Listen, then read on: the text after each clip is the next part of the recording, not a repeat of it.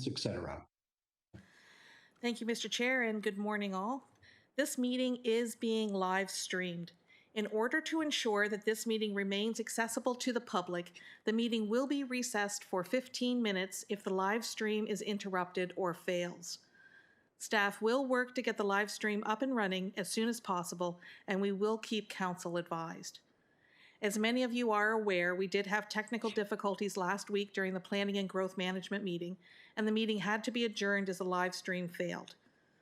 That meeting is continuing from where it left off at 3 o'clock this afternoon. The technical difficulties, unfortunately, are still intermittently persisting. We have ordered the parts to hopefully fix the issue. We have a solution in place for today, as well as a backup plan ready just in case. If the stream does fail, we will notify the chair and the meeting will recess for 15 minutes for rebooting and, if necessary, further jerry-rigging of the system to get the live stream back up and running, and then we will continue. Thank you for your patience while we work through the technical issues in this electronic environment and ensure that the meeting is conducted in an open, transparent, and publicly accessible manner. Thank you. We shall now commence the meeting with roll call. Mayor Brown is absent, and alternate Councillor Singh is here for Mayor Brown. Councillor Singh? Present. Thank you. Councillor Carlson? Present. Thank you. Mayor Crombie is absent and has appointed Councillor Parrish as her proxy. Councillor Demurla? Present. Thank you. Good morning. Thank you. Good morning. Councillor Dasco? Present. Thank you. Councillor Dillon is absent for personal reasons. Councillor Downey? Present. Thank you. Councillor Fonseca? Morning. Present. Thank you. Councillor Fortini? I'm here. Thank you. Councillor Groves? Present. Thank you. Councillor Innes? Good morning. Present. Thank you. Councillor Kovac? Councillor Kovac? Councillor Mahoney? Good morning, Present. Good morning. Councillor McFadden? Good morning, everyone. Thank you. Councillor Medeiros? Good morning. Thank you. Councillor Paleshi? Good morning. Morning. Councillor Parrish? Good morning. Morning. Councillor Raz? Good morning. Good morning. Councillor Sado? Here. Thank you. Councillor Santos? Present. Thank you. Councillor Sinclair? Present. Thank you. Councillor Starr? Present. Thank you. Mayor Thompson? Present. Good morning, everyone. Morning. Councillor Vicente? Present. Thank you. And the chair is present. We have quorum. Over to you, Mr. Chair. Thank you. Madam Clerk, thank you. And that brings us to our Indigenous land acknowledgement. We would like to begin by acknowledging the land on which we gather and which the Region of Peel operates as part of the treaty lands and territory of the Mississaugas of the Credit. For thousands of years, Indigenous people inhabited and cared for this land. In particular, we acknowledge the territory of the Anishinaabe, Huron-Wendat, Haudenosaunee, and Ojibwe Chippewa peoples, the land that is home to the Métis, and most recently, the territory of the Mississaugas of the Credit First Nation, who are the direct descendants of the Mississaugas of the Credit. We are grateful to have this opportunity to work on this land, and by doing so, give respect to our first inhabitants. Okay, that brings us to item 3, declarations of conflict of interest. Perhaps I'll start as the chair. With regards to item 22.1, given that it relates to the role of the chair, and out of an abundance of caution, I think it appropriate that I declare a conflict of interest on that matter. And so I've asked the clerk to seek out the acting chair. I believe it's Councillor Innes. And so Councillor Innes will take the chair at that time. As fate would have it, I've also been asked to attend a meeting through Queen's Park around the noon hour, 1 o'clock today, with regards to an ongoing health services initiative. So she may very well run out the clock, even if we get that long, knock on wood, because I do want to get back for the 3 o'clock planning meeting as well. So with that, I've declared my conflict of interest. Are there any other conflicts of interest? Hearing none, approval of the minutes of the September 23, 2021 Regional Council meeting. Madam Clerk, do you have a motion? Thank you. I have a motion moved by Councillor Dasco, seconded by Councillor Paleshi, that the minutes of the September 23rd, 2021 Regional Council meeting be approved. Any objections? Seeing none, it carries. Okay, next that brings us to the approval of the agenda. I've got the first point that I was going to raise is I understand we have a Mississauga letter regarding the COVID matter in rec centers that we are receiving as 9.1 communications from Mississauga. So I've inserted it at that point in the agenda. Any other comments regarding the approval of the agenda? I hear the dinging. I'm looking. Oh, I see Councillor Kovac and then Councillor Parrish. Councillor Kovac. Thank you, Mr. Chair. Just wanted to note my presence. My audio must have been off. My apologies, but I am here, and good morning to everyone. And John, I saw you from the outset as well. Thank you. Councillor Parrish. Yes, thank you, Chair Yanika. I would like to move 22.1 to an earlier part of the agenda, possibly 8.1, after the presentation by Dr. Lowe. The seconder, who is Mayor Brown, is away, as you've just noted, and his appointee, Councillor Singh, has to leave for an important meeting at 12 o'clock. So he would like to fulfill his duty as a seconder. So if we could move that up after Dr. Lowe, I'd appreciate it. Okay, I'm happy to do so. I've declared a conflict, but I hope I'm allowed to move it up in the agenda if everybody sees fit. Does anybody object to that? Very good. So I'm going to title that then item 8.2, following the update on Region of Peel COVID. It will be our next item, 22.1, to be dealt with as 8.2 as approved by the council. If I may, Chair Yanika, rather than 8.2, 9.1 is the added item from Mississauga, and it is Yes. COVID related. So perhaps we could do Dr. Lowe, the Mississauga item, and then bring up the 22.1. Very good, because Thank you. 9.1 does relate to the COVID That's correct. presentation. So, and I'm assuming that's just receipt of that document 9.1. So we will then treat that as the next item after 9.1. Any opposed? That is carried. Thank you very much. Madam Clerk, for the consent agenda, over to you. Thank you. So that the following matters would be listed on consent. I'll run through the agenda. First, we have items under number 7, which are delegations. 8.1 is COVID related. 9.1 is the City of Mississauga communication. It was forwarded to council in an email at 9 o'clock this morning. Do we have consent for that item? I'd like that held, please, Councillor Sato. Thank you, Councillor Sato. We will hold that item. 10.1 is a presentation. We'll hold that. Item number 11.1 is the Paramedic Services 2022 Response Time Framework. Hold, Sinclair. Thank you. We will hold that for Councillor Sinclair.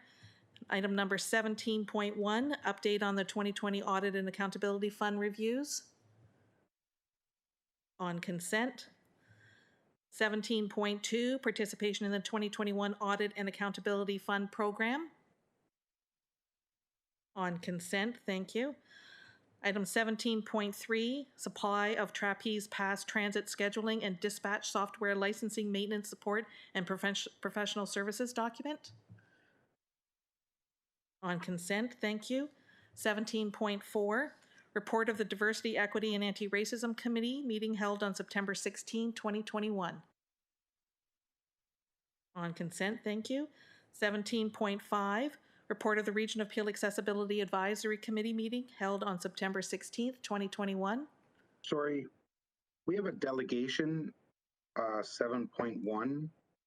Yes, Should we be holding 17.4? it's not necessary unless there's some related issue that you would like it held for. That delegation was at that meeting. Okay, sorry, in Brampton, if we have a delegation, it's an automatic hold. Okay. Okay, 17.4 will be on consent then. 17.5, report of the Region of Peel Accessibility Advisory Committee meeting held September 16, 2021. On consent, thank you. 17.6, report of the Debt Issuance Committee meeting held on October 7th, 2021. On consent, thank you. Item 19.1, detailed design and contract administration for Mississauga Road and Bush Street in Bell Fountain. Hold Sinclair. Thank you. Held for Councillor Sinclair. Item number 19.2, Residential Water and Sewer Line Warranty Protection Program Update 2021. Hold for Raz, please. Thank you. Hold for Councillor Raz. 19.3, Report of the Waste Management Strategic Advisory Committee meeting held on September 16th, 2021. On consent, thank you. Then we have the motion 22.1, which we will deal with after 9.1. And finally, the in-camera matter 24.1. Is there any necessity of proceeding in camera? It is related to legal advice on a municipal COVID-19 measure. Seeing none, 24.1 goes on consent. Thank you very much. We have the motion that the matters listed be approved under the consent agenda. Moved by Councillor Carlson and seconded by Councillor Vicente. Do I have any objections? Seeing none, carries. Thank you. Madam Clerk, thank you. And that brings us to delegations, and how wonderful to start with a really good news item. Our first delegation, Isaac Olawolaf, Housing Committee Chair, and Moringa, Housing Committee Member, Black North Initiative, providing an overview of the Black North Initiative Home Ownership Bridge Program related to 17.4 as requested at the September 16th, 2021 Diversity, Equity, and Anti-Racism Committee meeting. Isaac and Moringa, welcome. Thank you very much. Welcome, everyone. It's a great privilege and honor to be here this morning to discuss a very important initiative, not only for the Black community, but for Peel Region as a whole. As mentioned, my name is Isaac, founder of Dreammaker Inc., a real estate development company here in Toronto, the GTA. And I've been working with the Black community for over a decade now around economic inclusion through Dream Legacy Foundation. And I'm here with my colleague, Moringa, who is also a resident of Peel Region and a VP of Housing at Wood Green. Next slide, please. So who is Black North? As you may all know, Black North was started last year through the leadership of Wes Hall, with a focus on breaking down barriers that the Black community have been facing for several decades. I am fortunate to be able to chair the Housing Committee with a solution to help bridge that gap. And I want to also congratulate Peel Region for being the first local government to sign that pledge. Next slide. And why are we here?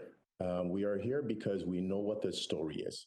As we see from the stats, decades of systemic racism have left the Black citizen behind on income and wealth gap. And the gap, because of the way housing is going, has continued to risen. And for the last almost 12 months now, as a group, we've been looking at what is the best solution to be able to bridge that gap. Next slide. As a result, we have decided to focus on homeownership as a solution to bridge the income gap and the wealth gap. As we all know, homeownership has enabled generations of Canadians to build and start equity and also start businesses, support post-education for their children, provide for retirement, and transfer wealth to their children.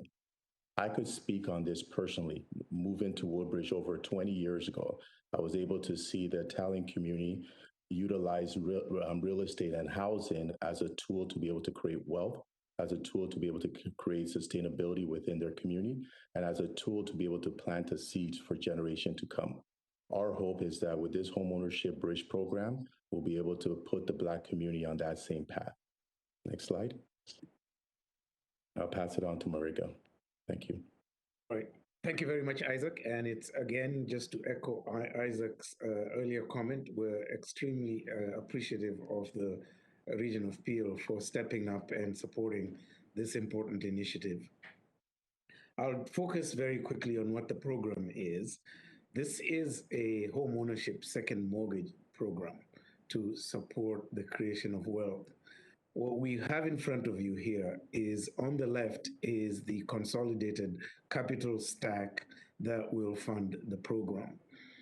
The program is intended to support the second mortgage, which is the gray component in the middle of the diagram. The first darker component at the front end is the first mortgage, which is provided by the applicant through a down payment assistance program of various kinds.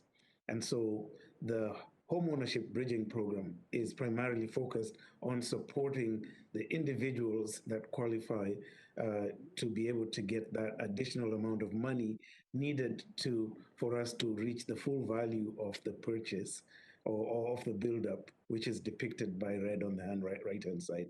As you can see, just quickly on the capital side, Peel has kindly stepped up to donate 50 Ks per unit.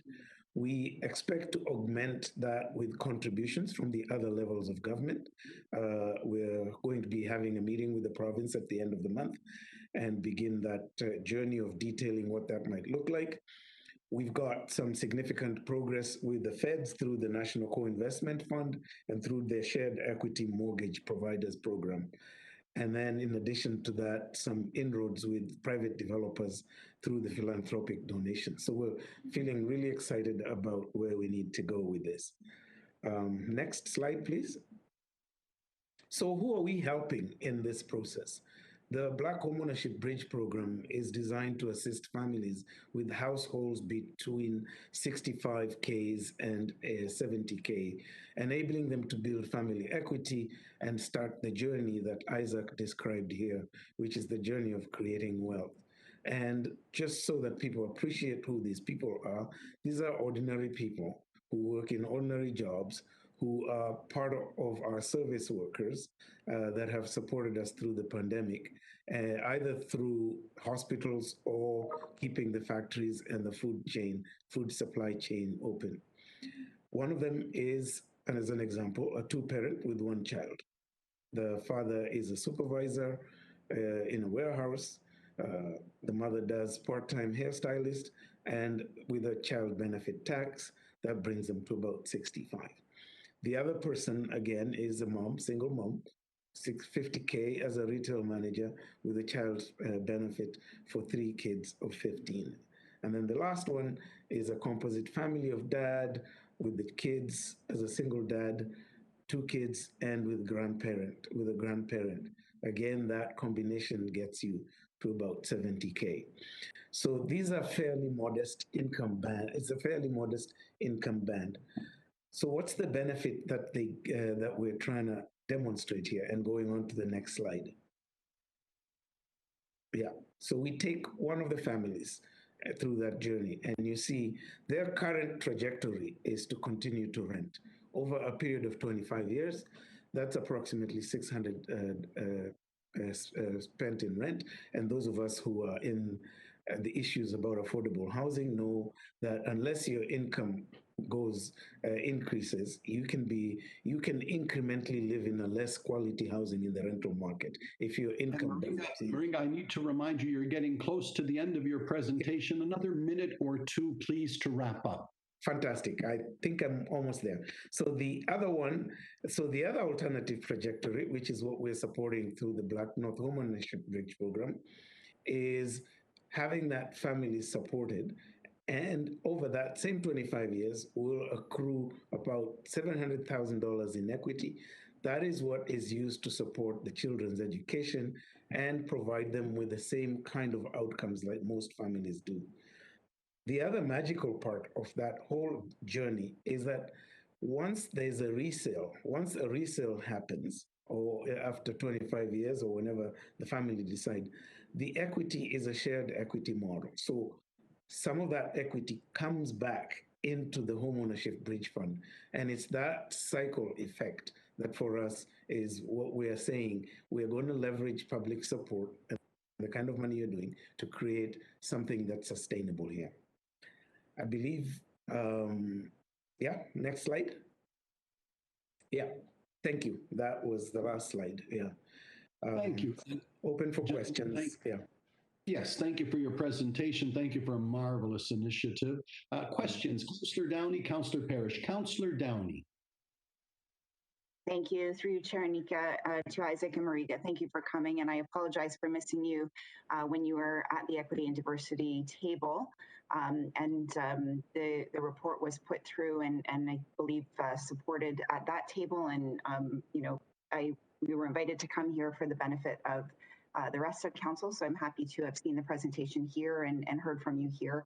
And of course, happy to support the initiative moving forward. I think this is exactly what these are, the types of initiatives that actually are tangible and in front of us and supporting the Black community. So thank you very much for coming today.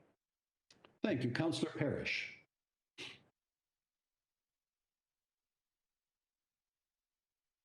Councillor Parrish, I can't see you. If you're speaking, you're muted. Sorry. Thank you. I also want to thank you for coming today. This is really exciting news because we've spent several years talking about how to fix the housing problems, but this is a very concrete step. Very much patterned like Habitat for Humanity rent to own. And I also want to point out to you, you may want to get in touch with Habitat.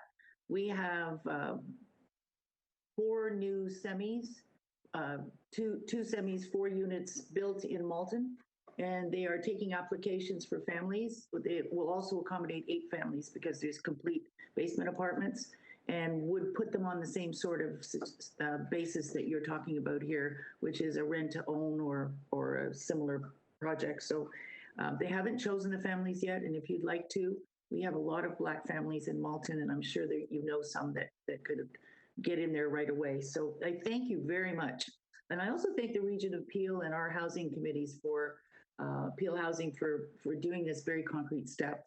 I know a lot of us got exasperated along the way saying we talk about helping with housing, but we have to put some money behind it, and that's been done. So thank you to the Region of Peel and staff, and thank you to you very much.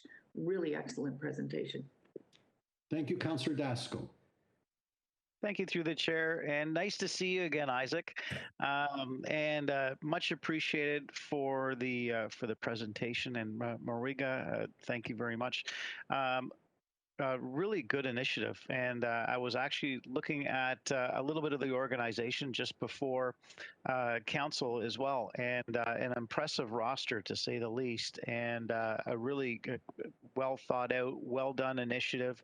And I'm just wondering if possible, maybe you could get some more information to all of us as well, because I think that's great information to have, especially as initiatives are coming up. Especially, I'll mention as well with Councillor Parrish mentioning Habitat for Humanity, as we're looking for more different ways to come up with housing initiatives, and Habitat is certainly pushing some of the forefront initiatives there too. But thanks again for the presentation, and look forward to getting more information. Thank you. Thank you. Stephen, thank you. And you've given me a lovely segue. First of all, it's remarkable how at the Region of Peel, whenever these wonderful things come to pass, Juliet Jackson always seems to be involved. And it was Juliet that reached out to me as chair and said, no government signed the Black North Pledge, and would we and I be happy to? And I said, absolutely. And so look at all the good work that's been done since. Secondly, and sincerely to the Black North Initiative Group, and specifically Isaac and Moringa, I respect protest. It's a fundamental part of democracy. But after the protest, the question becomes, now what are we doing to make the system better? Black North Initiative is at the vanguard of saying, here we are working with you to make the system better. And here's an incredibly tangible, exciting program that proves it. So you are a credit to all Canada. You should be very proud of this initiative. We're honored to be involved in it. And again, we can leave today telling our constituents, we did something. We gave you a little bit of equity so you can get on the path to home ownership. That's tangible to real people. So I just could not be prouder and more excited on behalf of the Region of Peel, and all of the credit goes to the Black North Initiative. So thank you very much for that. I'm going to ask for a receipt of the delegation from Councillor Downey and Parrish. Any objections? Hearing none, gentlemen, Godspeed and well done to all. Okay, moving on. The next delegation we have is 7.2. Jason Coalition, Scientific Advisor, Take Action Canada regarding the COVID-19 vaccine. And Jason, again, 5 minutes for your presentation, please. Jason, if you can hear me, I can't hear you if you're muted. Just couldn't get it unmuted at first. Good morning. Thank you, councillors, for hearing me. I'm here just to give a brief explanation on the science behind the mRNA vaccine. There's a lot of misconceptions in the public and in the media about what it is and how it works. So I just want to give a brief explanation to help with any decision making regarding vaccine passports or mandatory vaccines or requirement for employment. The messenger RNA vaccine is not like a typical vaccine that creates antibodies, making you immune so that you can no longer get the illness.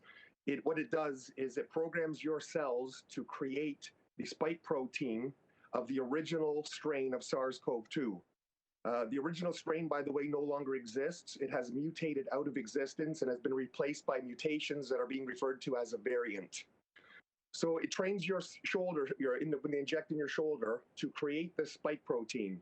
You are now creating a pathogen. You are creating a protein that is completely alien to human physiology. So that technology is quite amazing that it's even possible to do such a thing.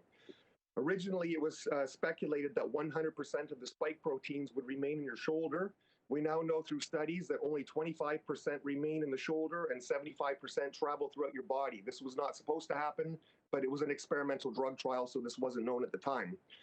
In women, they seem to propagate in their ovaries, so now they're beginning tests to see if this is going to cause fertility issues in the future. We don't know yet. So the spike protein now solicits a very slight immune response.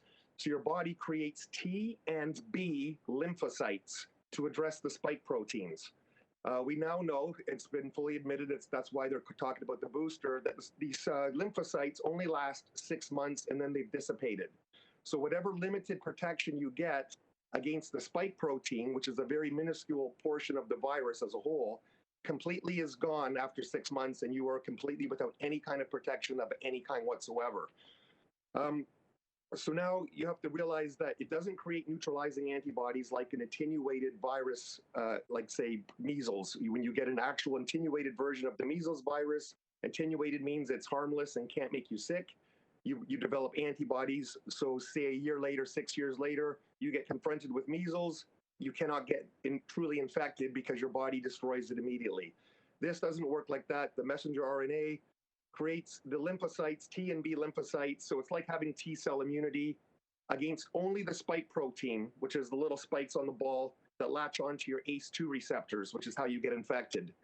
So the protection only lasts 6 months. It only addresses the spike protein, which means you will still get the development of the disease is called COVID-19. So the disease itself is, the virus is called SARS-CoV-2. The symptoms are COVID-19, so it's a little confusing. You'll still get it just as easily as anyone who was not vaccinated. Scientific fact. You can still transmit it just as easily as anybody else. The only difference is you might have less symptoms while dealing with this. And then hopefully your body develops actual antibodies against the virus as a whole, and then you are then immune for the rest of your life against all variants thereafter. So there's a lot of confusion in the media, and public health even has given out some ambiguous statements on this topic, but that is the science behind it. I work with a doctor who was the head of the WHO in the beginning of the pandemic, and I got this. I can show you the studies. I can share them with you and email them with you afterwards if need be. But the point is that people should have a choice as to whether or not they want to take this experimental messenger RNA gene therapy vaccine. It shouldn't be mandatory for anyone because it's an experiment. We don't know what the results are going to be. We won't know till 2023 when the drug trial is over by Pfizer and Moderna. And it doesn't make you immune. So it doesn't make a difference if the person sitting beside me in a restaurant has taken this. I don't care because I can still catch it as easily as they can and vice versa. And I think the public needs to be made more aware of this because there's a lot of fear. Everyone thinks if you don't have that vaccine, you're going to make me sick. And it's simply not true. And all we have to do is look at what's happening in Israel because they're 6 months ahead of Canada in their vaccine rollout. We now see that 60% of the people hospitalized for COVID-19 are double vaxxed. Right now in Ontario, we've just reached 30%. So every 2 weeks, it went up by 5% incrementally. We will surpass 50% in probably 2 months. And then we will be where Israel is, where more of the people hospitalized were in fact double vaxxed. And then they're going to start promoting the booster because, well, because the limited protection against the spike protein has waned over 6 months. Now you need the booster. You're never, ever supposed to triple immunize a person for something. We've never done this in the history of ever. And if we do that, it's going to cause potentially not only autoimmune disease, but also antibody dependency syndrome. When they invented the messenger RNA gene therapy was invented by Dr. Robert Malone, who I've spoken with. It was hopes that he was going to use it to fight cancer in the beginning. They would make an individualized cancer treatment for you, for your DNA, your RNA. After the SARS outbreak in 2003, they developed the first coronavirus mRNA. At that time, it was called a gene therapy. It wasn't called a vaccine at the time. When they tested it on ferrets, it killed 13% of the ferrets in 3 days. Okay. Jason, sorry to interrupt. 1 minute more to wrap up, please. No problem. And then 6 months later, when they introduced the common cold, 100% of the remaining ferrets died due to antibody dependency syndrome. So they figure they probably got that figured out with this version. But again, this is the trial. So I guess we're asking you to consider this when people are being told that they can't put food on their table if they don't participate in this drug trial. It is a drug trial. And that's what I have to say. Thank you very much for your time. Jason, thank you very much for your presentation. I see no questions, so I will ask Councillor Starr and Councillor McFadden to move receipt of the presentation. Oh, I just see Councillor Kovac with a question. Councillor Kovac. Thank you, Mr. Chair. Was just wondering if Dr. Lowe was here by any chance, if he wanted to address any of what the deputant has raised this morning. And if I can, as you know, what I try to do just to keep Dr. Lowe is in, he's listening to the conversation. And what I ask him to do following all of the COVID deputants, he can speak to them accordingly as part of his presentation to keep us moving on. And I'm sure Dr. Lowe will be prepared to do. And of course, Councillor Kovac, you can ask follow-up questions then if that's okay. Oh, I see. Thank you. Thank you. Any other questions of the delegate? Hearing none, I have received, moved by Councillor Raz, seconded by Councillor Fonseca. Anybody opposed? If not, thank you very much for your presentation. Moving on, that brings us to presentation 7.3, Ravi Singh, resident appeal regarding human rights and the current COVID-19 measure. Ravi, welcome, and you have 5 minutes. Good morning, everyone. Sorry for the inconvenience. I don't need the slides, if you could just take them off. Okay. All right. So thank you for giving me time to speak at this meeting. My name is Rav, and I work in the auto industry in the region of Peel. All was going well until I recently found out that I was being let go of my job that I've been working over 10 years to finally land, simply because of refusing to inject a foreign substance in my body that I don't feel comfortable injecting. I was under the impression that the right to decide what happens to one's body and one's life has historically been viewed as trumping all interests. It's my body, it should be my right to choose what I want and I don't want for it. Mind you, I have no problems against the vaccine as long as they're optional, just like our food and our daily habits. I could choose to eat junk all day and treat my body poorly, but for me, I exercise daily and I take extra care of my body, extra care of what I put into my body. When I go to grocery stores, I literally read the labels and watch everything I'm putting into the body. If I don't understand a certain ingredient, I don't buy it. Simple as that. I don't eat meat, I don't eat dairy, I don't eat sugar or any sort of processed foods. But mandating these vaccines everywhere is taking away our freedom and is not what Canada's all about. I used to sing along in school in our anthems that stated, "The true north strong and free," or "God keep our land glorious and free." But what's been happening lately is far from free. When your basic human rights get taken away, nothing feels free. I feel like I'm living in a third world country, if not worse, where politicians been lying and playing games. Most governments have sold themselves and their citizens to big corporations. Our trust has been taken away for granted. On January 14th this year, Justin Trudeau said he has no plans for divisive vaccine passports, and now he has mandated them for all travelers and federal workers. You won't even have an option to show a negative test. One will have to be vaccinated in order to travel. Imagine if you need to go back home to see your loved ones, sick ones, you'll now have to put your own life and health in danger at risk first. Premier Doug Ford in July this year said he won't mandate vaccine passports, saying we are going to have a split society. And 2 months later, he makes that mandatory. What's happening is no different than bullying or peer pressure. Pure threats being given by government that are clearly violating our human rights. Get vaxxed or lose your job. Get vaxxed, you can't travel anymore. Get vaxxed, you can't do anything. We're not being treated like normal citizens, yet we're still paying all the taxes. It's not about taxes, it's about being treated equally, but I see a government's discrimination and creating huge divides over vaxxed and unvaxxed. I know a mother in her 50s who isn't allowed to see her grandchild because she's not vaccinated due to her religious beliefs. I get turned down from a lot of family events because I'm not vaxxed. People look at us differently as if we're normal human beings. People that are choosing to stand up for themselves are getting their rights taken away. I just simply trust God's creation. He made our bodies to fight off any viruses and the natural foods that He provided to cure anything. I've always believed in prevention over treatment. Let food be thy medicine. I could spend all day questioning about these vaccines, how the companies who make them aren't taking liabilities, or that the long term side effects are unknown since the typical vaccine takes 5 to 10 years to thoroughly get tested and developed, and how I believe these are still in their experimental stages. Or why isn't the government or a news channel talking about thousands of deaths and serious side effects that were caused by the vaccine and silencing any doctors that choose to speak up on it? But everything aside, my whole personal point is that I've already had COVID before and nothing happened, which means my body fought off the virus and built immunity naturally. Hence why I believe there's no benefit in vaccinating those who recovered from the COVID without vaccine. My natural immunity may last a lifetime, whereas immunity from vaccines only lasts a few years till we're gonna have to keep getting these booster shots. In conclusion, I believe these vaccines mandates are discriminatory and unethical. If I've already had coronavirus and nothing happened to me, why should I need to inject a foreign substance to protect myself from something I'm already protected from naturally? I spend most of my money on buying clean, organic, whole foods. Even though it's always out of my budget, I just refuse to put chemicals in my body. Hence why we grow our own. But forced vaccinations are pure injustice and simply a violation to our human rights. Martin Luther King once said, injustice anywhere is a threat to justice everywhere. And I believe when injustice becomes law, resistance becomes duty. So I'm just standing up for what I believe is right. And that's it. Thank you all for listening. Ravi, thank you for the presentation. Are there any questions of Ravi at this time? Seeing none, I'm going to ask that Councillor Demerla and Councillor Starr move receipt of the delegation. Is anyone opposed?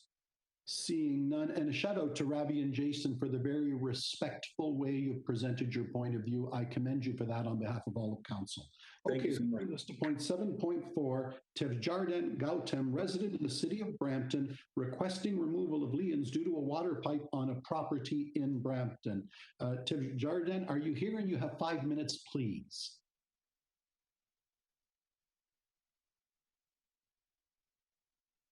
Tejvarden Gautam, I don't see you on the screen. If you're speaking, I can't hear you. You may be muted.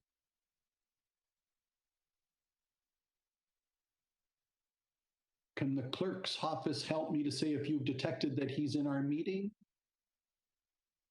Good morning, sir. Oh, there you are. Go ahead, Tejvarden. You've got 5 minutes, please.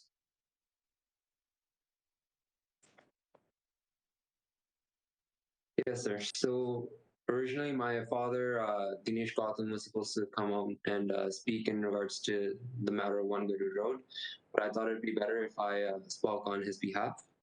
We had built this house on One Good Road, followed all the rules according to the drawings, received all the approved permits and inspections, but yet, which we are accused of putting in the wrong piping.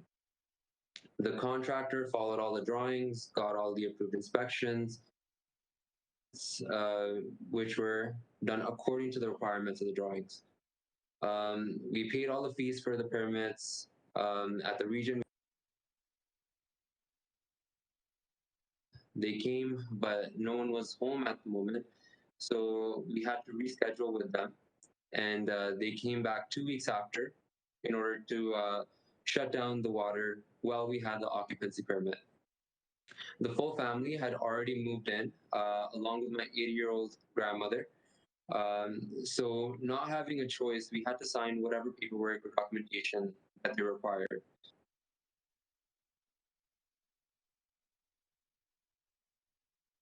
Tevjarden, you're muting out if you can hear me. At the moment, I can't hear you.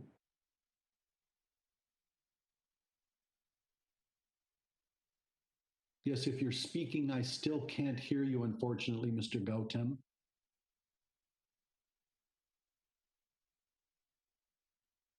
Mr. Chair, looks like he's been frozen. Oh, there he is. There it is. Perhaps try now, please, Mr. Gautam. I see you now, but again, it's frozen.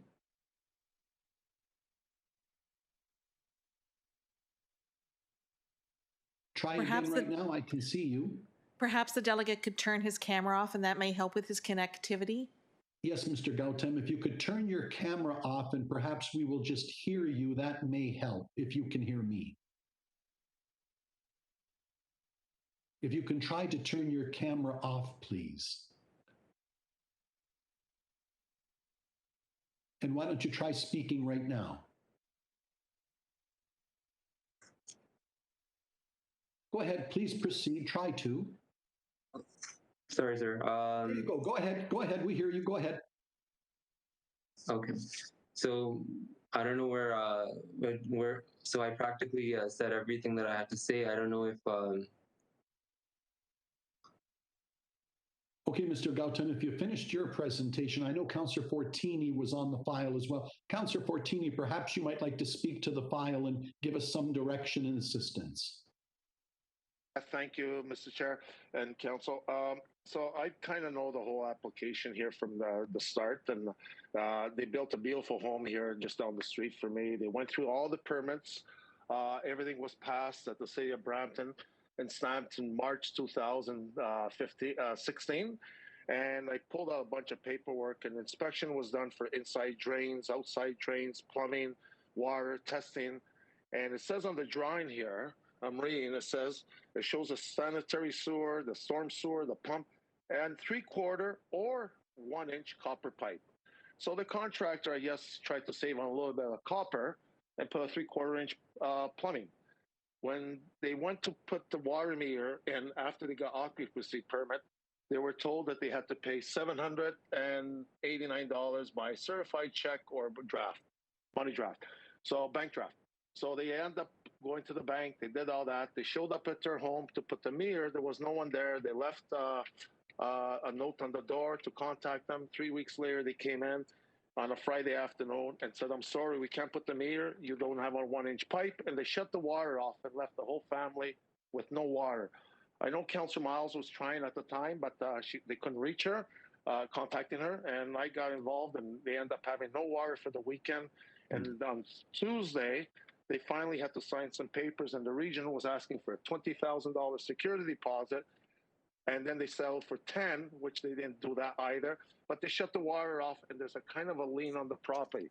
Everything was passed by the city. I don't even know. We tried to solve this offline, not coming to council, and the region is. I don't know why they're saying no. But at the end of the day, on the drawing, there's nothing wrong. They did everything. On all inspections were passed on the plumbing. May 1st, 2017. Final inspection was July 28, 2017, when they got occupancy permit. So I don't see what the problem is here. It shows 3/4 or 1-inch. Yes, the contractor did a 3/4, but the region keeps insisting they need a 1-inch. So there's a miscommunication, I guess, between the region and the city, and it was all passed. They did everything. They paid everything. I don't think so. This residents should have to suffer. So, Councillor Fortini, I think Councillor Fortini, you've explained it very well, along with Mr. Gautam, perhaps through to Staff Commissioner Dedman and/or Anthony Parente. I'm sorry, Mr. Chair. I just wanted to ask something to the staff. One question. Go ahead. When we build something, the water at the shallow valve, does the region hook that up? So through to staff, that answer, and perhaps any background you can give us, please. Sure. Thank you, Mr. Chair. Just a bit of background on this one. Unfortunately, the construction at this site did proceed without the region's sign off on the site plan drawings. And so that resulted in the undersized water service that doesn't meet the region standards, the 3/4 inch instead of the 1-inch. So the concern with this is that the undersized service could cause reduced flow in the home. We know that at this point in time, the resident reports that it's not causing that, but it certainly could if there is additional homes that are added to this pressure zone. So the region reached the resolution with Mr. Gautam's family, in which he agreed to register the restriction on title. And that would allow him to fix the problem at any point in the future before the sale of the property. And that's in lieu of providing a security. So he's now asking that we undo that resolution, and it's certainly not recommended by staff at this time. I would suggest that the section 118 that is registered On title, it's not a restriction, it's a restriction, and in no way is it a lien on the property. Its purpose is really to protect the future homeowners. If there's additional questions on the Section 118 restriction, then I know that our regional solicitor is able to speak to that one. And in terms of the connection at property, I know Anthony Parente is also on the call, and perhaps he can respond to that. Anthony, did you have anything further to add, please? Through the chair, no. Yes, the pressure would be adequate provided based on their current location, and we see no issues with flow at this time. But as Commissioner Dedman noted, any additional development in the zone could result in long-term pressure and/or flow restrictions for the development or the specifics of this property. Thank you. Councillor Fortini, do you have a follow-up question? Yes, my question was, who hooks up the water to the shut-off valve on the property going to the home when the copper pipe's installed? Is it the region or is it private? Through the staff? In this case, I would refer to Anthony Parente to confirm the process on site. Yeah, through the chair, typically the contractor does the work with region inspection present or region inspection subsequent to the work being performed on the site. Yeah, so that's my thing is through you, Mr. Chair. It was passed by the city and it's stamped 3/4 or 1 inch. So really, the resident had done nothing wrong. So I think this was a miscommunication between the city and the region, but I don't think so. The resident should have to suffer. My other question is to Anthony. There's a pressure that, you know, on all streets on the main. If I put a pressure valve on my hose or my tap, it shows 52 PSI at 3 o'clock in the morning. If you put it in the daytime, in the morning, 7 o'clock, it drops down to 32. So it makes no difference what size pipe you come to the house, if it's 3/4 or 1 inch, when there's no pressure on the road to bring it to the house. Am I correct? Through the chair, Councillor, you're absolutely correct in that regards, and this is exactly what happens. That pressure on the street might read, 50 pounds per square inch, but when you funnel it through a very small pipe, we all know the longer the hose, the higher the pressure drop is going to be. And herein lies the concern that staff have in this particular situation, is that in the mornings and in the evenings when we're all consuming water, that pressure drop is significant. And if you add that cumulative with additional draw inside the home, that's when we get into unacceptable pressure. And as the commissioner mentioned, this isn't a lien on this specific property. This is something that staff is recommending on the basis of protecting potential future owners of the home. Other question is to legal. If he has to sell or has to get a mortgage now, will this interrupt? And I asked this question last time. And will it affect anything on a sale or for a mortgage? Through to our solicitor, Ms. Kaza. Yes, thank you. Through the chair. Yes, the whole idea of the Section 118 is not necessarily to stop a sale or to stop a mortgage, is to provide notice to third parties who may be dealing with the property. So I know recently there was a financing or matter in which the Gaudams were dealing with the property, and the region did agree to allow that to happen. So there was a consent required based on the Section 118, but the region did consent. And so in future, if there was a transfer of the property, a future owner would be given a heads up, would be aware that there is an issue with the pipe, and would be able to take steps to ensure that it's addressed before taking ownership. And that's the purpose of the Section 118 restriction. Then there is going to be a problem. So I want to add a motion, because I don't see this resident doing anything wrong. It says 3/4 1 inch. And it's all stamped by the city, all inspection passed. So whoever made the mistake made the mistake. I'm not pointing fingers, but I don't think so the residents should have to suffer for this. So I'm going to ask or put a motion forward, if I have to remove everything off, because at the end of the day, he's paid everything. It's all stamped, inspection passed by the city. Everything was done. And at the end of, he shouldn't have to suffer. So I don't know who's made the mistake during this house while it was being built in 2017, but it's not right for them to have this on their property. So, Mr. Chair, I'm going to ask to put a motion to waive everything off. Councilor Fortini, thank you. Just some clarity, and maybe the lawyer will ask this question. If I've understood correctly, that doesn't solve the long-term problem, but I'm going to leave it because the liability still exists. And if the home is sold, the new homeowner can come to us and say, why is my pipe substandard? And we can't say, the last guy didn't mind and we don't mind. They can then come after us, but I don't know that you're going to solve the problem by waiving it. I think we just may be kicking it down the road. Well, but Councillor, if we can have the lawyer, Ms. Kaza, speak to it, then I've got Councillor Raz. Yeah, and I get what you're saying, Mr. Chair, but at the end of the day, the residents, then we should go after the city of Brampton. Pat, I'll come back. I don't want to debate it. I just wanted clarity that I don't know that my question is, will that solve the problem? So through to the solicitor, Ms. Kaza, then I'll come back to you, and then Councillor Raz. Ms. Kaza. Thank you. Yes, that would create issues for the region, and I would, if there's a further desire to pass such a motion, I would request the opportunity to address council in camera. Okay, thank you. Councillor Fortini, follow-up question to staff? Well, if the city passed everything, I don't understand. It says right on the drawings 3/4 1 inch. So Councillor Fortini, you've made that point. You've made there may be more that we may have to go in camera for. If you had a follow-up question on what you've heard, I'll allow it. Otherwise, perhaps the solicitor is asking that it goes in camera.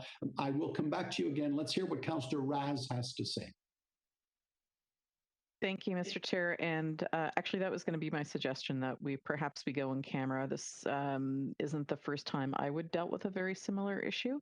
So I think your motion may be, Councillor Fortini, may be specific to this particular resident, but it has far more reaching implications. And I would like to hear more in camera, Mr. Chair, because I've dealt with this in the past. What I'm going to do then, Councillor Fortini, we're going to go in camera, and I will let you suggest the course of action you'd like us to take, and the solicitors can then decide if it should remain in camera for information.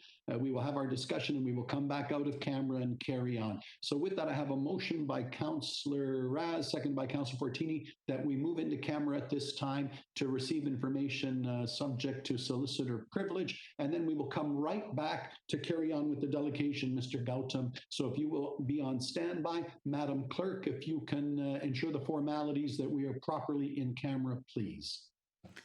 Thank you. We are moving into closed session. As per the rules of electronic participation, each of the councillors must declare that you will adhere to the confidentiality standards as outlined in the Regional Code of Conduct, which provides that no member shall disclose the contents of any such matter or the substance of deliberations of the in-camera meeting until the council discusses the information at a meeting that is open to the public or releases the information to the public.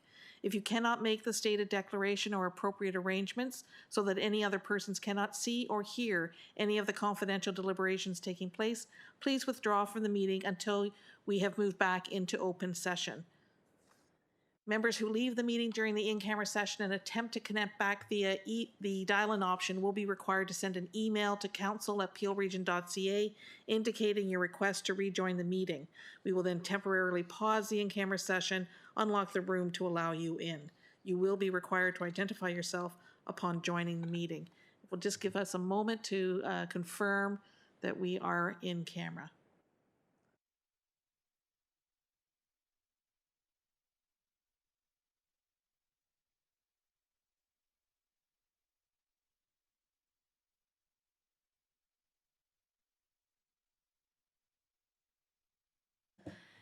And we're back in public session. Thank you. We're back in public session. The discussion carries on. Councillor Fortini. And thank you, everyone. So I'm still going to put the motion to remove everything. I don't believe a resident should suffer unless we get the city of Brampton to spend, and it's going to be more than $40,000. They got to cut the road on the opposite side all over again, come through the whole road and start digging out all the driveway and everything. So it's a big, big expense. So I think I'd like to leave it, to waive everything off. It's not more than 500 square meters. The property's only 2,600 square feet home. So they're fine until now for the last 5 years. So I'm going to ask to just remove everything off the property. Thank you. If I may, Chair Yanika, any motion coming from a delegation will require a 2/3 vote to waive the rules of procedure. The only permitted motions on a delegation are receipt or referral to staff. So if the motion is something other than referral to staff, we would require a 2/3 vote to waive the rules to permit a motion today. And Councillor Fortini, is it your wish to refer it back to staff to come back with a report, or do you want to try and get 2/3 of your colleagues to agree to deal with the matter? Well, I'll refer it back to staff and see what they come back, and then I'll put the motion back then. How's that? I think that's very, and I thank you for your delegation. The very proper questions you've asked behind closed doors on their behalf. I acknowledge that. The motion is one of referral back. Any speakers to that? I have Councillor Parrish and Pelesi. Councillor Parrish.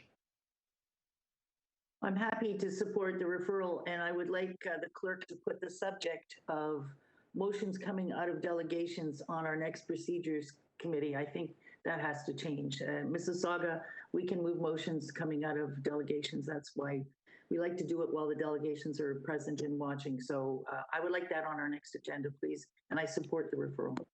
Thank you. Councillor Pelesi. Thank you, Mr. Chair. So I support the referral too. I was going to talk about what Councillor Parrish just said, but that's not before us. What I would like to do is, if I can add to the referral that the correspondence go also back to the city of Brampton, so we can discuss it at the city as well. Absolutely. So included that all pertinent documents related from the region go back to our friends in Brampton so that they can form part of the conversation as well. So that is the motion I have before me from Councillor Fortini, seconded by Councillor Parrish, that we have another look at this between the city and the region, including the documents that Councillor Pelesi has put forward. Are there any objectors to that motion? Hearing none, that carries. And Mr. Gautam, you've heard we're going to have another look at this with thanks to your local councillor, Councillor Fortini, and see if there may be a resolution between the two levels of government. So thank you for your presentation. Well done, Councillor Fortini. If I could have receipt of the delegate from Councillor Fortini and Councillor Parrish. Anybody opposed? That carries. Thank you very much. In fairness to the deputy and Councillor Fortini, I would hope we could have that back for the next council meeting. Thank you so much. Okay, so that direction to staff that we can have that meeting with haste and not leave the resident hanging longer than they've had to. The chair would like to see something back for our next council meeting or otherwise resolved before then. Thank you very much. That concludes our delegations. Thank you to all. That brings me to item 8, COVID matters, update on the Region of Peel's response to COVID-19 from Dr. Lawrence Lowe. Dr. Lowe. Thank you, Chair Yanika, and good morning, Regional Council. I'm happy, as always, to provide an update in respect of the ongoing COVID-19 response here. Starting off, of course, recognizing through you, Mr. Chair, to Councillor Kovac's question to respond to the delegations. I think it's challenging for me to respond, just given what was said and what's here, but I think it's I thought, a few quick points to just reiterate. The vaccines are not experimental. They're fully approved by Health Canada. They're clearly very effective at reducing severity and mortality with COVID-19. And they also do help to reduce transmission, as borne out by the current trends that we are seeing in the fourth wave. We also know that natural immunity is not lifelong. There have been reinfections that are currently being studied. And there is also no guarantee that severity or mortality is reduced with a natural infection. Boosters are required in other countries because they stuck to a different schedule. In the United States and Israel, they stuck to 21 days. We continue to monitor here in Canada where a booster may make sense. However, our context is different. Passports are a temporary measure until such time that the disease is no longer novel. This is to protect individuals who are unvaccinated from severe outcomes, which means that once we reach endemicity, either through vaccination or infection, they will no longer be necessary because the novel threat will no longer exist. We also want to avoid false equivalence with other vaccines for other diseases and measure each vaccine on its own merits. We do know that there are multi-dose formulations that exist, childhood immunizations, annual flu vaccines, etc., oftentimes requiring more than 3 doses. There is no evidence of antibody dependency enhancement associated with COVID-19. This is a safety signal that is continuing to be monitored, and no cases have been reported at this time. And I think overall, just in terms of debunking a lot of the misinformation, I've really tried to struggle to put into words how I felt when I listened to those to the deputations. I really want to just convey to council I think the best way for me to say it is I feel a sense of almost anguish and a certain disappointment at the misinformation that was presented today, and also at the risk that these individuals are facing. Just knowing that this vaccine can and has protected people, seeing how Delta in other provinces and other jurisdictions have impacted young people in ICUs, robbed young people of life, and just knowing from my own experience as part of a serology study that the vaccines, the mRNA vaccines, produce a robust response.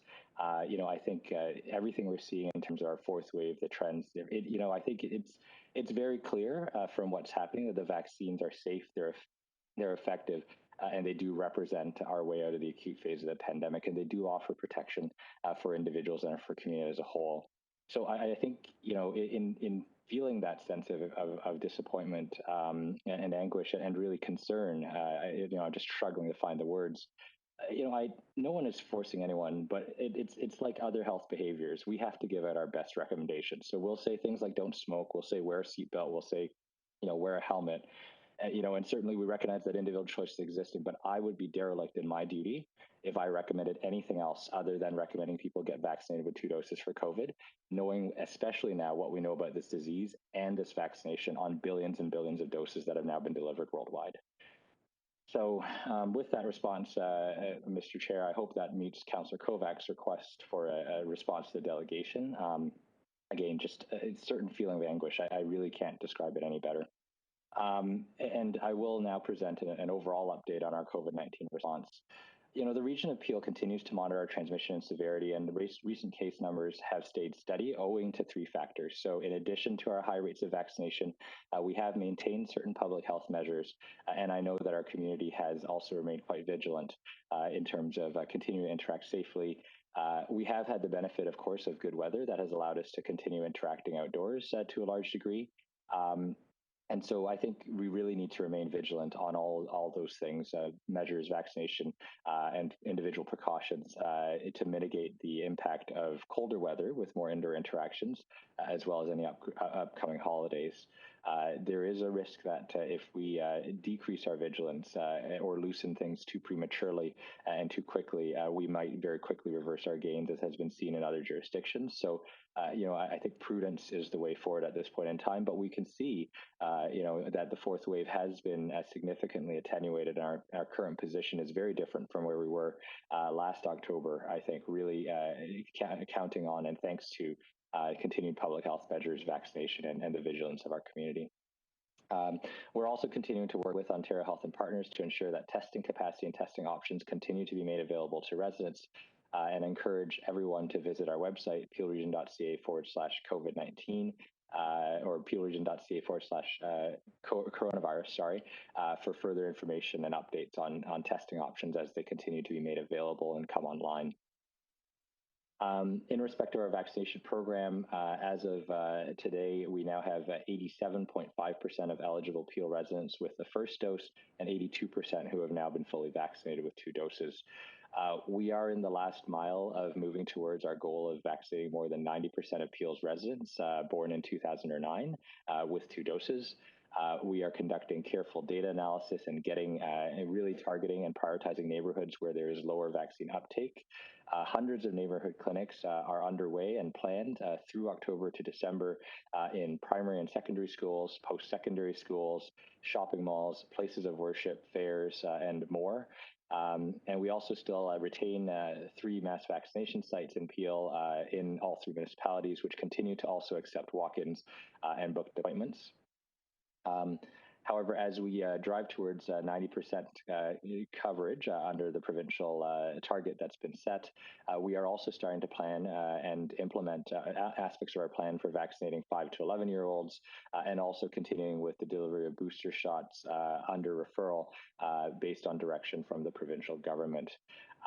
Together with system partners, we are ready to activate available vaccination channels, primary care, pharmacies, mobile clinics, mass immunization clinics, hospitals for specialized cases, to ramp up our vaccine capacity by an additional 47% in November, and by an additional 47% in November and 86% in December, to basically adjust for expanded eligibility and population groups, including the 5 to 11 that are anticipated. In order to really ensure that we are supporting this resource needs, I do want to advise Council that standalone public health run influenza immunization clinics for this season will be discontinued. We are making flu vaccination widely available through hundreds of healthcare providers, both physicians' offices and pharmacies, et cetera, throughout the community.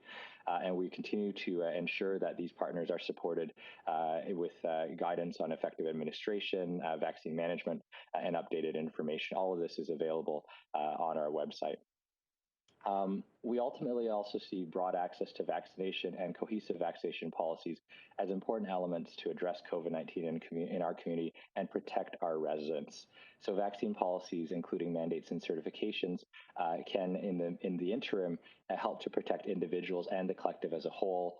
Again, these are time limited until enough of the population is protected to decrease the burden of COVID-19 on vulnerable groups, as well as those that remain unvaccinated in our community, and also preserve our healthcare system capacity, especially as they work to clear current backlogs. I do want to update Council as well on some changes around Section 22 measures. This with the self-isolation order and the order for workplaces with cases under Section 22 of the Health Protection and Promotion Act are being updated. Basically, the Section 22s are basically now including guidance in line with provincial guidance on individuals who are fully vaccinated or who have had previous COVID infection around workplace outbreaks and self-isolation. So it reflects current practice around requirements for those individuals. We also know that by November 15th, the province has signaled that it will be requiring mandatory COVID-19 vaccinations for long-term care home staff, volunteers, and others, excluding those with valid medical exemptions. I think this is particularly important, and just knowing the severity that we saw with long-term care homes prior to the arrival of vaccines and the successful rollout of the vaccine campaign in those settings. So I think this measure is certainly very welcome as a means of protecting some of our most vulnerable. I do want to also highlight that while we have advocated for the province to remove the current proof of vaccination exemption for coaches, instructions officials, and volunteers in recreational and sports-specific settings, and recognizing, of course, that we have seen outbreaks in athletic and sports tournaments, that are related to that exemption. In the absence of changes, we are currently trying to figure out what additional actions might be taken, either with other health units or locally, to remove this exemption, similar to work that's being done in other jurisdictions. Additionally, the province is making local targeted COVID-19 rapid antigen screening available for children in schools and childcare centers through public health units. These are intended, I believe, to supplement the existing measures that are already in place in these settings, and certainly would be deployed likely where there is a higher risk of transmission identified. So we're currently obtaining further details from the province and working with the school boards to implement and pilot this program. However, at this point in time, we are really trying to ensure that these tests would be deployed appropriately in line with supporting the other measures that already exist in this setting. So with that, Council, I will highlight that as we head into the holidays and the weather grows colder, we will continue to monitor the impact of indoor interactions on cases and also severity impacts to hospital. At this time, hospital capacity does remain stable. And we do know, however, that late fall and winter do tend to be a respiratory outbreak season, not only for COVID-19, but for a wide variety of other respiratory pathogens. So for the moment, we really continue to urge individuals and residents in our community, please continue to remain vigilant, adhere to the precautions and the measures. And for those who have not yet been vaccinated but are eligible, I really, really urge you, please, to start your vaccination journey now. So thank you so much, and I'll pass it back to you, Mr. Chair. Thank you very much for your presentation. Councillor Kovac, as promised, your question was pending. It was addressed. You still have the floor as a follow-up, as I promised. Councillor Kovac, did you have a follow-up question following the address from the Regional Medical Officer of Health? Mr. Chair, thank you for that. I believe Councillor Sado and also Councillor Paleshi were ahead of me in the queue, so I'd be comfortable to wait until after they each speak. Thank you very much. Councillor Sato. Thank you, Mr. Chair, and thank you, Dr. Lowe. I want to say that I was very, very impressed with your response to the delegations. I think we could all sense your frustration. I think we're all feeling, or most of us are feeling, the same frustration. And, you know, I think what we need to focus on is that 87 and 82% of our population are getting it. And not just getting the shot, but getting the reason why they should be vaccinated. So hopefully we can focus on that. And you know, I'm so impressed with our residents who are getting the shot, many of whom do not believe in vaccination, but they're getting it to protect others and to protect themselves and their families. And I think that if anything comes out of that, it's that caring for others in our community. So thank you to you and your staff for what you've been doing, and just keep giving those responses, because it was perfect. Thank you very much. A couple of questions with regard to the tests, PCR and rapid test. What is the difference in the effectiveness of the results of those tests? Apart from the fact that one costs $50 and the other costs $200. So through the chair to Councillor Sato, thank you. And yes, I do agree, our residents have stepped up in a really huge way, not just on vaccinations, but also in vigilance, in testing, et cetera. So I'm very happy to provide this answer. The gold standard test does remain the PCR test. It is extremely specific to COVID-19, and it is really able to detect the disease with great certainty. Rapid antigen testing is able to provide rapid results, but at this point in time, the province has indicated that any positive test needs to be confirmed with PCR testing. We also know that using it in asymptomatic individuals, the sensitivity is only about 50%, depending on the prevalence in the community.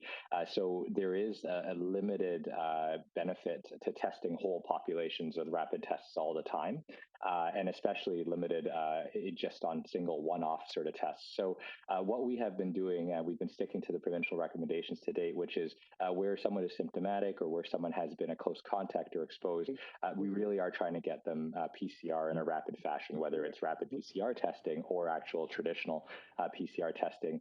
Where rapid antigen tests may come into play is some of these cohorts where individuals may not all have been close contacts. We're looking at studies around that, but ultimately we're still awaiting provincial guidance and insight as to what are some of the best uses to actually be deploying rapid antigen testing, just given their limited sensitivity.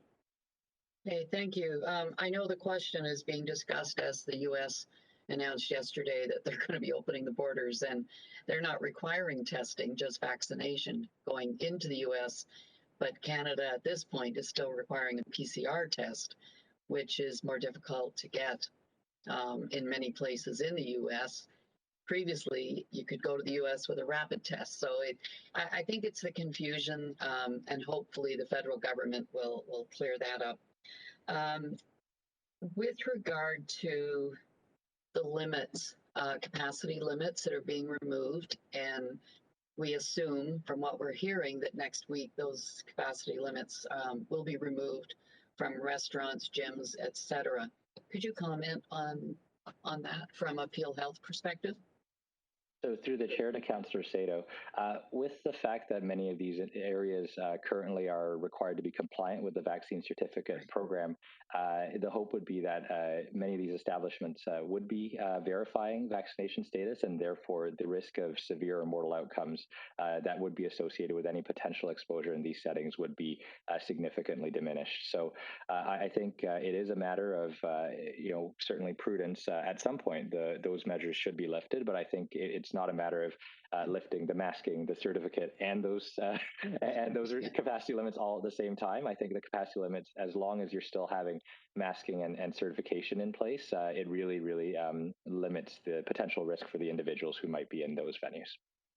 Okay, I have two other questions. I'll leave the motion issue and the exemption to the end.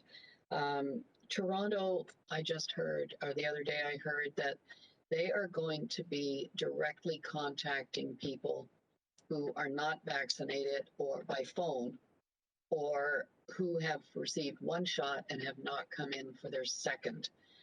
Are we contemplating anything like that? I know when Councillor Parrish, when there was the big clinic in her ward, she and the Malton BIA and other groups got the people out by phoning, that they found that was the best response.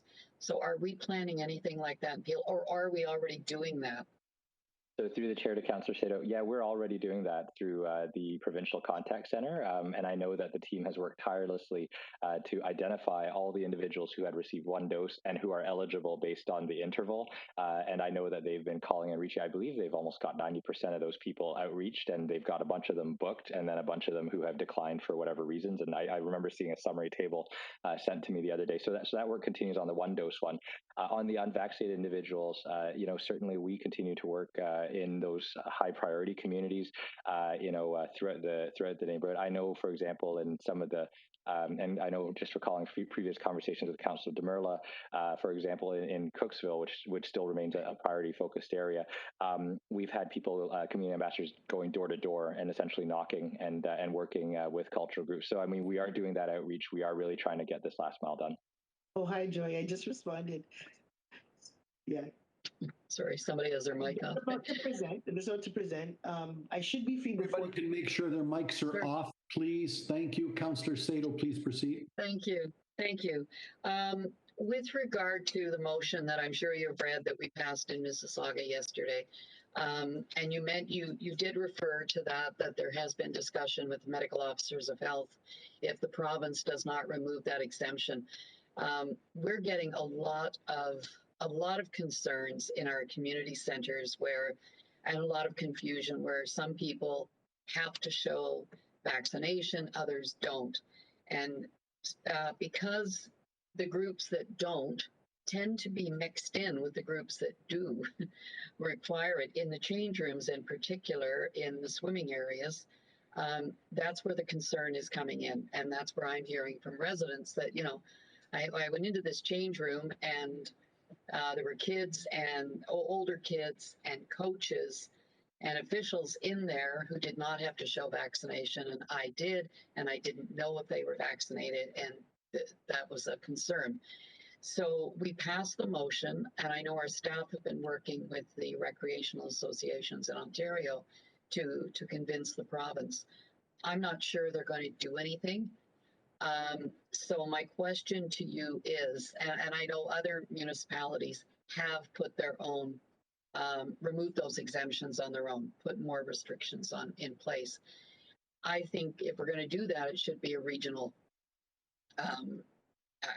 initiative. So I guess I'm asking you, if the province does not respond in a timely manner, because doing something a month from now isn't going to help. Are you prepared to recommend that we do that? Yeah, thank you so much. No, thank you so much through the chair to Councillor Sato. As you know, I wrote to the Provincial Chief Medical Officer of Health as well on this issue and have not received a response. So in my remarks, I mentioned that we are looking at all options, and yes, the possibility of a letter of instruction that would apply across the region to close that loophole is something that is being actively discussed, and we're looking at how that would fit and how it might get implemented.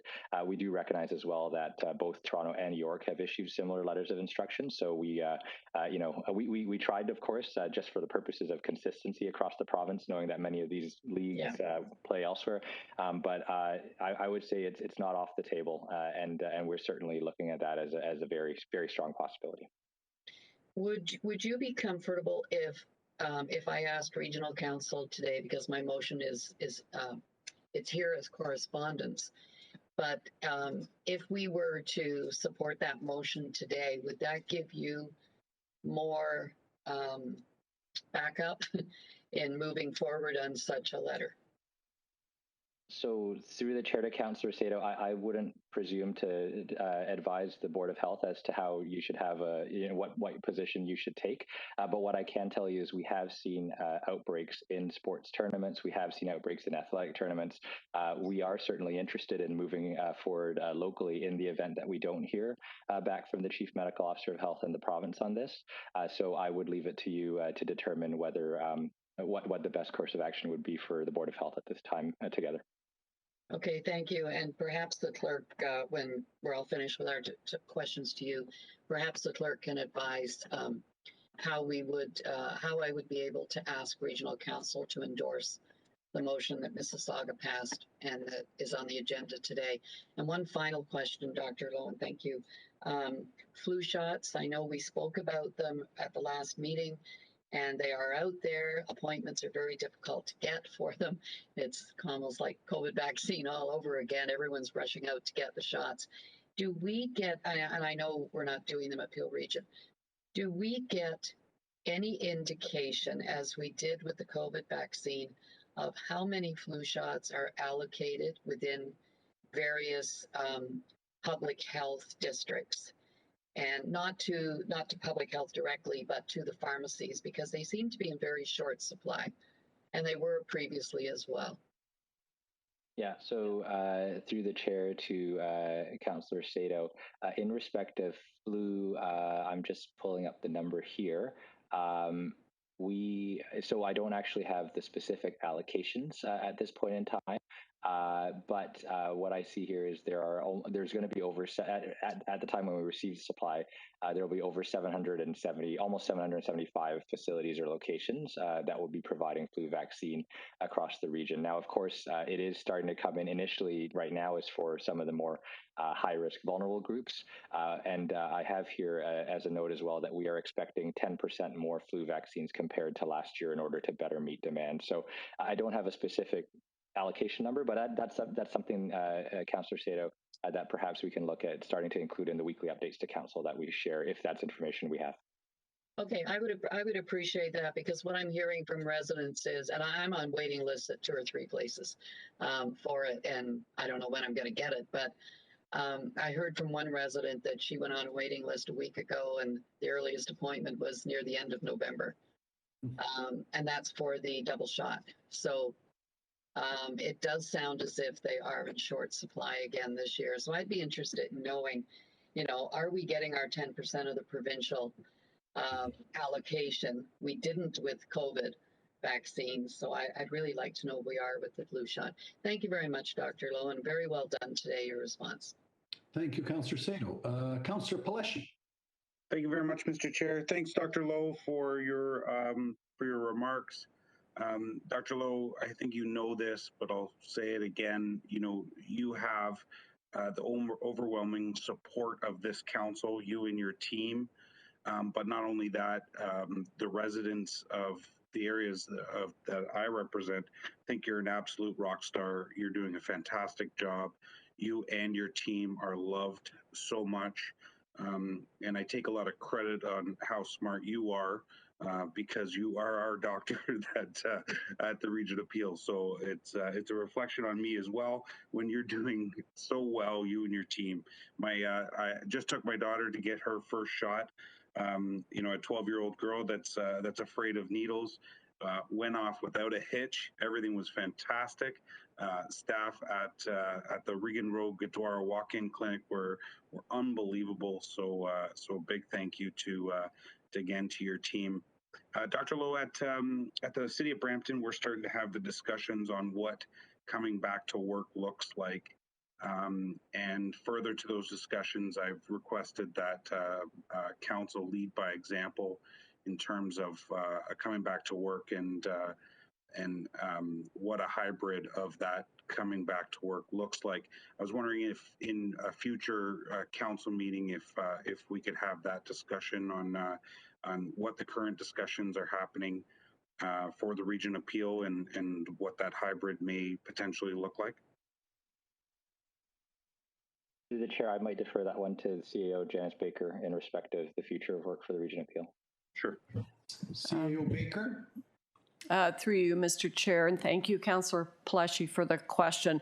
So we are actively working on those issues with respect to the flexibility of work, the future of work, you know, the role that remote work will play at the region for the future. I think you can appreciate that those issues are complicated and we want to give it, you know, some thought. We want to consult with staff. So I don't yet have a timeline for seeing a first draft of that policy, but it should be sometime, I think, in November.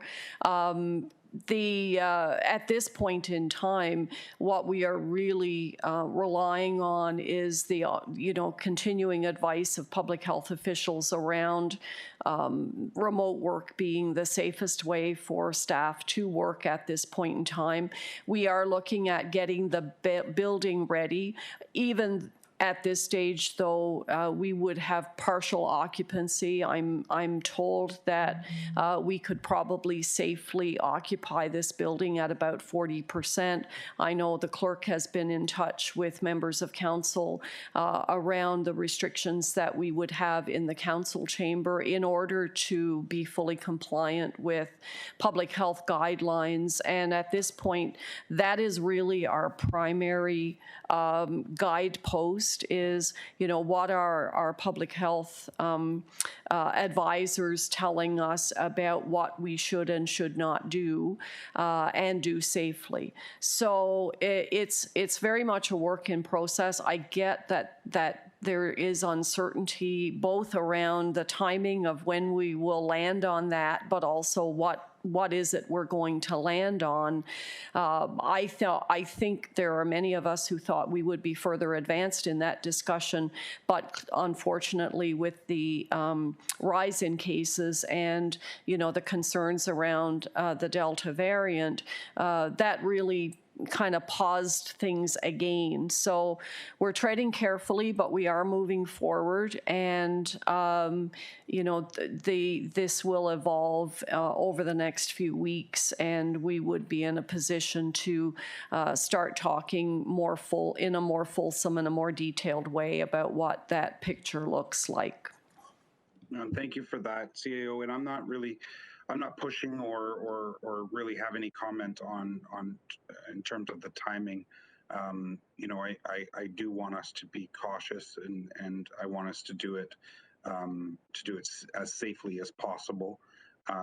So I guess my questions were just around, you know, when that first draft or when you think it's appropriate to bring it to council's attention.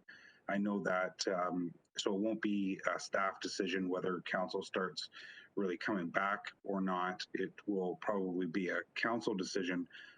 What I'm requesting is that within that policy or that draft that we have kind of a council lead by example of and what staff suggest on how to bring back councillors as safely as possible to continue with the business of the corporation. If that could just be included in there in one of those drafts, I would appreciate it. Thank you, Mr. Chair. Thank you, Dr. Lowe. Thank you, Michael. Councillor Kovac. Councillor Kovac. And thank you, and through you, Mr. Chair. Just let me know if my video is going off at any time or my microphone. I'll try to keep my comments short, but thank you, Mr. Chair, and thank you, Dr. Lowe, for being here this morning. At the risk of causing you further anguish, and I hate to do that, but perhaps I'm a bit of an inquisitive sort. So I would like to ask a couple of questions, and I'll try not to go too long with a preamble. I'm sure you're aware by now of the, I don't know if we want to call it a pause on Moderna for 18 to 24 for males within Ontario, that you might be aware that there are some countries that have taken a step further and have paused it altogether. Some of those, what we like to consider progressive nations, Norway, Iceland, Denmark, Sweden, and Finland. It has occurred to me that the rate of myocarditis is actually higher in Ontario than in Norway, and yet Norway has gone and taken this position. And I know it's a different country altogether, so it's not to say that we should be, comparing and contrasting. But to date, we have spoken about the similarity between Moderna and Pfizer, and that they're both mRNA based. Is there any concern that we might have that Pfizer could similarly be paused by other countries, and maybe even the Ontario government, whether they're looking at that right now? Are they seeing what they're seeing with the Moderna, with young males, with the Pfizer? So through the chair to Councillor Kovac, yeah, thank you so much for the question. While they are both mRNA formulations, the slight difference is that the dosage of Moderna is threefold larger than that of Pfizer, and I think that is what necessitated the pause out of an abundance of caution. It's important to note that the rate of myocarditis remains extremely low based on the millions of doses that have been delivered, and in addition, that most of the cases of myocarditis were typically mild and typically resolved spontaneously on their own or with conservative treatment. We also know that COVID itself can cause significant challenges, including myocarditis and pericarditis. So from a risk-benefit perspective, that's where I think that's where the vaccine piece there came from.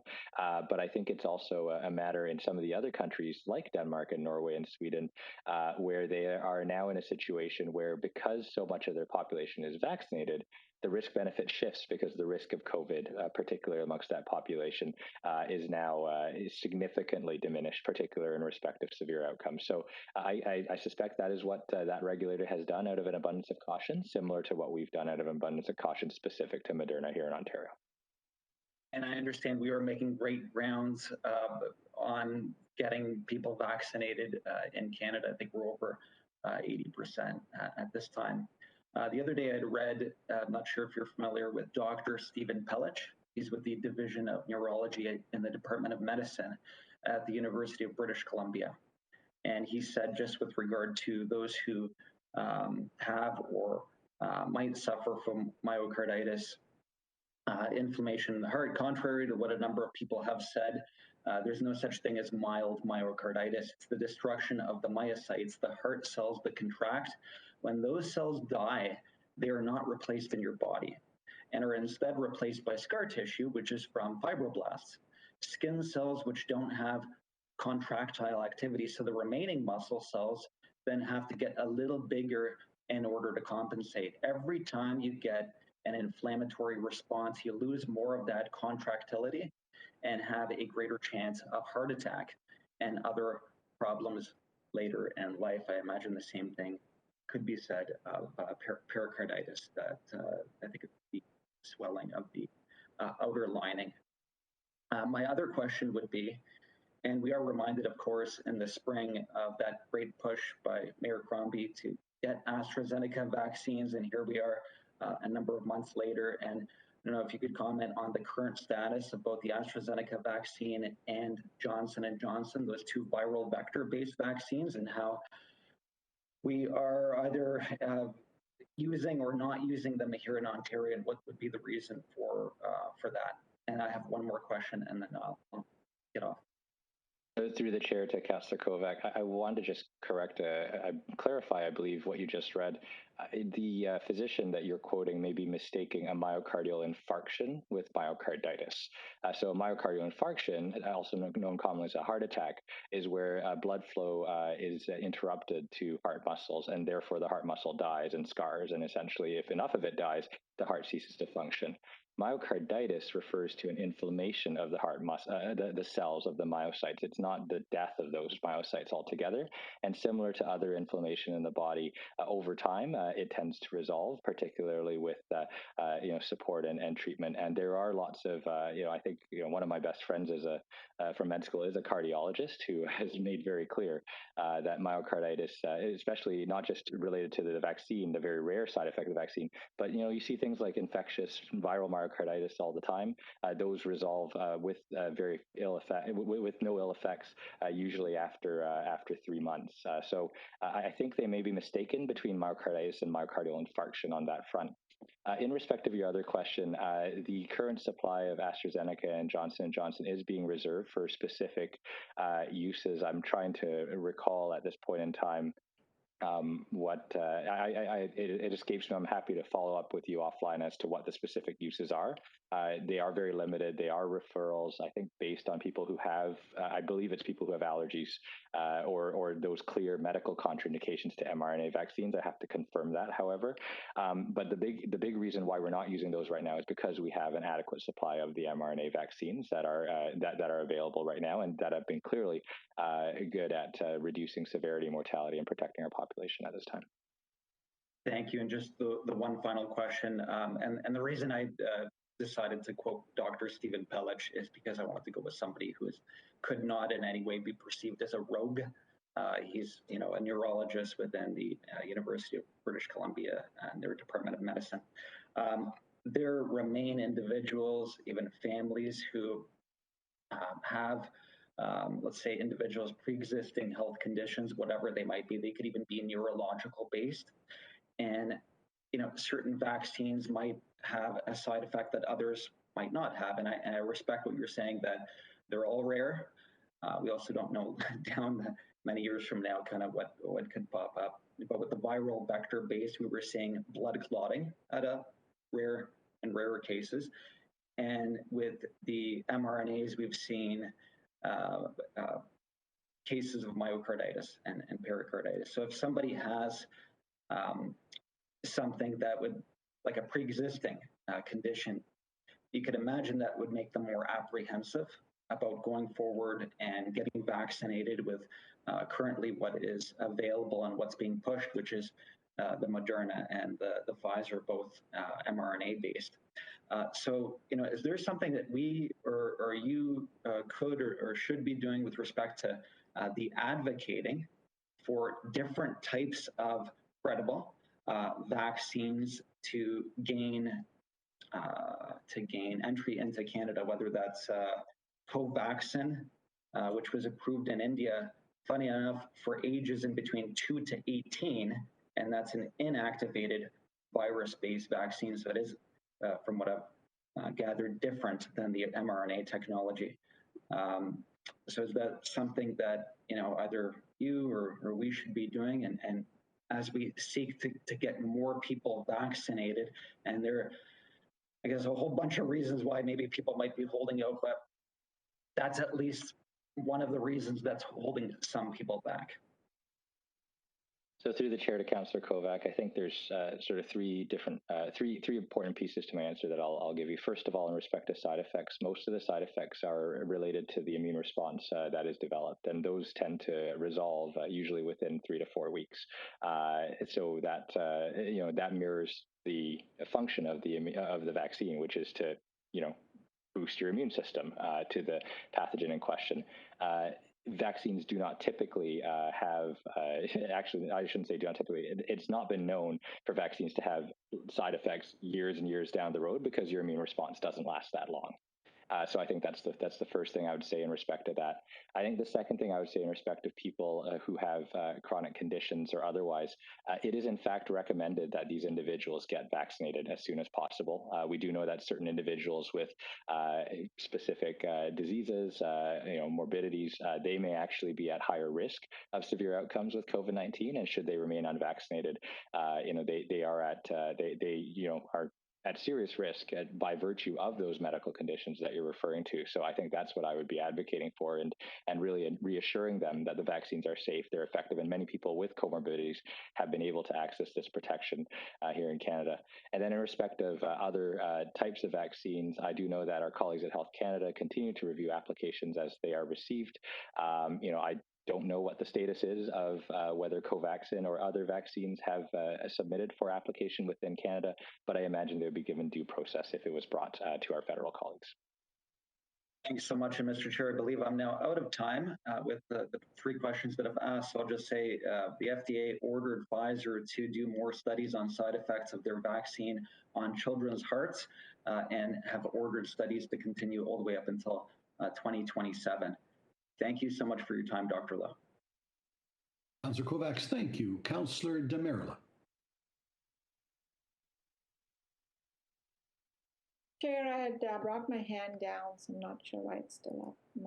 I don't have any questions. Thank you. Okay, thank you. Then Councillor Groves. Thank you, Chair Anika, and thank you, Dr. Lowe, for your presentation.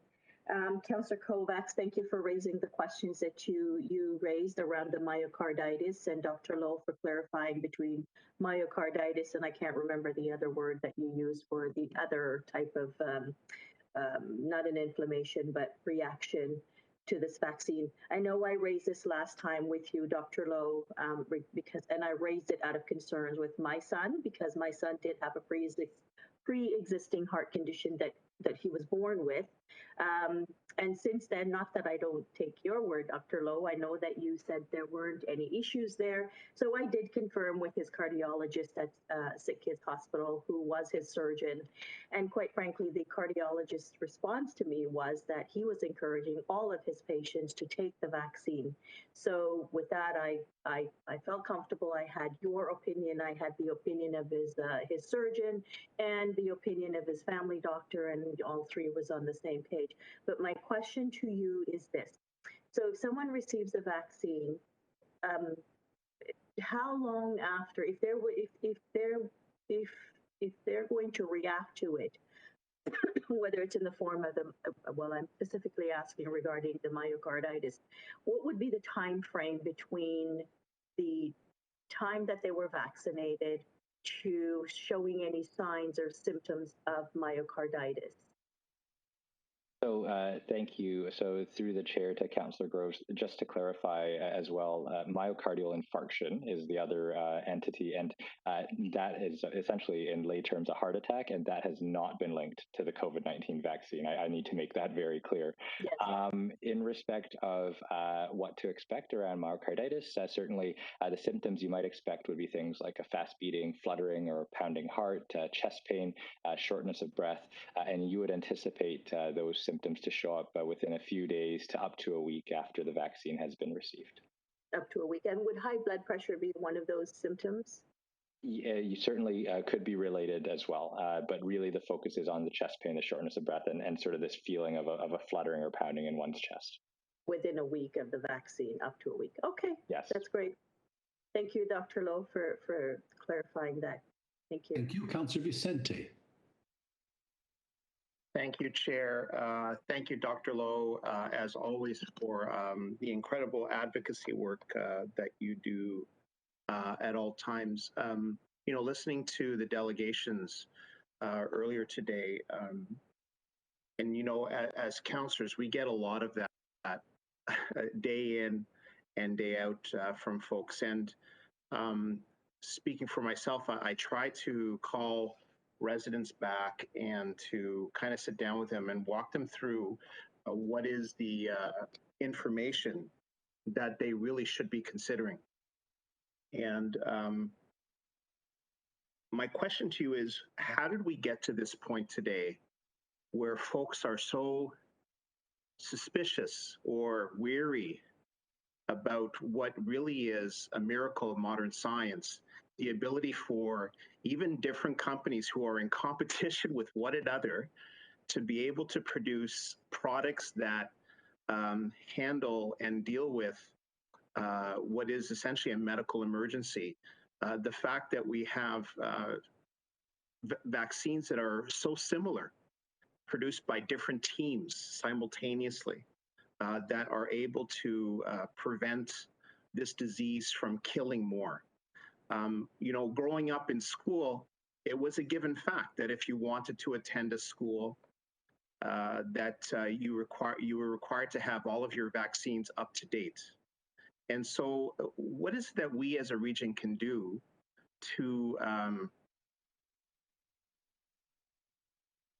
communicate more widely and more effectively with residents in Peel Region about the efficacy of vaccines and the safety that is built into them, and that really,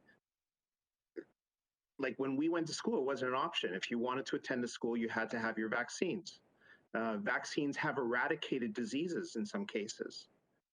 Like, it should be a no-brainer. So what is it that we can do to help in this regard? Because I suspect that after this COVID, there will be more need, perhaps for more boosters, et cetera. And there may be another variant that comes down the line where we're looking at numbers increasing again. And if we want to keep the more extreme cases at bay, we're going to be going through this conversation on a never-ending level. How can we help people to understand better? And how do we fight the misinformation that is available online to them?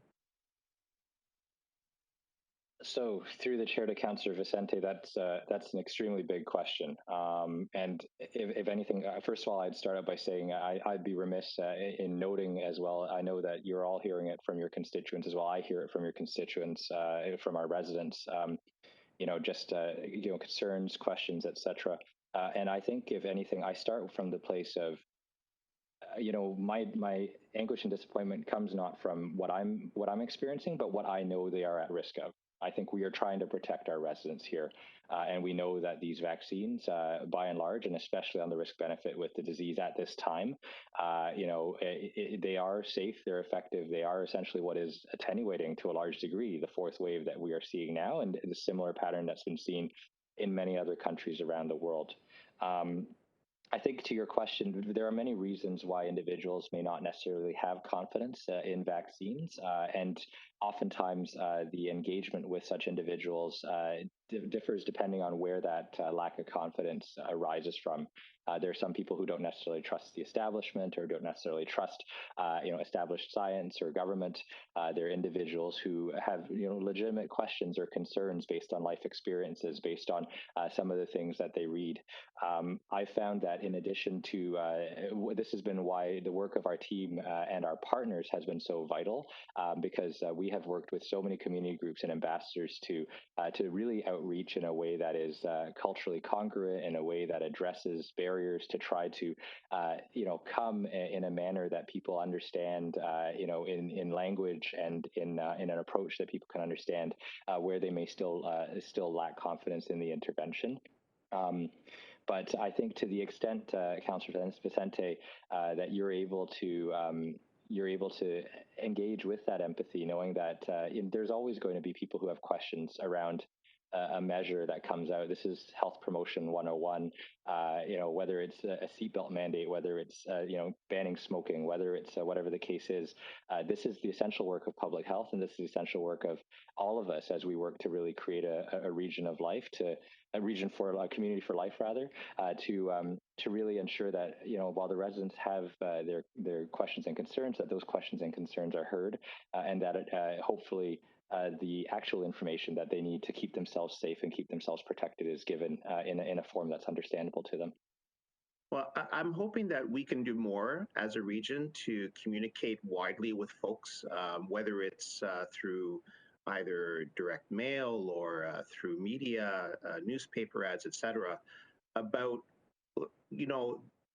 the high efficacy of these vaccines. We have lived with vaccines. If you've lived in Canada a long time, or even if you come from other parts of the world, these are life-saving tools. And I think we need to do more to educate the public about really the incredible work that medical professionals around the world are able to do. It is such a highly perfected science. There must be something that we can do to overcome the kind of white noise that comes out of, let's just call it other sources. My last question to you, Doctor, is with respect to a workplace mandate. If a workplace makes a decision to make a vaccine mandatory,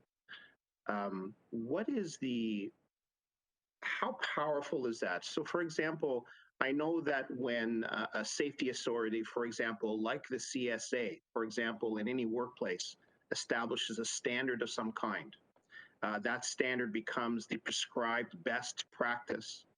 And then the employer chooses to follow that standard, then all employees are required to follow that standard precisely. If your recommendation, our recommendation that folks are vaccinated and come to work vaccinated is for the greater good. If an employer makes the call, in this workplace, every person shall be vaccinated. Is that enforceable in the same way that, for example, other safety measures would be? And if a worker chooses to not follow that prescribed action, then there can be consequences, which may include you just wouldn't be able to work here anymore? So through the chair to Councillor Vicente, I think, first of all, I wanted to just address your previous question and comment. So we do have a very extensive and robust public messaging campaign, both mainstream media, ethnic media. Myself, I still stand with our two big city mayors on a daily basis, not daily basis, oh my goodness, a weekly basis rather, pardon me. But really, I think at this point, the challenge with the remaining individuals of the 200,000 or so eligible individuals who have not yet gotten vaccinated, it is this, hand-to-hand, in friendship, kind of one-to-one sort of, which is why this has become a much slower endeavor, because you really do need to start addressing those individuals from where they're at individually, as opposed to through the mainstream that we've been doing. I think to your other question, I'm going to start with just my recommendation. I can't speak to the enforceability of such a mandate, but I think we've made it very clear that our position in public health is that all employers in the region of Peel should look at the nature of their work and the risks that are attached thereto, and then should really contemplate, knowing how effective the vaccines are, how and if a vaccination policy would fit within employment, within their employment milieu. But I think the actual, we can see that mandates are very effective at ensuring that people are able to access protection and encouraged to do so. But I think we're not specifically directing any workplace. It was a strong recommendation because employers are, they know best and they're ultimately meant to. So, but in terms of the enforcement, I don't know, Mr. Chair, whether the regional solicitor would be able to speak to the enforceability of employment policies. Because we have a lot of questions. Sorry to interrupt through you, Chair. We get questions from residents essentially saying to us, why am I not able to go back to work? Like, is this legal, et cetera? And with any safety mandate, if the employer makes that determination, then that is the specific condition for working in that workplace. Would that apply for a health measure? So through the chair to Councillor Vicente, I think as a legal question, I would defer to the regional solicitor. Okay. So, Solicitor Kaza, do you have a thought on the subject? Yes, through the chair, what I would say is that policy. Patricia, you're breaking up. I don't know if you want to try just going to audio only. Is that any better? That's better. Go ahead. That's good. So I guess what I would like to say through the chair is that individuals in that situation should seek their own legal advice. They should not be relying on anything other than legal advice provided directly to them based on their situation. But in terms of vaccine mandates and employer vaccine mandates generally, it really raises two issues. One is the Human Rights Code. So the Ontario Human Rights Commission has come out and said that provided that these policies are subject to accommodation accommodations for those who have human rights code protected grounds, such as medical exemptions, then those mandates are permissible from a human rights code perspective. So they're unlikely to be vindicated through a human rights code challenge.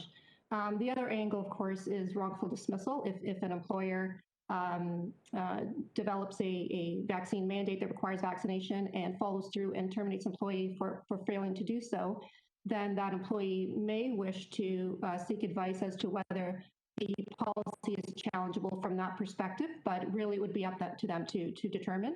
I think we will see in due course whether some of these challenges succeed or not. We're likely to see some challenges potentially from unions and perhaps, but for the most part, it appears that the courts will be upholding vaccine mandates generally. Okay. Thank you. Anything further? No, I think that's the information that we can convey. Thank you. Thank you. My list is Innes, Downey, Fortini, Thompson. Councillor Innes. Thank you, Chair.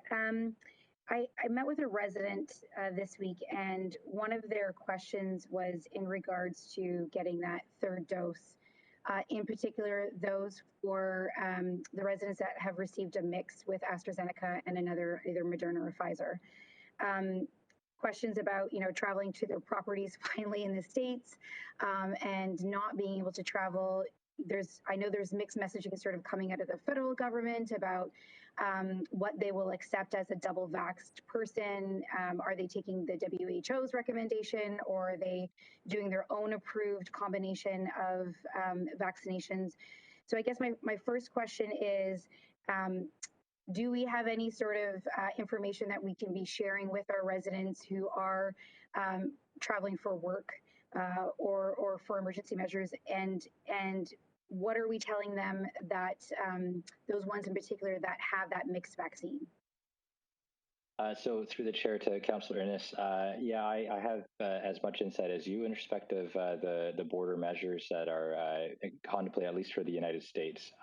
My understanding is that the vaccination requirement will apply to non-essential travel, and essential travel has been able to continue without any specific requirements into the U.S. at this, and I anticipate that'll eventually be confirmed or be shared confirmed once the further information comes out. In respect of mixed doses, I think the two things I would share are, first of all, the federal government still continues to recommend against non-essential travel outside of Canada. I think secondly, it is really important that, it's important to note that the federal government is also actively seeking to have mixed dose regimens recognized by other countries and also by the World Health Organization. I believe that the science is very clear that mixed doses work. I think we're seeing it here in our own community. And I think the reality will be that policy will eventually reflect science, especially as there is a likelihood in the future, we're constantly monitoring, that there may be a need for additional doses, and it may just become a COVID vaccine as opposed to specific brands. And so when that, hopefully the science prevails and common sense prevails, when that happens, if it was not to happen, will there be a priority sequencing for those that require that that had AstraZeneca as their first? So through the chair to Councillor Innes, at this point in time, we have not received any indication that the ministry is planning to offer third doses for the purposes of travel in Ontario. Okay. And then I guess my other question is, we had a conversation because my child was one of the child that was in close contact with a student, had to isolate, had to be tested, and not a fun experience for 9-year-olds or 12-year-old kids by any means. And I had learned something new in my conversations with you and staff, was that the rapid testing isn't a form, isn't a test that's accepted back by the school boards for resubmittance of your children. So I'm just wondering if we could do a better messaging in getting that out to parents, because I heard from a lot of parents, obviously from the school, it's a small school and affected lots of students. Lots of parents who are sort of panicked because obviously they want to get their kids back in the classroom as quickly as possible, and just making sure that we're communicating with parents tests they should be taking as opposed to the rapid testing for those youth.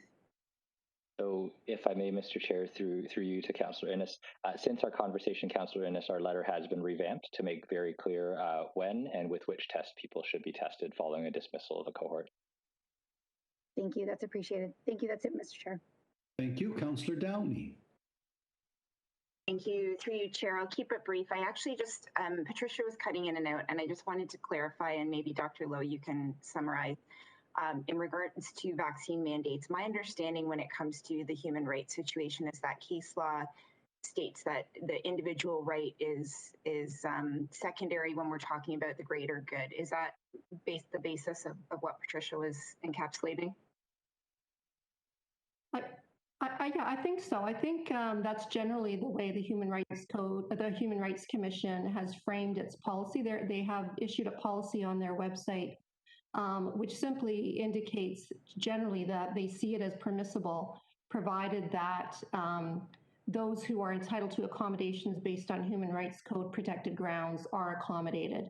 So if there is a medical exemption, then the accommodation would be testing rather than a vaccination, and provided that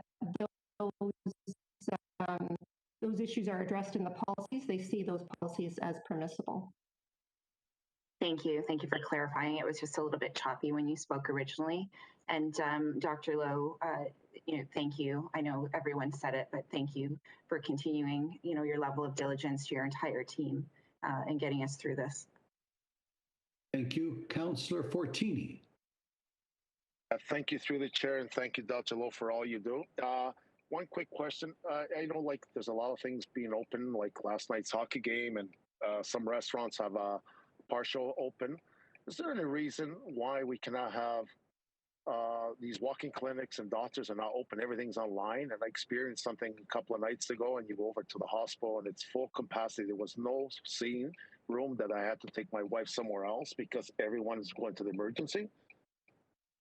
Yeah, so through the chair to Councillor Fortini, a very fortuitous question. The College of Physicians and Surgeons of Ontario actually issued a communique just yesterday, really encouraging physicians to restart in-person services. I think there's a recognition that primary care and services, as well as specialist services, have all been challenged by virtual encounters, and there is a recognition that the standard of practice can't always be consistently met through virtual healthcare services. So, I'm certainly hopeful that that will be adhered to in our community to ensure that situations like you described will become less common.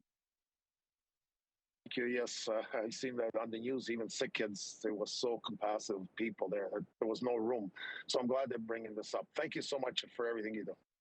Thank you, Mayor Thompson. Thank you, Doc, for everything you're doing. We really appreciate for what you've done for Peel. I want to get back to the motion that's going to be coming up next. And to me, I get it where we wanted to have the proof execution. You've seen the motion and that therefore be resolved. What I'm asking about is what was written in and associated volunteer coaches and officials. What is your opinion about that? Because I know when we've had outbreaks, it's accountability and parents are concerned. Can I have your opinion on that, please, before we have that vote? So through the chair to Mayor Thompson, the outbreaks that we've seen have been amongst the youth that have participated, and the reality is, you're in an indoor space, you're in close contact, you're not able to consistently mask. I think it makes a lot of sense to ensure that at least the risk of severity with any potential exposure is reduced for those who may be officials and coaches that are older, and then especially for reducing the possibility of transmission as well amongst the participants. So I think the science is pretty clear. We've seen transmission at various athletic and sports tournaments, all kinds of sports. So I think certainly that's why we've been looking at how we can. That's why we petitioned the province, and then we're also looking at what we can do locally as well. No, I've noticed what we've experienced here in Caledon. It's the sports tournaments that have got us into the soup here. So this is why I just wanted to ask that clarification before we got to the vote on the motion. So thank you. Thank you. With that, well done, Dr. Lowe, and to your team. That concludes all my questions in your presentation. That brings us to item 9.1 that Councillor Sadel asked be held, the communication from Mississauga. And if I could ask, I've reached my appointed hour that I've got to go to the meeting I've been summoned to. So Councillor Innes, as acknowledged, you are the acting chair. So I'm at your behest. You can carry on the meeting from here, knowing the next matter is the item that I have the conflict on. So Councillor Innes, over to you as acting chair. Thank you, Chair Anika. 9.1 was, sorry, are we going to do 9.1 first? And then we'll move to 22.1. So 9.1, the Mississauga letter. Yes, that's correct. And I will turn it over, I believe, since it was Councillor Sato that held it, we'll start with Councillor Sato. Thank you, Madam Acting Chair. My motion is just a very simple one. I'm asking Regional Council just to endorse what Mississauga has asked for. And, you know, I think Dr. Lowe spoke to it very well today, so I'm not going to give any further explanation.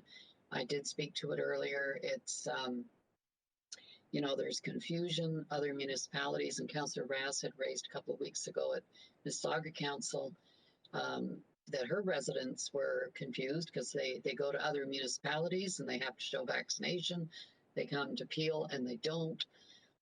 So, you know, I really don't think that that the province is going to act that quickly, and I would expect that it'll probably end up with Dr. Lowe and the other MOHs making an order. But I think as the Board of Health, we should be supporting this. So I guess my motion through the clerk would simply be Regional Council endorses the motion passed by Mississauga. Is that appropriate?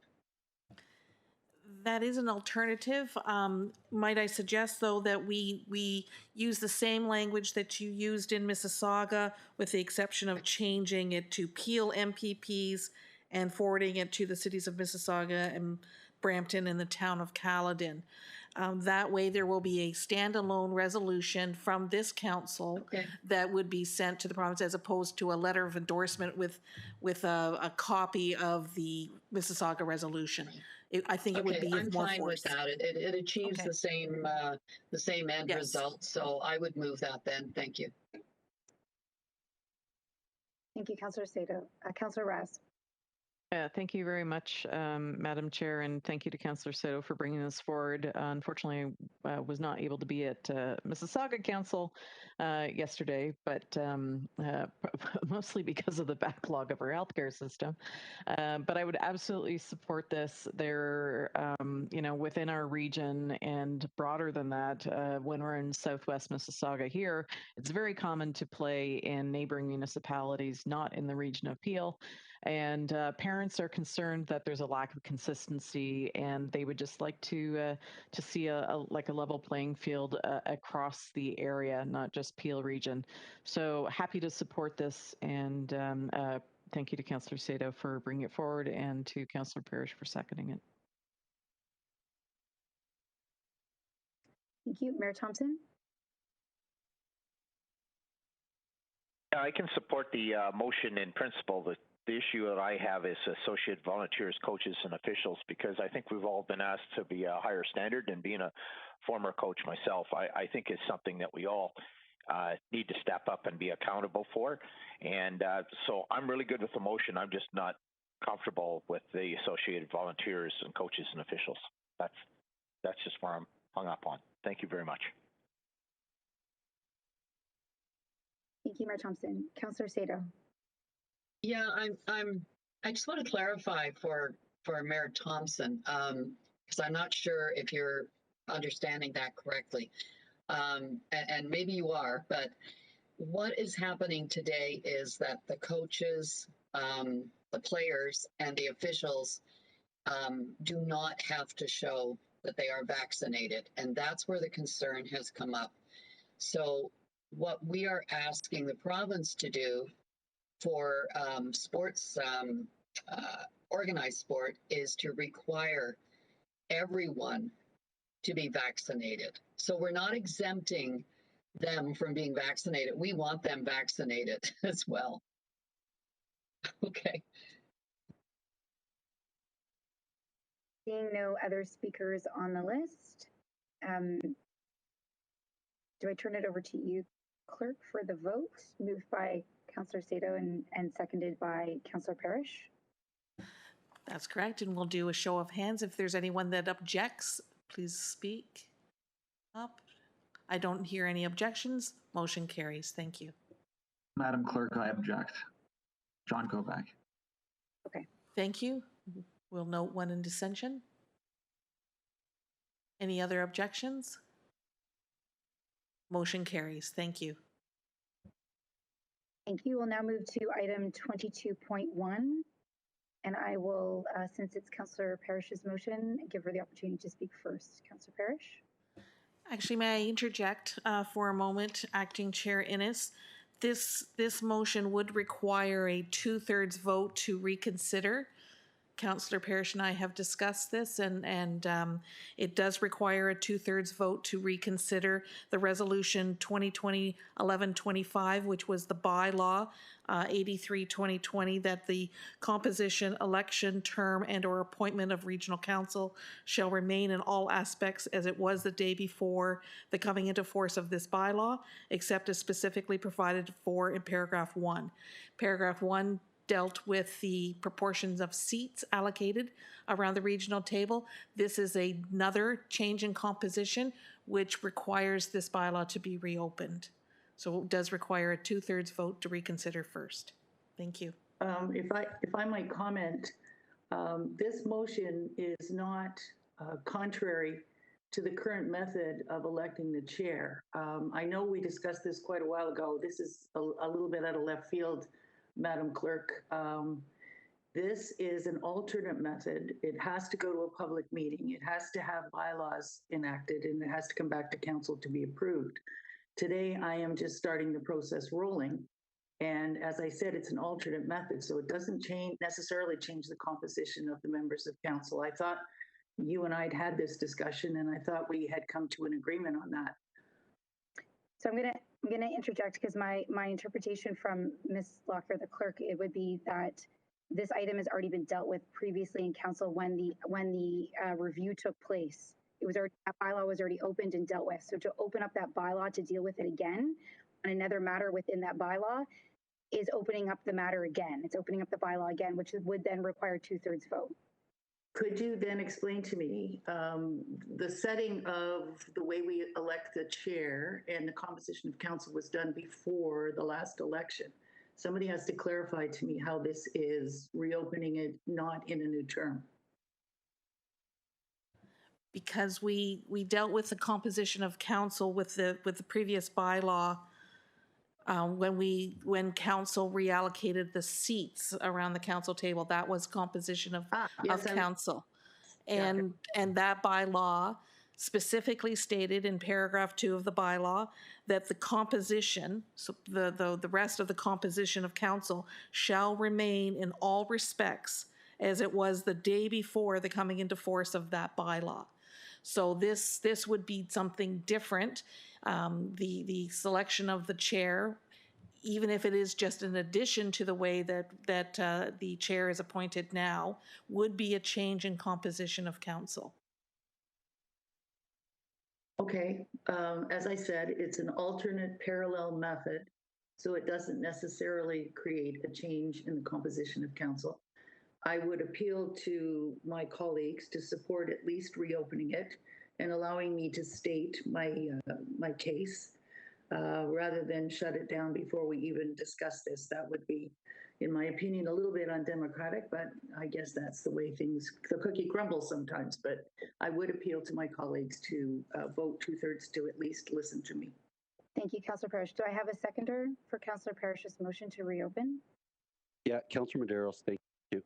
Thank you, Councillor Medeiros. I will turn it, are there any other speakers to the reopening? I will turn it over to the clerk. Are there any objections so that we can determine the 2/3?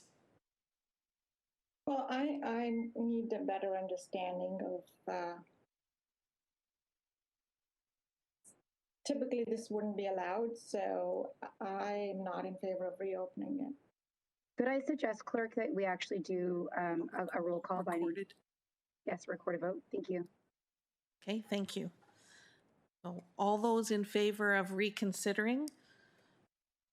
Councillor Singh? I believe he may have already left. It is afternoon. He did indicate he would be leaving afternoon. Councillor Carlson? Yes. Councillor Carlson in favor. Mayor Crombie, proxy, Councillor Parrish? Yes. In favor. Councillor Demurla? No. Opposed. Councillor Dasco? Yes.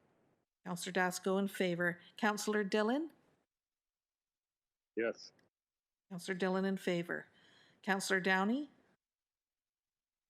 Opposed. Councillor Downey opposed. Councillor Fonseca? Yes. Councillor Fonseca in favor. Councillor Fortini? Yes. Councillor Fortini in favor. Councillor Groves? Yes. Councillor Groves in favor. Councillor Innes? Councillor Innes, as acting chair, you still have your vote as a councillor. Councillor Innes? Opposed. Opposed. Councillor Kovac? Yes. Councillor Kovac in favor. Councillor McFadden? Yes. Councillor forgot McFadden in Mahoney, favor. yes. Councillor Mahoney, sorry. Yes, Councillor yes. Mahoney in favor. Councillor Medeiros? Yes. Councillor Medeiros in favor. Councillor Paleshi? Opposed. Councillor Paleshi opposed. Councillor Parrish? Yes. Councillor Parrish in favor. Councillor Raz? Yes. Councillor Raz in favor. Councillor Sado? Yes. Councillor Sado in favor. Councillor Santos? No. Councillor Santos opposed. Councillor Sinclair? No. Councillor Sinclair opposed. Councillor Starr? Yes. Councillor Starr in favor. Mayor Thompson? Opposed. Mayor Thompson opposed. Councillor Vicente? Opposed. Councillor Vicente opposed. One moment, please, while I calculate.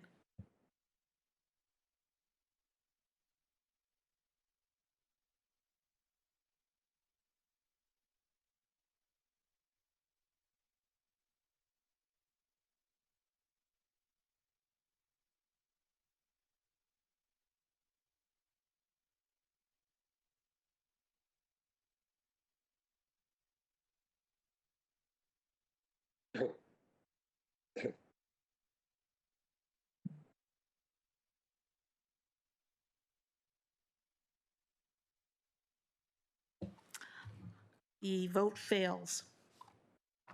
We needed 16 to be 2/3, with 23 people present, and the vote was 15-8.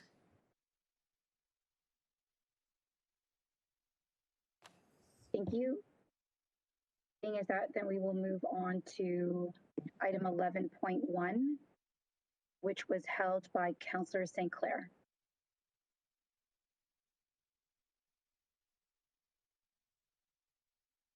Yes, thank you. Actually, Mayor, acting Chair Innes, we have presentation 10.1, the Region of Peel Workforce Census Overview and Findings. My apologies. So we will go to the presentation first. Sorry, Councillor St. Clair. We'll turn it over to Ms. Jackson and Ms. Khalid. Good afternoon. We're honored to speak with you today about the results of the Region of Peel's workforce census. This presentation accompanied a report to the Diversity, Equity, and Anti-Racism Committee on September the 16th, and we're happy to share it with you today. My name is Juliet Jackson, and I'm the Director of Culture and Inclusion. And I'm Mary Kalivi, the Director of Human Resources. Before we proceed, we would like to acknowledge the tremendous support of our executive leadership team and, of course, Chair Nando, to help us move the needle on diversity, equity, and inclusion in Peel. We intentionally focused on an inside-out approach to ensure that our organization was on a path to address barriers to creating a diverse and inclusive workplace. Although there is much work to be done, we believe that we have momentum and we are now in a position to begin addressing gaps in equity and inclusion in our community. We couldn't be here today without courageous leadership. and I'm proud to say that we're moving in the right direction. Next slide. Today, we will share the objective and methodology of the workforce census, provide demographics, key findings, talk about Courageous Conversations, which is an initiative we launched in 2020, and we will touch on next steps. Next slide. Thanks. The Region of Peel's first workforce census was conducted October 14th to November the 11th, 2020. Our purpose was to gather data about our workforce to understand our demographics and how diversity impacts on our employee experience.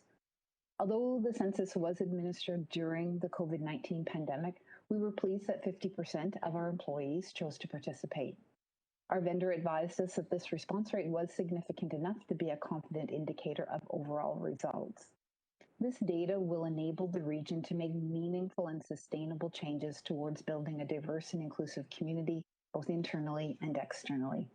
Next slide, please. On to the demographics. Next slide, please.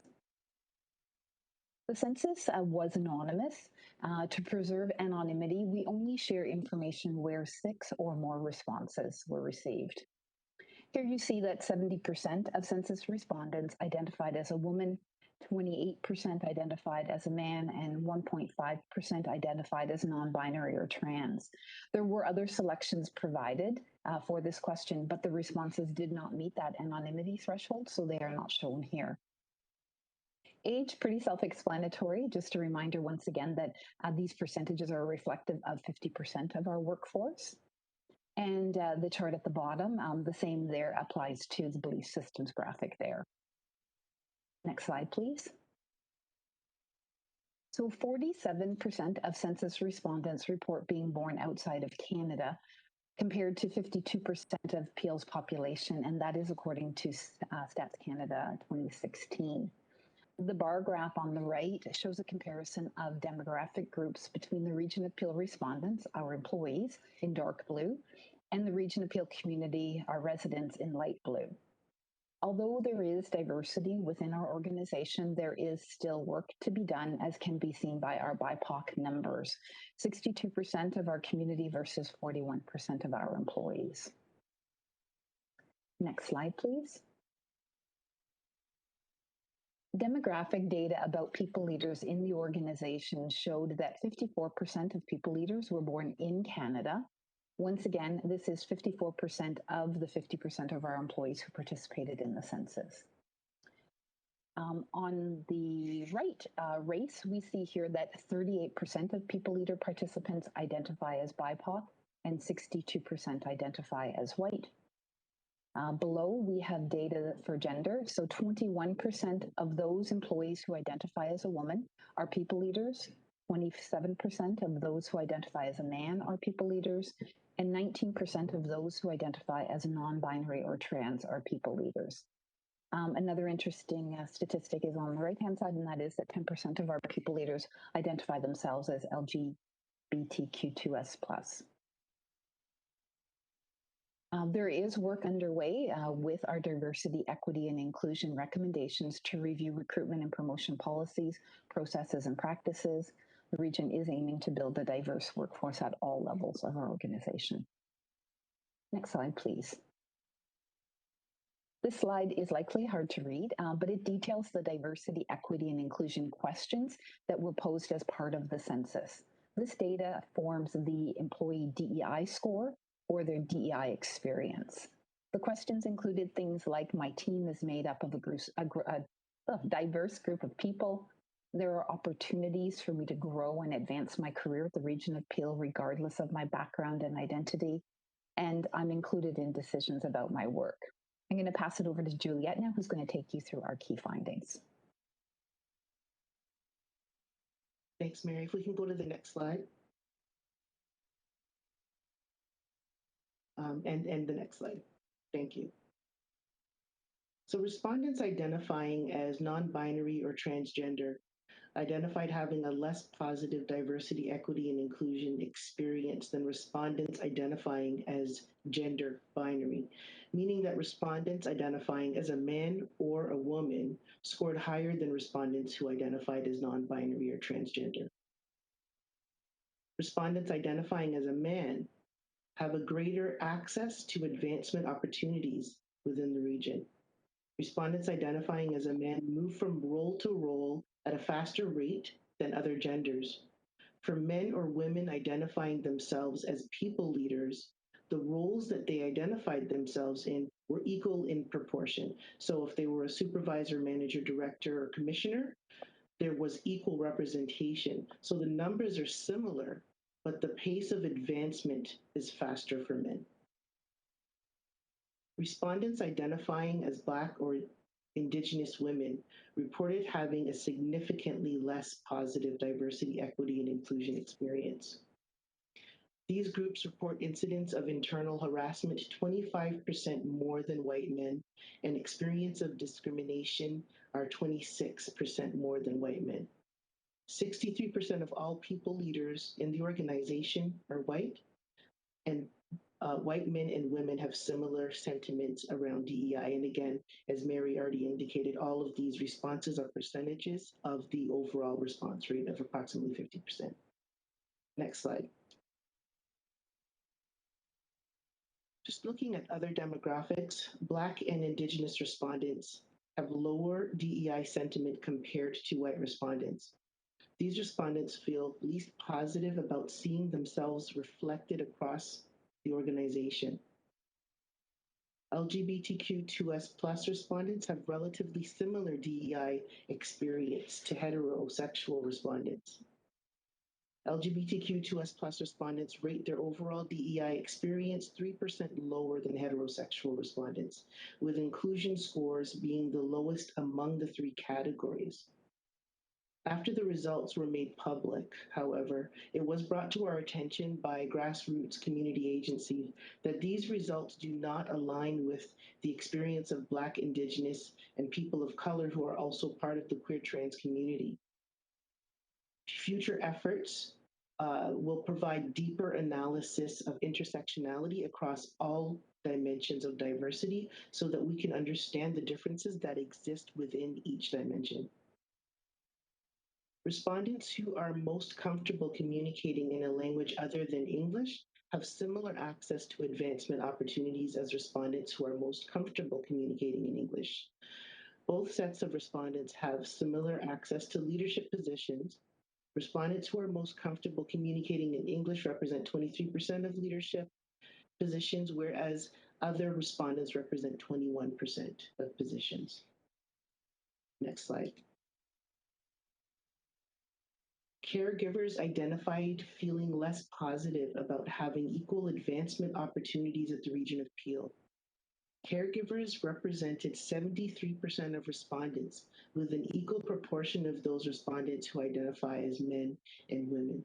So in terms of the caregiver responsibilities, we would have been looking at quite a range from supporting aging parents to supporting children to supporting others who may be ill that people are responsible for. Respondents identifying as having a disability have lower DEI sentiment. Respondents represent 8% and identify as having a disability, with an equal proportion of those respondents who also identify as men and women. New immigrants have significantly higher DEI sentiment compared to immigrants who have been in Canada for greater than 10 years and respondents who are born in Canada. Almost half, 47% of the Region of Peel's respondents identified as immigrants or not born in Canada. Immigrants who have been in Canada for less than 10 years noted that the importance of diversity was represented here. Work tasks are fairly divided, and the feeling that the Region of Peel will respond if someone reports discrimination or harassment. The 10-year mark for DEI sentiment is important to take note of here. The first 10 years of newcomers represents what I like to call the period of hope. When families immigrate to Canada, they do so recognizing that they will need to work hard to establish themselves financially, but most important, to build connections and networks that will support their growth and contributions professionally. When this does not happen, and where there are feelings of exclusion, DEI sentiment decreases for immigrants. Next slide. Now I'll begin to talk about Courageous Conversations, which was an initiative we launched in 2020. Next slide. Courageous Conversations started to provide a safe space for Black employees to share their feelings and experiences with the executive leadership team after the death of George Floyd. 6 sessions were held with Black employees throughout the organization. In September of 2020, the region began holding focused Courageous Conversation sessions open to all employees, covering a variety of dimensions, including the Black community, First Nations, Métis and Inuit peoples, East and Southeast Asian peoples. We focused on religion and faith, accessibility and disability, South Asian peoples, LGBTQ2S+, gender bias, and ageism. Data was collected through the sharing of employee stories and experiences, and polling questions were also completed. Next slide. Data from Courageous Conversation series identified the following themes. Employees would like to be able to have open, personal, supportive conversations with their people leaders, their teams, their colleagues, and to have the opportunities to learn about and commemorate diverse celebrations, events, and observances. Policies, processes, and practices need to support diversity, equity, and inclusion, particularly in the way that they are applied versus the way that they are written. There is bias and a lack of transparency in the areas of recruitment, promotion, and access to learning opportunities. DEI education and training is needed at all levels of the organization, from frontline to senior leadership. There is a lack of diverse representation at all levels of the organization, particularly in leadership positions, which is so important. Representation matters in this situation. People seeing themselves represented gives them hope that they themselves can grow to those opportunities, but also that their voice, their needs, their experiences are included in discussions that inform decisions. And finally, that accountability mechanisms must be part of all DEI efforts. Without accountability, there will be no change. The data from Courageous Conversations informed the DEI recommendations, which we will touch on later in the presentation. Next slide. A position statement was developed in response to the community partners requesting the region take a more active stance on issues of racism and systemic discrimination occurring in our community. Next slide. This statement that you see on screen defines our organization's position, which will be supported by action and serves as an anchor to all diversity, equity, accessibility, and inclusion efforts. I would like to read the statement aloud, as I want to emphasize that every word was selected with intention and represents an important foundation for the culture of our organization. The Region of Peel recognizes the impact of historical and ongoing racism and systemic discrimination in its communities. We are committed to learning, evolving, and owning the role we have played in preserving the systems that advantage some and disadvantage others. As a municipal leader and accountable government, we accept responsibility to expose and oppose racism and dismantle the institutional systems that perpetuate social inequities. To achieve community for life, we will enact sustainable change for our employees and residents through our policies and practices that demonstrate respect and dignity for all, enabling people in Peel to achieve their fullest life.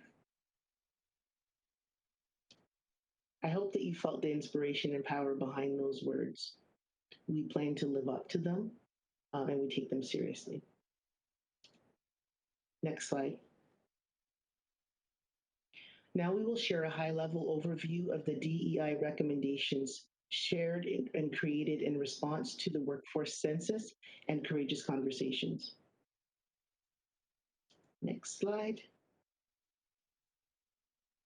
DEI recommendations for the workforce were developed in April of this year and endorsed by the executive leadership team.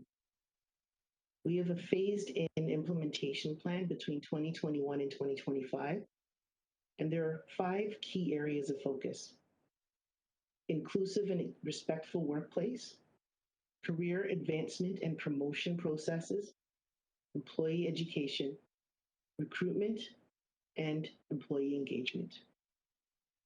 Next slide. And I'll hand over to Mary. Great, thanks. Examples of recommendations in progress include the introduction of a recruitment diversity principle, whereby diverse candidates are given prime consideration when we have multiple candidates equally qualified for a role. We're also in the process of developing a diversity, equity, and inclusion learning framework for employees that's going to focus on topics such as unconscious and conscious bias, Indigenous history and culture, and anti-racism. Our recommendations here are not exhaustive. These in particular are aligned to the workforce, but there also is additional work to be done with a focus on our community. Next slide, please. So in terms of next steps, we can go to the next slide.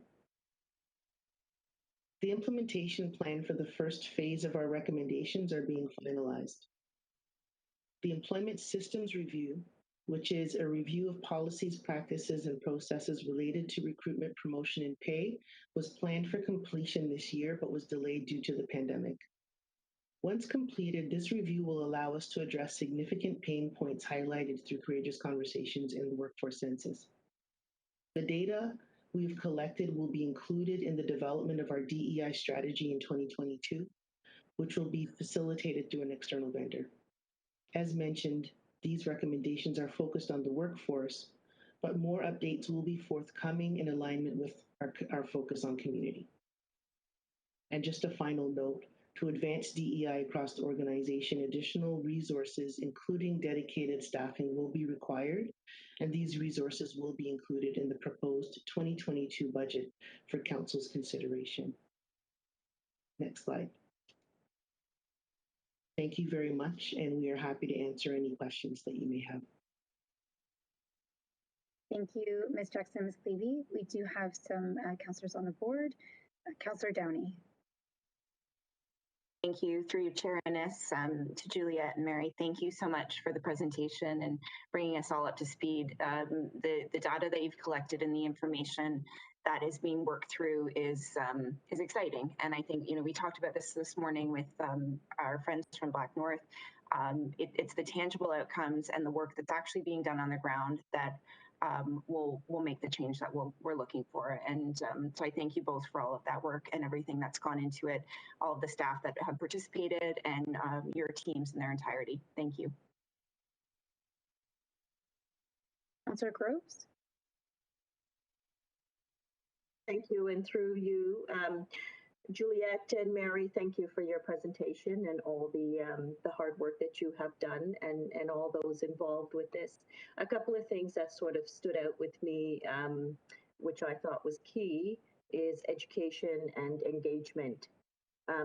Always, I think, no matter what we do, when we're dealing with whether these sorts of sensitive issues or any issues at all, I think it is key that, education and awareness is out there and that we do engage people.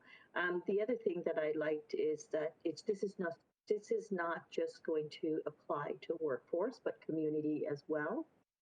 Because at the end of the day, we have to involve the public at large. And so, at the end of the day, really what this comes down to is respect. We heard delegations this morning on COVID and everybody's got different opinions on it. But I think at the end of the day, it just comes down to respect. And if we can somehow get that message out there, that we're all different. We're all different, but you know what? We can all respect one another because we are all living on this planet together. So, anyway, I want to thank you for that. And just one quick question with regards to the your inclusion strategy. What sort of timeline did you say we were looking at for that? So we will be developing the strategy next year. We still have to move forward with an RFP process, but we're hoping to have the strategy done by Q3 at the latest. Okay. Okay. And that will include both sides. It will include workforce and community. And community. And how can we, as a council, help with this, with promoting this, and what do you need from us? Because I think many of us around the table, we've got social media outlets that we can use, and I think that it is important that we work alongside yourself and your team in getting the word out there. So how can we help you at this point? Through the chair, thank you so much for that question, Councillor Groves. I think what will really be important, especially as we develop our strategy for engaging the community and getting their potential input and their voice to be included in what needs to occur in Peel, we would be looking for, maybe utilizing those vehicles that you have access to. And just your overall support. Today, Black North came forward and you endorsed something that has the opportunity to start to bridge a very big gap in history. And so I think at the end of the day, it's really just about being willing to approve courageous decisions that are outside of the norm for us. But I think we're getting there. We're not afraid of taking these big swings, and I think your support will make all the difference to demonstrate a commitment to diversity, equity, and inclusion for Peel. That's great, and I'm sure, Juliet, you have the support of all of us around this table. And I certainly want to commend again also the Black North Initiative folks that we're looking at this in a positive way, as opposed to a lot of negativity that's always surrounded systemic racism, and that and so I think this is a wonderful thing that we are doing, and also the other folks from Black North Initiative group, excuse me, where we're providing opportunities for everyone and equality really for everyone. So thank you for doing that, and I certainly appreciate that as a visible minority, the steps that we are taking, and that everyone feels that they're a part of, and everyone feels included in, that they're included, and the whole inclusion piece I think is so important. I mean, it even goes back to when we're creating communities, that whole piece about inclusion. So everybody is coexisting, cohabitating, whatever it is that you want to call it, that we're all in it together, and respecting one another. So thank you again. And again, whatever help you need from myself, and I'm sure all my colleagues, we're happy to step up and get the word out there and put our support behind the great work that you're doing. So thank you for that. And that's it for me, Madam Chair. Thank you. Thank you. Seeing other speakers, move presentation received by Councillor Downey and Councillor Groves. And do I turn it over to you, Catherine, for the vote? Is there any objections is all we call for. So if there are no objections, presentation received. Thank you. Thank you. Then we will now move to item 11.1. I'm going to ask everybody to sort of bear with us. I think we've only got a few items left, so if we can power through, that will give a good chunk of us a bit of a bigger break before our 3 o'clock planning committee meeting. So 11.1, Councillor Sinclair. Yes, thank you, Madam Chair. The paramedics, I noticed we have a long-standing request up in Caledon to have the actual response times and volume reported for the town of Caledon. Right now, I think we have 2 trucks allocated to Caledon, one in Caledon Village, one in Bolton. They're roughly a 40-minute drive apart. And I wish to point out in the report on the second paragraph, page 2, references the volumes and data they have in hand, but we've never been able to find out the data for Caledon alone. What you're having in the report for response times, and the response times are just fine, but you have averages for the whole appeal. So I just want to make that request once again, that we need somehow to get an understanding of what the times are up in Caledon, and I'm happy to move the report. Thank you. Thank you, Councillor Sinclair. Commissioner Polsinelli, did you want to comment on that? Through you, Chair, it's Donna Kern. I'm here on behalf of Commissioner Polsinelli, and I'd like to actually defer that to Chief Dundas, who's on the call and can answer that question. Yeah, thank you, Donna, and through you, Madam Acting Chair, to Councillor Sinclair. We are gathering the information that has been requested for Caledon response times, and we do use averages. In our legislative response, it is through percentiles. That's the legislative framework that we must be that we're obligated to under legislation, but the averages give us a better depiction, and we will be able to provide the 2018, 19, and 20 average responses to high priority calls shortly to the request and to you, Councillor Sinclair. Thank you, sir. Thank you, Chief. Councillor Groves. Thank you, and through you, Councillor Sinclair, thank you for raising this. This, as you said, has been a long-standing issue here in Caledon, and it's been a request that we've, myself, Councillor Sinclair, and some other of our residents have made. And I guess I'm just wondering, Peter, why has this taken this long to get this data? Because I think it's been a couple of years or probably more that this was requested. So,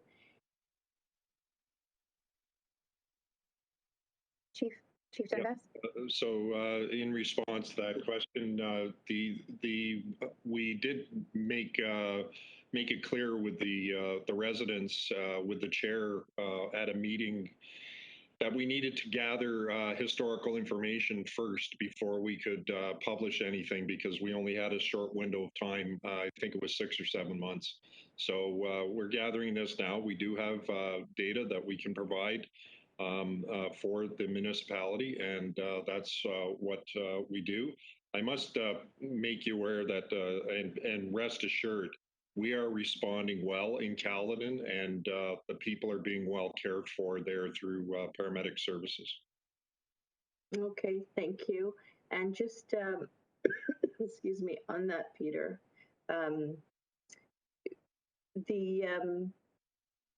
the growth exercise that we are going through, as you know, we are going to be taking a lot of growth in Caledon and in the region as a whole. So I'm sure you're involved in that process. And do you have any concerns moving forward with how we're going to be able to handle emergency situations with the amount of growth that we are going to be taking? Through you, Madam Acting Chair, to Councillor Grove's question, I've just been in receipt of some documents provided to me by the Fire Chief of Caledon that I haven't had an opportunity to review. They're quite fulsome, and we will be looking at that from the analytics lens of the report that we presented in late, I think it was December of 2020, the overall capital growth plan that we had forecasted, and we'll do some comparison analysis on that. So we do have that available to me, and but I am not actively involved with any engagement at the town level with respect to that. Okay, and will you be taking, once you've done the analysis, will you be taking something to council or our health committee? My understanding is the analysis that was done was through our strategic policy and planning group in health services. So I'll be working closely with the director there, Brian Laundrie, who all of you know quite well, and the analytics team they would probably be bringing the revised report, and we did commit to bringing updates on that on analysis on a regular basis to council. And I know in consultation with Brian that we will be bringing some revisions to that probably in the early part of 2022. Okay, that's great. And as the chair of Health Services, Peter, I wouldn't mind an offline meeting with yourself and Brian and whoever else you think is appropriate to be part of that meeting, just to get a good understanding, because it is a concern. You know, we've had a concern with and your crew has done everything they could possibly do to make sure our paramedics have done whatever they have done and everything possible to make sure that we're taken care of and we're in good hands. But at the end of the day, you know, we need some other levels of government, I would think, to step up as well and to help us out, because we certainly can't do it alone. And it just concerns me with the number of people that we're going to be taking over the next few years. You know, ever since I've been sitting at this table, I recall the conversations around funding and being able to provide those services and the offloading and everything else like that. And Peter, you've done a great job working with the province to address the offloading situation. And I know it has gotten better, but I guess I just want to express some concerns moving forward with the large amount of growth that we're expected to take, how this is going to impact our health services. So looking forward to having some more conversations with you offline. Thank you. Absolutely. Thank you, Councillor Groves. Seeing no other speakers, 11.1 moved by Councillor St. Clair, seconded by Councillor Groves. Did you want to second that since you spoke to it? Yes, absolutely. Thank you. All those in favor? Any opposed? That's carried. We'll move to item 19.1, which was also held by Councillor St. Clair. Yes, thank you. This is a set of issues regarding detailed design in and around the hamlet of Bell Fountain and the Niagara Escarpment Plan area. And as the report notes, there was a part appeal of the environmental assessment for a substantial roads improvement, including Mississauga Road from Old Base Line, then across through Bell Fountain to Winston Churchill south to Old Base Line, and back across Old Base Line. So what the village doesn't want is an urban cross section within Bell Fountain. They don't want curb and gutter, street lights, and snowflake decorations. They just want to be the way it is. So that's quite a challenge, because now we're looking at non-standard road specs within the village. So the community's looked at the report, and they'd like an opportunity to comment on the detailed design with the engineers, please. And they noticed the aerial map attached to report has a red line that they of course suspicious. Is that a construction line, or is it in fact allowing a latitude for the detailed designers to look at the context of the actual road works and drainage and cultural artifacts and trees? So those are the concerns. I wanted to raise them. I don't think it's fundamental. I'm happy to move the report with that clarification. Thank you. Thank you, Councillor St. Clair. Ms. Edmond? Thank you, Madam Acting Chair. Through you to Councillor St. Clair. Yes, staff are certainly aware of the concerns and wishes of the community in Bell Fountain, and we'll be taking that into consideration. We'd be happy to continue communications with the community group as it moves forward, as soon as we retain the engineer. And I think your other question is around the red line on the aerial. That just defines the study area. So it doesn't define the construction limits at this time. Once the detailed design is completed, then we would be showing the construction limits themselves. Okay, thanks for your help.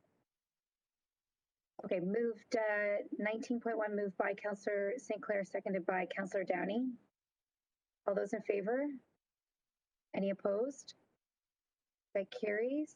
Item 19.2 held by Councillor Raz.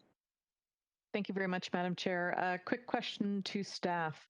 One of the service line or water and sewer line warranty programs has been, based on the feedback that I've received, been very effective, and this report proves it. I'm wondering, has there been a map overlay of the 3,500 claims and where they are? And number one, did those feed into our work plans already underway, but are there hotspots identified where we as councillors can maybe do more targeted communications for the service line warranty program in our areas if there are?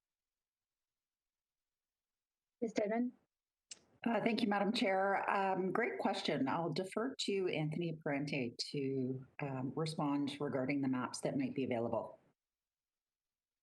Yeah, through you, Madam Chairman, to the Councillor, we don't have specific GIS mapping right now on those areas. We can say for certain that a lot of the warranty-related claims that we've been getting or that we're aware of are in areas of older infrastructure. We know that's a common problem here, so we can tell you that. It's certainly something that staff can work on right now with related to each of the individual claims. But right now, internally, we don't maintain any specific mapping of that information.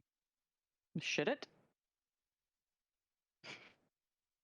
Through the chair, yeah, I think it would be a good idea to do it. We just want to make sure that, again, the metrics that we have there, Councillor, are very good. We know historically these are problem areas, and people with deeper, older type cast iron connections tend to be a problem. One interesting aspect of note is the warranty program is threefold: water, sewer, and internal plumbing. And I can tell you that the majority of claims, about 70%, are internal plumbing related matters.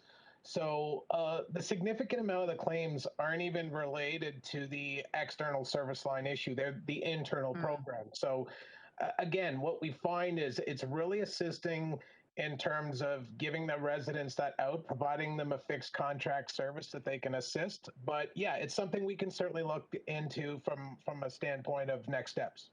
Okay, I guess when the region will come in and do a water main or whatever replacement, I'm just speaking specifically to the water line. That doesn't mean that the resident's water line from the connection point to the house gets replaced as well. So they could have a very old line connected to a new system.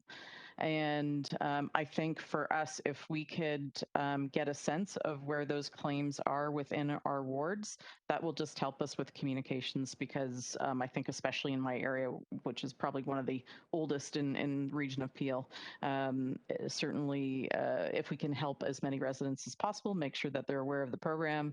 I'm sure a lot of people have thrown it away. I've heard anecdotes, oh, this happened to my neighbor, I'm going to go get the same thing. Whatever we can do to help alleviate any future financial hardship for residents in those areas would be helpful. So anything you can provide me at some point would be appreciated. Through the chair, maybe if I could add one more comment to you, Councillor. We do have to, of course, we'll go back and work with service line on it. There could be privacy related matters in regards to us containing that data, because again, remember, the region doesn't, that contract is with service line warranty and the resident, not necessarily the region. The region's the advocate for the program, but let us look into that and we can include that in next year's report back or sooner if you need it. Okay, you can increase the buffer on the dots just so we get a sense of the areas. Thank you. I'll move the report, Madam Chair. Thank you, Councillor Raz. There's no other speakers on the board. Can I have a seconder? Councillor Downey? All those in favor? Any opposed? That carries, and I'll turn it over to Ms. Lockyer for the confirming bylaws. Thank you. Moved by Councillor Demurla and seconded by Councillor Sinclair. On a point of order? Yes, thank you. Yes, Councillor Parrish? Yes, I would like to serve notice that I'm going to appeal the ruling of the presiding officer. I had 15.3 votes and the ruling was 16 was required. I don't know if we do it today or if we do it at the next council meeting. Under 8.5, appeal ruling of presiding officer. When a member appeals a ruling of the presiding officer, the member shall give notice to the presiding officer that his or her ruling is being appealed. After notice has been given to the presiding officer, the member shall state the nature of the appeal, and the appeal shall be immediately decided by councillor committee by a majority vote. Now, I don't know if that should be done today. I have just given you notice, or if it should be some other process. I'm sure Catherine can help us. Any challenge of the chair must be done within the same meeting. So if the challenge is on the actual number that's required for voting, there are 23 members present, and to achieve 2/3 requires 16 members.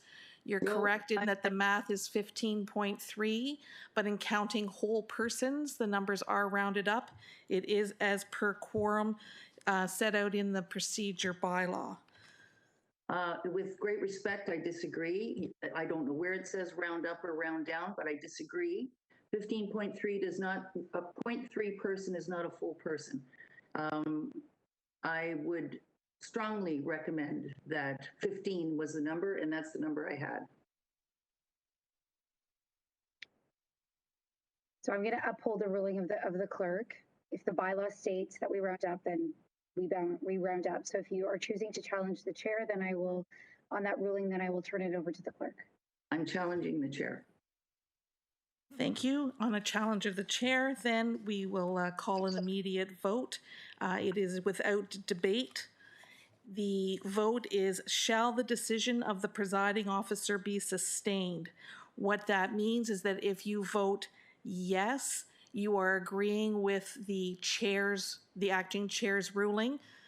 If you vote no, then you are not agreeing with the ruling. The ruling is that it required 16 people to achieve 2/3. I'll take a recorded. Some clarification. No, you can't. Thank you. It's not debatable. The challenge is not debatable. If you have a clarifying question, I'll leave it to the acting chair if she wishes to clarify. You are entitled to clarify the motion.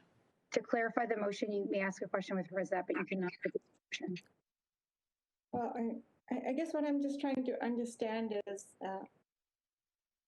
where does it say that it has to be rounded up? That's all. It wasn't clear to me. Do the bylaws say that it's rounded up? Based on what Ms. Lockyer has said, yes, but I will ask Ms. Lockyer to repeat that section.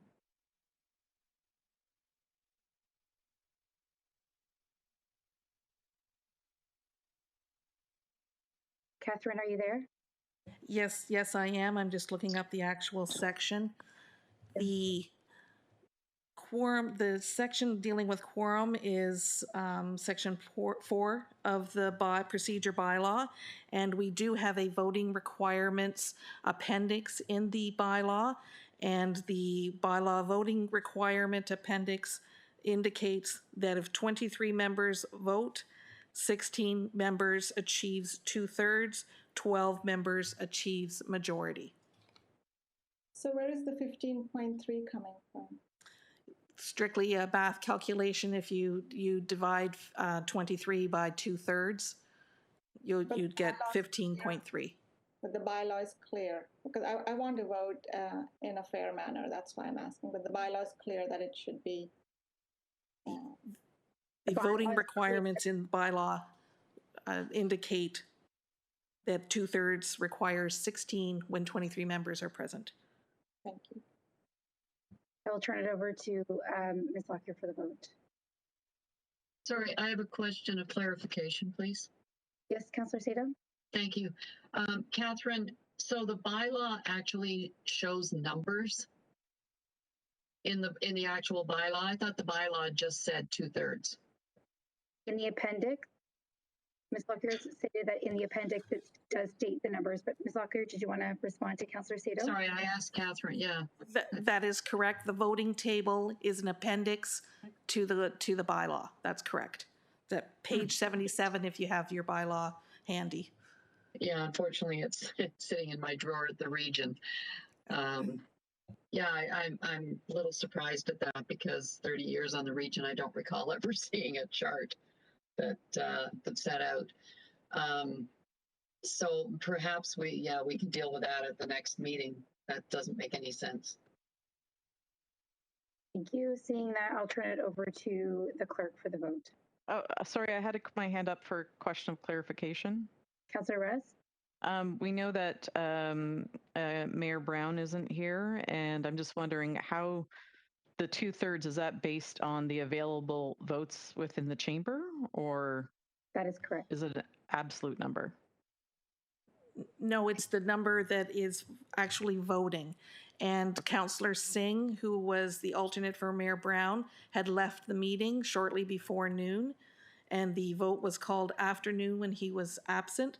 So his vote did not, he was absent, so it did not count. There were 23 voting members. Okay, thank you. I'm gonna caution, we points of clarification only. I noticed that Councillor Parrish, your hand is up. Under a point of clarification, what takes precedence, the actual wording of the bylaw or the appendix attached to it that was someone's opinion, but possibly didn't come through as a proper part of the bylaw? Which takes precedence? So Councillor Parrish, as the acting chair, I'm going to say that appendixes are part of the bylaw. That's what is approved by council. That is why the position I have taken is that that upholds. So I'm going to now turn it over to the clerk for the vote.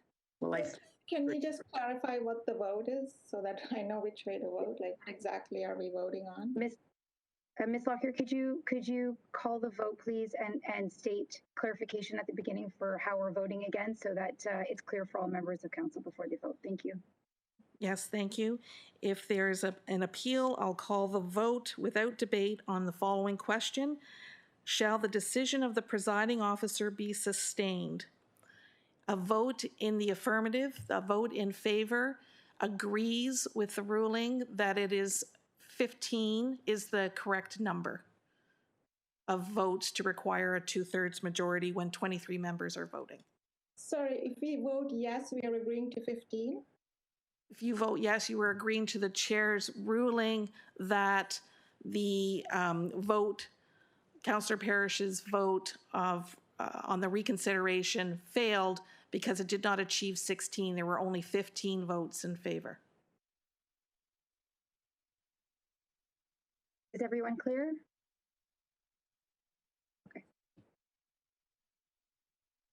Sorry, Madam Chair, I have my hand up. Councillor Pleshy. Madam Chair, what I don't fully understand is it's not necessarily a vote on your ruling, but a vote on the interpretation of the bylaw.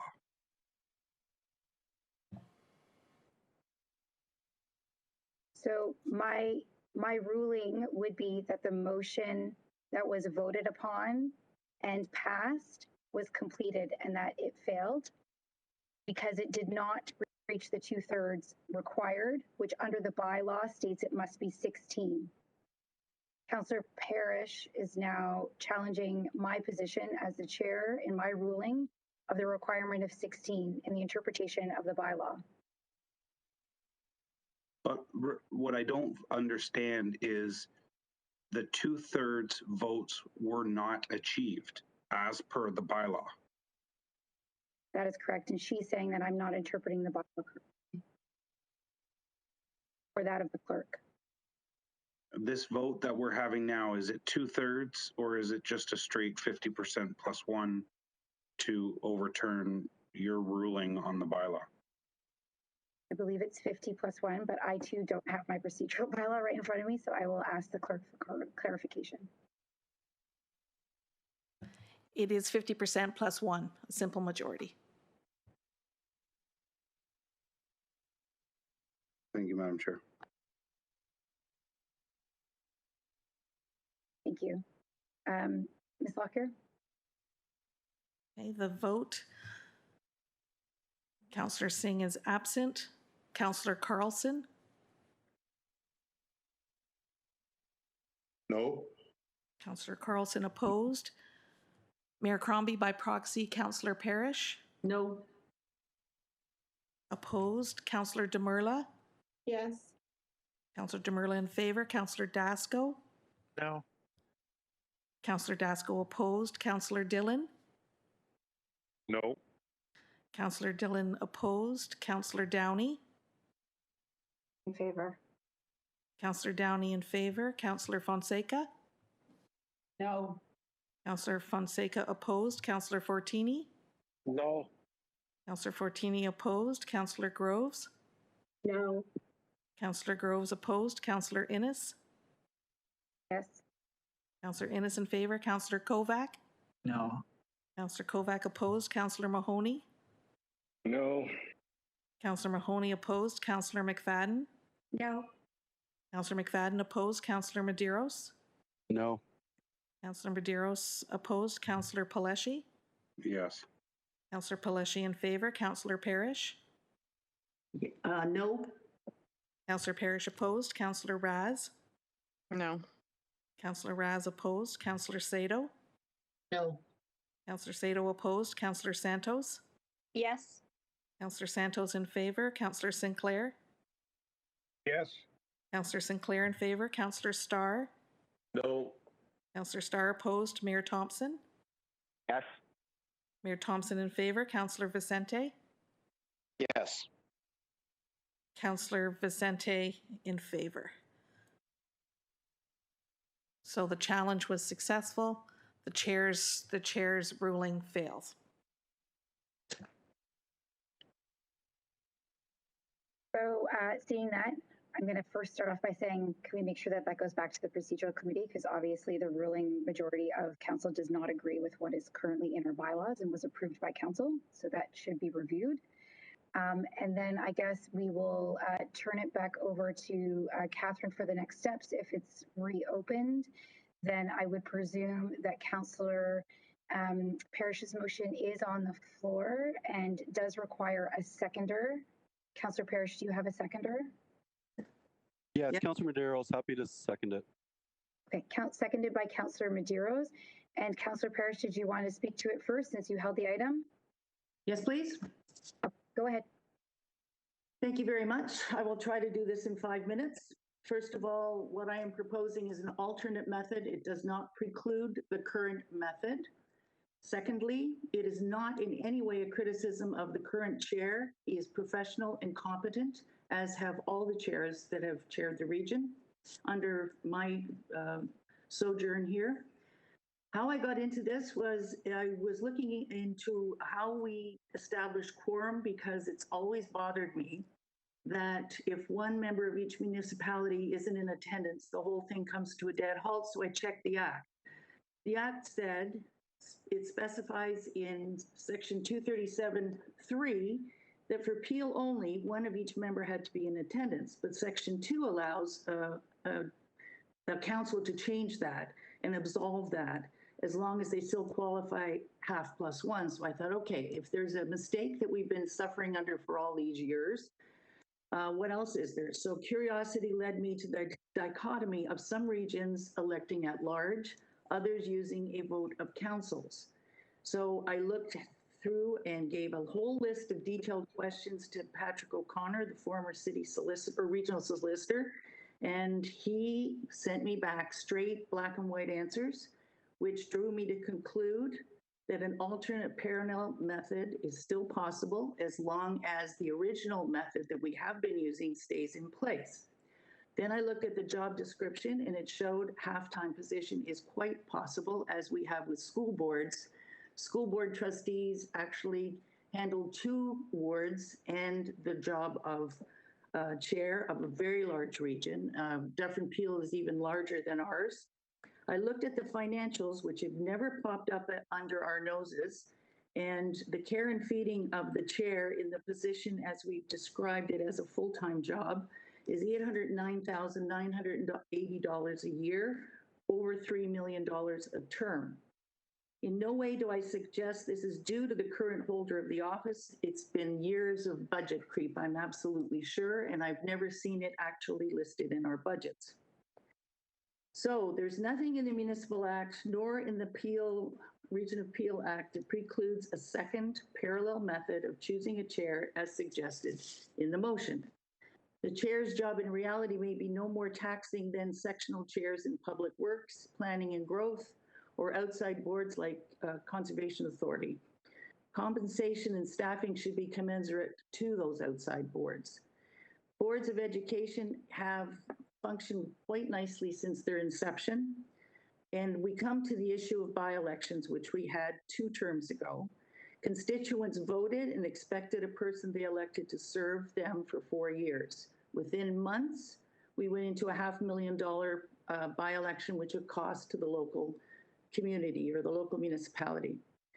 I suggested, as I was drafting the motion, 1 vice chair, and in consultation with Mayor Brown, he suggested 2, in that all 3 lower tier municipalities would have a person on this in one of these positions.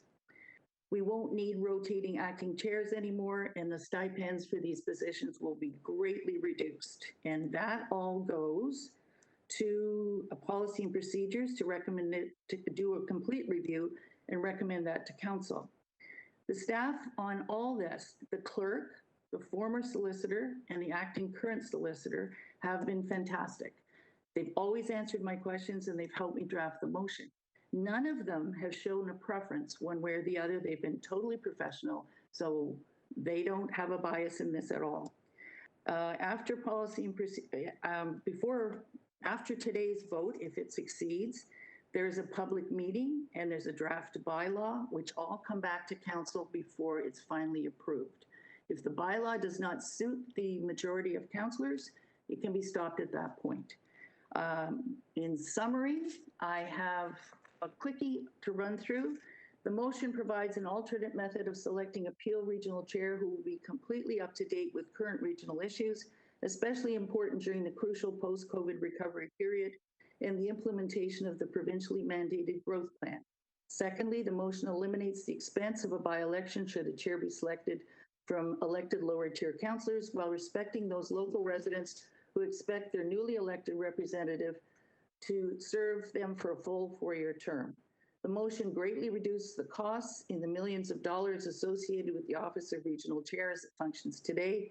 The motion treats an Office of Chair as we do other sectional chairs, such as Public Works, providing members of Regional Council with an opportunity to review the chair's performance and reappoint for 2 more years, or provide another member with the opportunity to chair the region at the midterm, as we do with the sectional chairs. The motion provides for 2 vice chairs, one from each of the lower tier municipalities and different from the municipality from which the chair comes, to share the workload of the office, but also to provide synergy of purpose and direction for Regional Council. The chair and vice chairs continue to cast votes on behalf of their constituents who elected them. A tie vote would fail, as they do in most democratic organizations. There will be a no extra vote for the chair to break a tie. Should an outside candidate rather than a sitting councillor be elected chair, the elements of this motion, such as 2 vice chairs and midterm review, would not take place. I am sincerely hoping that we are allowed to continue this process, do a public meeting, find out what the public thinks about a $3 million a term position, and see what type of bylaw we can draft that will be acceptable to all the councillors. And again, I reiterate, this has nothing to do with being critical of the current chair. He's doing a very professional job. He can run again with this bylaw in place. And I hope it will be supported today. Thank you. Thank you, Councillor Parrish. Mayor Thompson. Could I ask staff, is there a public meeting when we're talking about an elected official? This isn't the business of council. So is there a public meeting for something like this? Can you clarify that, please? Ms. Lockyer?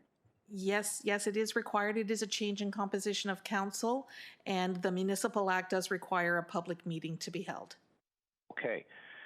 my question is, where Councillor Parrish is going is it's going right back to a county warden type style. To me, it's regressive, not progressive.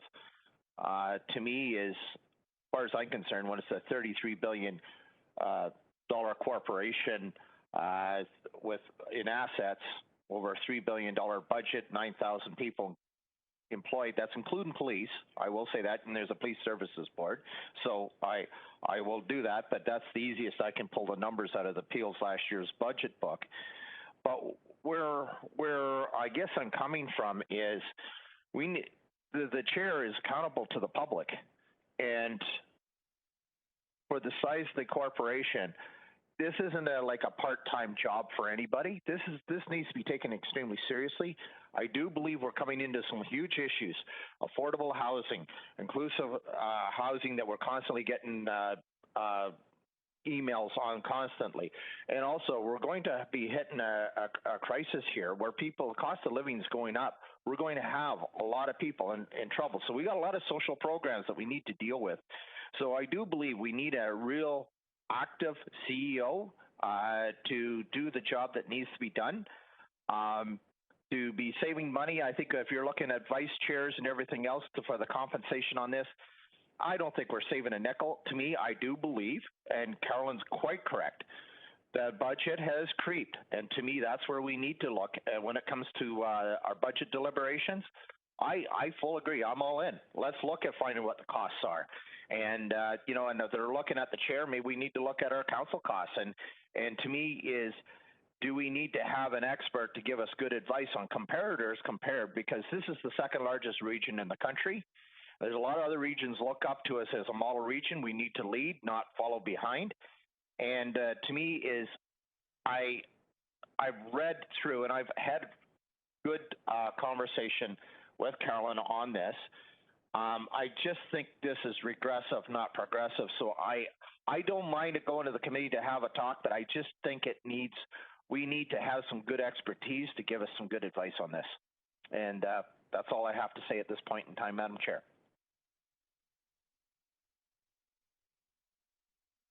Thank you. I'm going to ask for I'm sorry to do this right in the middle, but can we do a 5-minute break before we get into more discussion? Because I don't, none of us have had a break. So we're going to come back at 1:16.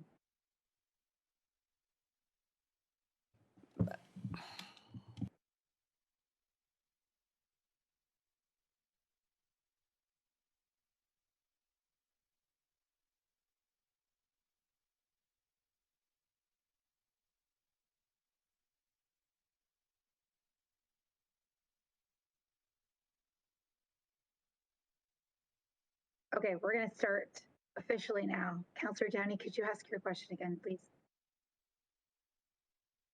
Thank you. Through you, Chair. Was the information supplied by Patrick O'Connor made available to the rest of Regional Council?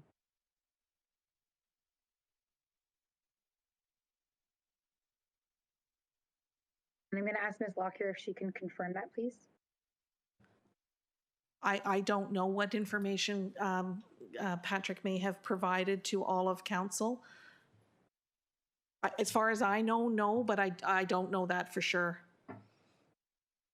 Okay, thank you. I guess like sometimes, composition reports and things like that are held in our tent box file. So I'm just wondering if that was all kind of collected, if I've missed it, if it could be made available to us, I think that would be helpful.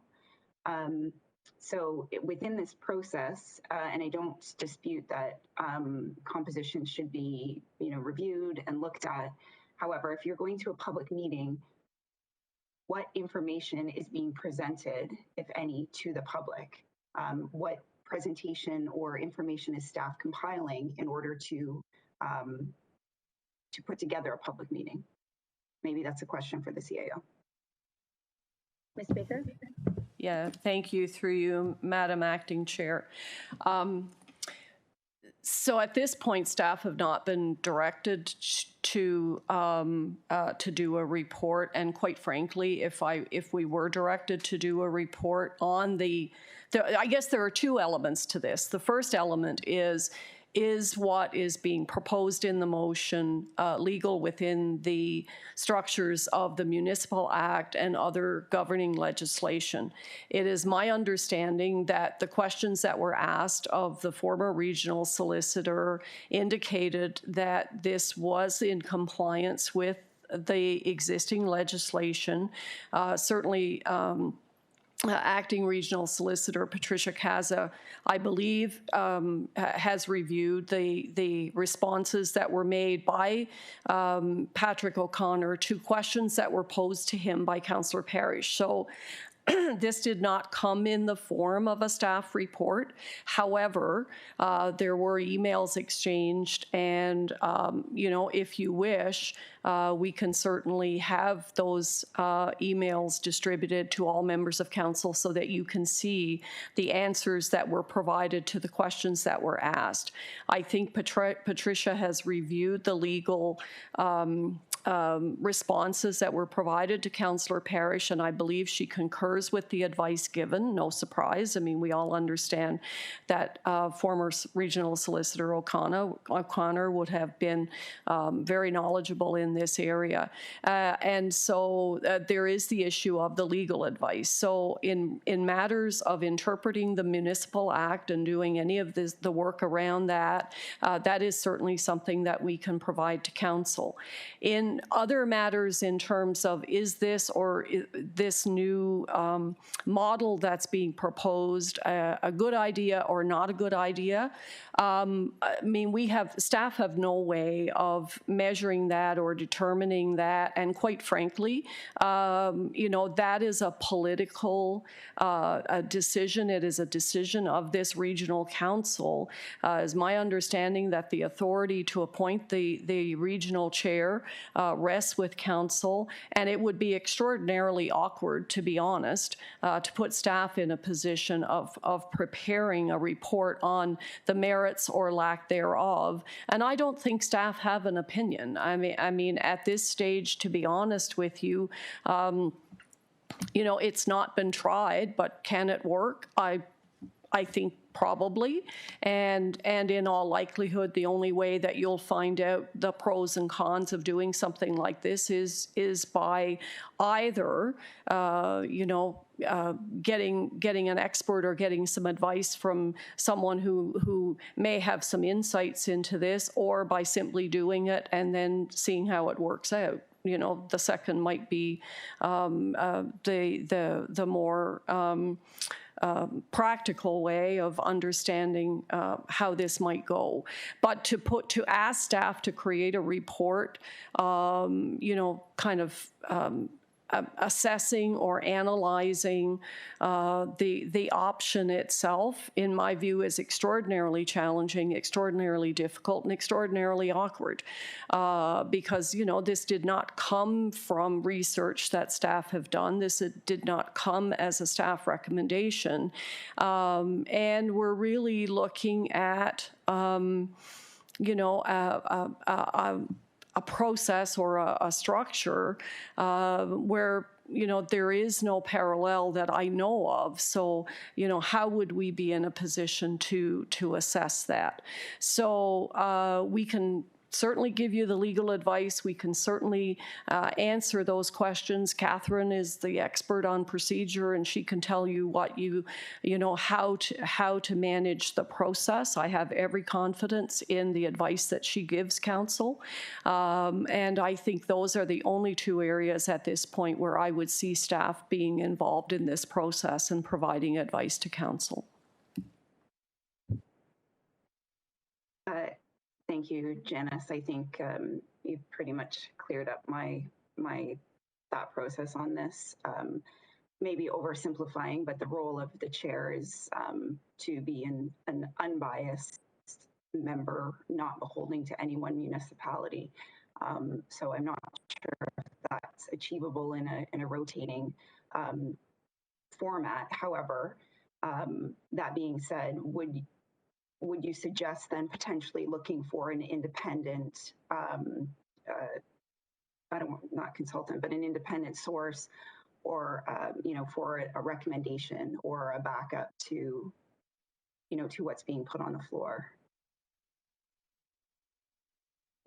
I mean, again, we're in council's hands. If members of council feel that there is advice or information that they don't have and would wish to have, then certainly the option of engaging someone to provide you with that advice is one that, you know, we would be happy to action on your behalf if that's the wish of council.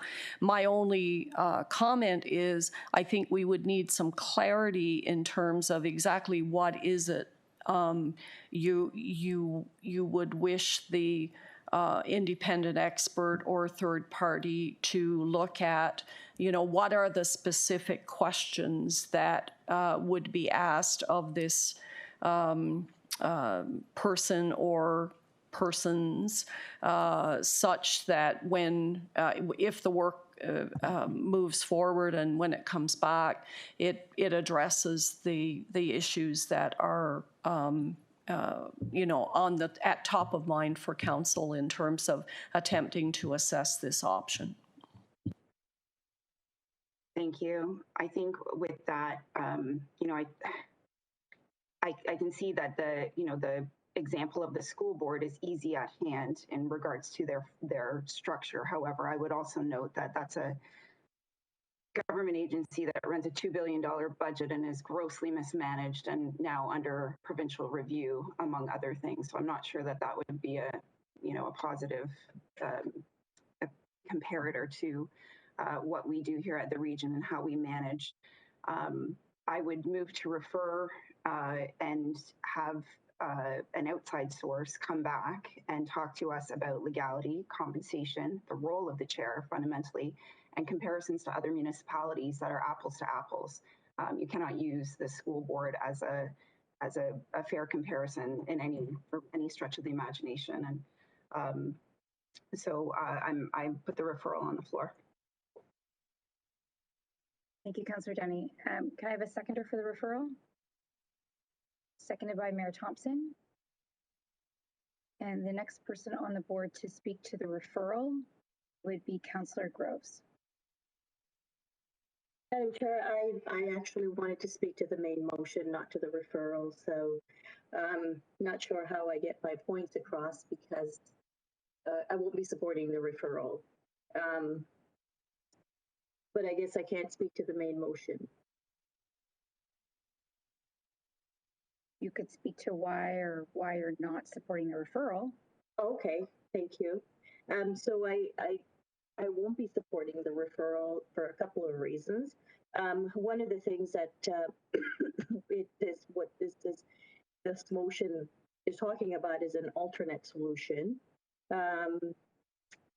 and cost savings. We're in a pandemic where all municipalities are facing some really challenging times financially. So, you know, if there's an opportunity to save over $3 million, that is a lot of money. Region of Peel, we've always been saying we are not getting our fair share. So if there is an opportunity to explore those sorts of savings or where there's an alternate method, I don't see what the problem is. We are going out to the public. We're not making a decision today. And the other thing that Mayor Thompson mentioned is that the chair is accountable to the public. Well, the way that our chair is elected, and I'm just talking in general, our chairs are elected. They're not accountable to the public. They're actually, in fact, accountable to the people who elected them, and that would be us. It's the council who elects our chairs. If the chair was elected at large, well, then the chair would be accountable to the public, but our chairs are not. As elected officials, we are accountable to the public. So, you know, the other thing point that was brought up was the whole issue around by-election. And I recall the previous chair, prior to our current chair, I believe there was a by-election as a result of that chair running. And one of the reasons that I remember my colleagues in Caledon did not support that chair was because they were not in favor of by-elections. So if we have an opportunity to not create by-elections because they are expensive, we just saw that with the federal government created an election that was unnecessary, but cost us over $600 million.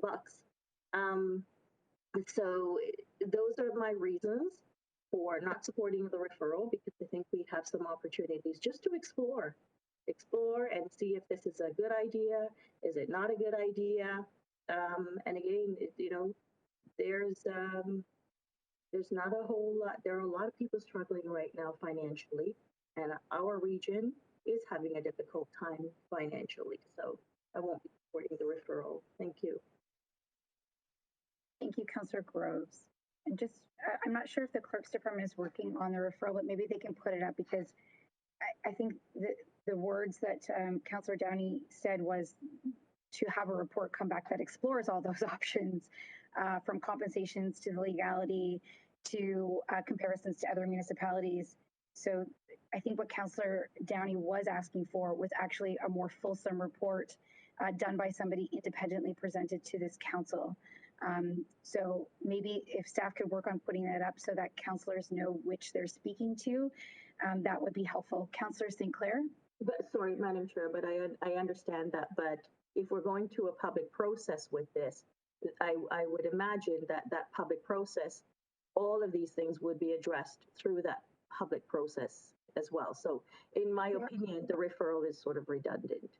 Thank you, Councillor Groves. Maybe for clarification, because I think that our CAO Baker had already indicated that some of those things could not be addressed by staff, therefore they would not be able to prepare them for a public meeting. Could we just get clarification from CAO Baker on that? Because I think some of the things that Councillor Downey was asking for are not part of that, Councillor Groves. So I think we just need to have that clarification. Janice? Yeah. Through you, Madam Acting Chair, thank you. As I mentioned, the only areas in my view that staff can address are legal issues, i.e., compliance with Municipal Act and other legislation. We certainly can take those questions, and Patricia, I believe, is more than capable of answering them. And obviously, as any council meeting, procedural questions. When it comes to questions on the merits of the issue itself and the proposed motion before council, it would be my strong preference that any work done to assess and respond to questions and queries from members of council on the merits of the model would be handled by a third party if that's what council wishes. And if assuming that we get there in terms of, directing staff to engage someone to advise council, that would be an area then where I would want to seek as much clarity as I could around what are the questions that we're asking of the expert. We can ask them a broad question and say, go out and, take a look at this and tell us if it's a good idea. But I think if the more specific direction and questioning that we can provide to this consultant, would be helpful for two reasons. One, make sure that the information that comes back is of maximum utility to council, but secondly, so that we can actually engage the right team of people or person to do the work. So, I'll see how the conversation evolves from there, but hopefully through you, Madam Acting Chair, that answers your question. Thank you. Thank you, Ms. Baker. So, Councillor St. Clair, you're next up. Thank you. Speaking on the referral, I think we need a lot more information somehow, and I guess staff can help us with legal, but we also need to explore this notion of how the chair gets elected. We need to look at the roles of the chair, and it seems there's a proposal of having three chairs, a chair and vice chairs. I'm not quite sure, and how that would all work. and they're supposed to be also doing their ward work in Brampton, Mississauga, and Caledon, presumably. And then there's an issue of how much money's being spent in the office of the chair and the role. I would have thought the first step would be to start with a clear picture of what the role of the chair is in the office of the chair and what they're achieving, and then kind of look at the dollars and then start looking at should it be broken up. So I support the referral for more information. Thank you. Thank you. And I'm going to go to the clerk. Do we have a seconder for that, for the referral? Yeah, Member Thompson. Right, sorry. My apologies. Councillor Parrish. Thank you very much.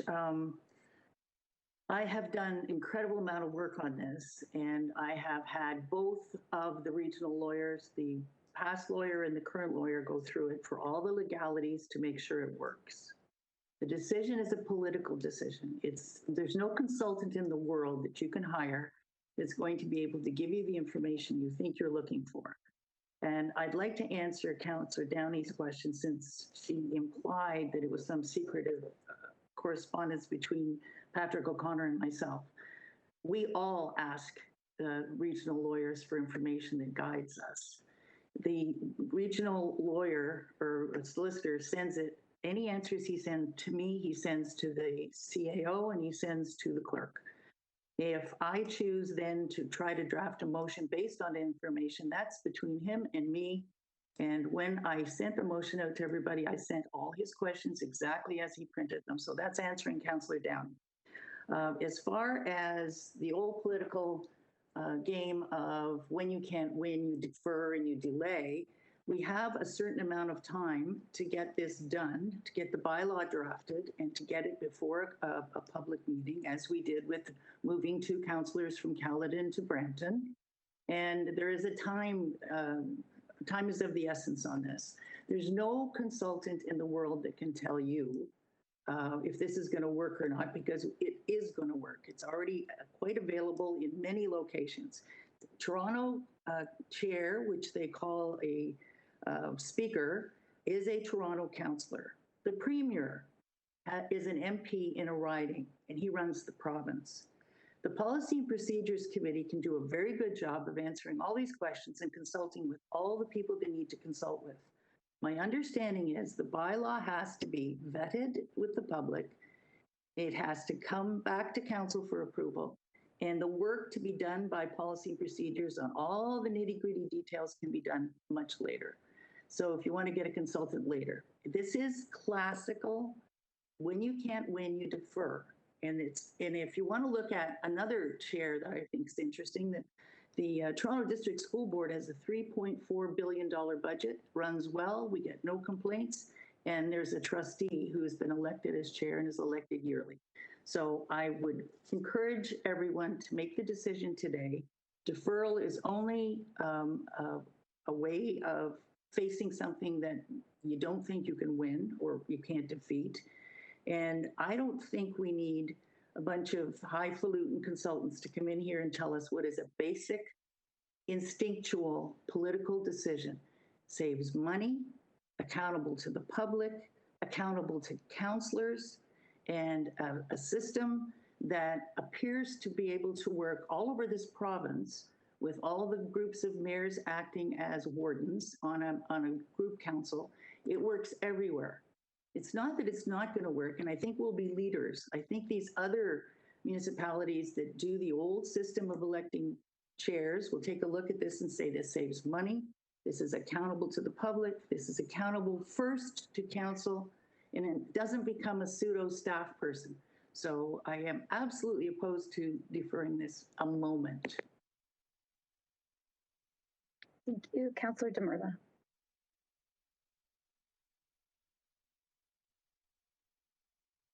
Thank you, Chair. And, you know, the challenge that I'm having and what's giving me really pause is that the motion's asking for two things. It's asking us to accept that the current model of a full-time chair is broken without any evidence. And then it proceeds to providing a very specific solution, again, without any evidence to back it up. And what I mean by that is we have to compare apples to apples. And so what we have here at the region of Peel is a $2.7 billion enterprise. And so the question to ask is, if you have a $2.7 billion enterprise, should you have a of order, please? So I'm coming to the referral. Councillor Parrish, I'm working my way as to why I will be supporting the referral. So please bear with me. So what I've been struggling with is the lack of evidence behind the solutions that are being proposed and an assumption that the system is currently broken. Maybe it is, maybe it isn't, but I'd like to see more substantive, I guess, evidence to suggest that it is actually broken and that it needs to be fixed only in this certain way. So I think the referral idea is a very good idea, because I would like to hear from someone to say a $2.7 billion institution, does it merit a part-time chair? Because what I've been thinking and what I was wondering, frankly, quite a bit last night was, the city of Mississauga has a budget of $1 billion. The city of Brampton has a budget of about $780 million. And the city of and the region of Peel has $2.7 billion. I need someone to explain to me why the city of Mississauga needs a full-time mayor, but a $2.7 billion region of Peel only needs a part-time chair. So I'm looking for some experts. This is a big decision. This is a really big decision. This is a level of government, the second largest region in Ontario, and we are making governance changes. And I'm open to those changes, but I would like to see an expert weigh in and tell me why these changes are good. Because if that expert says these changes are good, I'm happy to support it. And I finally just want to say the $3 million savings that we are talking about, they're independent of this position. You can, it has nothing to do with how we select the chair and whether the chair is part-time or full-time. So I would definitely push for a report along the lines that has been suggested. So I will be supporting the referral. Thank you, Councillor Demerla. Councillor Downey. Thank you. Through you, Chair. I, in no shape or form, was suggesting that things were not on the up and up, just looking for additional information. And I appreciate that it's there to be shared. I personally would not support one way or the other without that information and without hearing more from an expert. I agree with Councillor Demerla that there are lots of different ways to do things and lots of different compositions of council that could be applied. Is this the appropriate time to do it? I'm not so sure, but I was in no way suggesting that things were not, or being done secretively at all. I'm just looking for the information. And that's why I would support referring back to staff to have that information collected, potentially have an outside source consult, and give us the opportunity to really look at things deeply. We may find that, as Deepika said, it is in fact the way to go. There may be another suggestion coming from that is different but not the same. I'm all for a change, all for reviewing compositions of council, even down to our own positions and how we function here at this table. Happy to do that. I think that we need more information. Thank you, Councillor Pelletier. Thank you, Madam Chair. So I will support the referral, and I guess based on I won't add anything more that Councillor Demerla had so eloquently put. I guess one of my questions, though, is, we've never made a change in composition to regional council without some kind of expert opinion, whether it be the Justice Adams report or the UI report. But I guess what my question to what I would want staff to report back on is ultimately the office of the regional chair, and I don't think we need an outside entity to give us some comparables to other regions per their composition and population. But what I would like to do is, one, I'd like to ask staff to report back on the office of the regional chair and their day-to-day duties, to fully understand what we would be getting ourselves into in terms of the way I would look at this is if, and I know this wouldn't happen, but if I was regional chair for half of a term, then what more responsibilities do I need to take on that take me away from my duties as a regional counselor? So I'd like to understand that, and then subsequently to, if you were a vice chair, I guess ultimately, if we understand the role of the regional chair and the office of the regional chair, then I'd like to at least have that information. So that's why I would be supporting the referral, to have some of that information come back to us. So I guess through you, Madam Chair, to the CAO, I realize that staff aren't comfortable in providing any comments on the go forward, but are staff in a comfortable position if they can provide us with the comparables, our regional chair to other regions? There isn't too many and similar in size, but if we were to compare it to other regions as per the population, would that be something that staff would be willing to bring forward? Ms. Baker? Yeah, through you, Madam Acting Chair. So if what you're asking for, Councillor Palashi, is what I would call a benchmarking report, where we would go out and look at,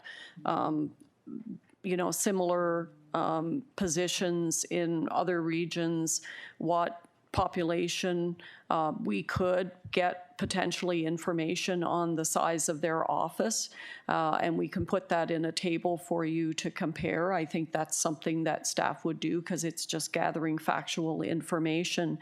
The other comment that you made, if I may, with respect to the duties of the chair, one of the dilemmas that we have, and one of the pieces of information that came out of the legal review, is that the Municipal Act is not terribly explicit about the duties of the chair.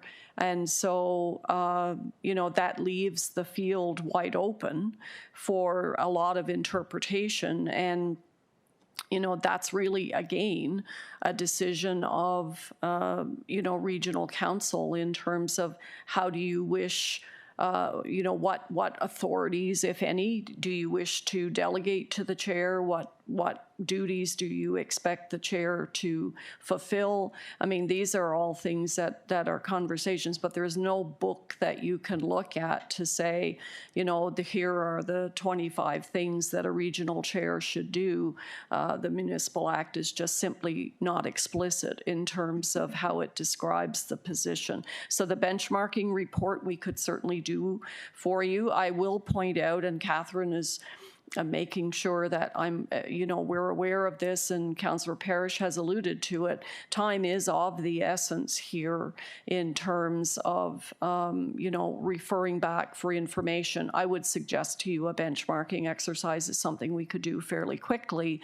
But if we are tasked with engaging a consultant and then having them do some of this work, we would have to do that pretty quickly, which probably means I would need to have the authority to sole source with council's, input, and we would have to put a pretty firm deadline on when the information requested would come back. So it's a tall order to a large degree, in my view, given that we're already well into October, and council, with the holiday break, we've more or less got about 8 weeks to get all of this done. No, and thank you for that. And I do appreciate that. And I'm sure, Councillor Parrish will probably get a chuckle out of this. I'm in no rush, obviously. This to me is something that we can, if we're being pushed and rushed into making a decision, then I would just say let the next regional council make the decision, and then they have all the time to get all of the information.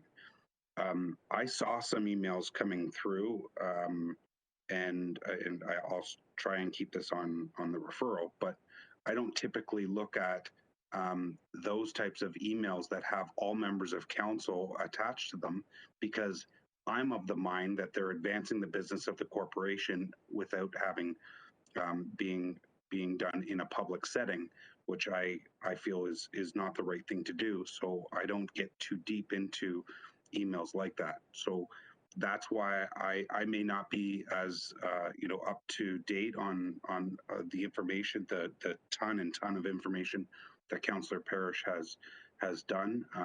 So I'm of the mind that I would like some additional information, and that's kind of why I was looking for the referral. The other thing is, what I would like to do is I would like to request that the regional chair provide us with, if it's not clearly set out in the Municipal Act or clearly set out within the region of Peel, I'd like the regional chair to be able to provide us with some kind of job description and what that function does on a day-to-day basis, and also what the office does. And then so I can have that and hopefully compare that to possibly other regional chairs, so that we ultimately know what we're getting into. I guess the way you have to look at it is, if each member of council looks at it like, if they're going to put their name forward to become a regional chair, what are they getting themselves into? And I think that's what the way I have to look at this, and that's why I'll be supporting the referral. Thank you, Madam Acting Chair. Thank you, Councillor Pleshy. Councillor Demurla. Thank you, Chair. So I'm just turning to the CAO. What I'm hearing you say, Janice, is that it would be possible to get an expert report back, as well as some comparables from staff, in a timeline that would still allow this motion to pass in a timely way. So given that context, I think my plea would be, I think it's in all our collective interest to have an expert look at it. We're not delaying it. We're just asking for some more evidence that the proposed route, in fact, is what the region is best for the region. To me, it's a really big decision. We're changing how we govern ourselves, and I think we all deserve the benefit of some expert advice on it. And what's being proposed is something that would give us that expert advice, but still allow Councillor Parrish's motion to be considered in a timely way. And it might be that the expert advice is such that Councillor Parrish, your motion passes unanimously, and that would just make all of us that much stronger. So I think it's not unreasonable what's being proposed. I will definitely be supporting the referral, and I hope my council colleagues will consider it as well. Thank you. Thank you. Councillor Dasco. Thank you, through the acting chair. I just wanted to ask, with regards to this benchmarking, that would take place in a situation of a deferral. Would this benchmarking not be taking place as we would go out to the public for community consultation? I just want to get some clarity on that, because if we're going to defer this, I want to make sure that we're coming back with a full report, because I appreciate the work that's been done so far, but we need something tangible to take out to the public to get their feedback on. So I'm not sure if that would be CEO Baker, but I think the intention of the motion is to get that information to actually go out to the public, because right now there is that benchmarking and the comparison to other regional municipalities doesn't exist. So, but perhaps, is that the question that you're asking, Councillor Dasco? Yeah, I'm not asking. It would still go out to the public? I'm not asking whether it exists or not. I'm asking for some benchmarking to be done, and for some work to be done on this. And I think that's part of the deferral. So that's really the question that I am asking. Yep, that is part of the referral. Perhaps we could ask Ms. Lockyer to put it up so that everybody can see it. And that might help. And then just for clarification of the process would be then with the referral would be that it would come back to council with a full report. Then it would go out for its public meeting. If it was approved by council, go out for its public meeting, and then it would come back for a final vote on council with the input from the public. Does that answer your questions, Councillor Dasco? Yeah, thank you through the acting chair. I just wanted to say that does, except so that report that comes back, that would come back to regional council first before going out, or it would just come back to the committee? It would come back to regional council. Okay, thank you. Yeah, that answers it. Thank you very much. Thank you. Councillor Vincente? Thank you, Madam Chair. Can we, speaking to the motion for referral, can we have the referral also ask for information on why in some regions in the province, the regional chair is elected? I believe Waterloo, Halton, Durham, they have an elected chairs. And here in the region of Peel, we were on the cusp of having an elected regional chair. And that would have been, I think, the truest form of accountability for what essentially has to be and should be an independent position. And it can't be an independent position if it is from among someone who is still active in one of the municipalities. And so to the mover of the referral, can we have staff also come back to us with the benefits and the solid reasonings for having an elected chair, which was something that we were very close to having, but then that was changed very last minute.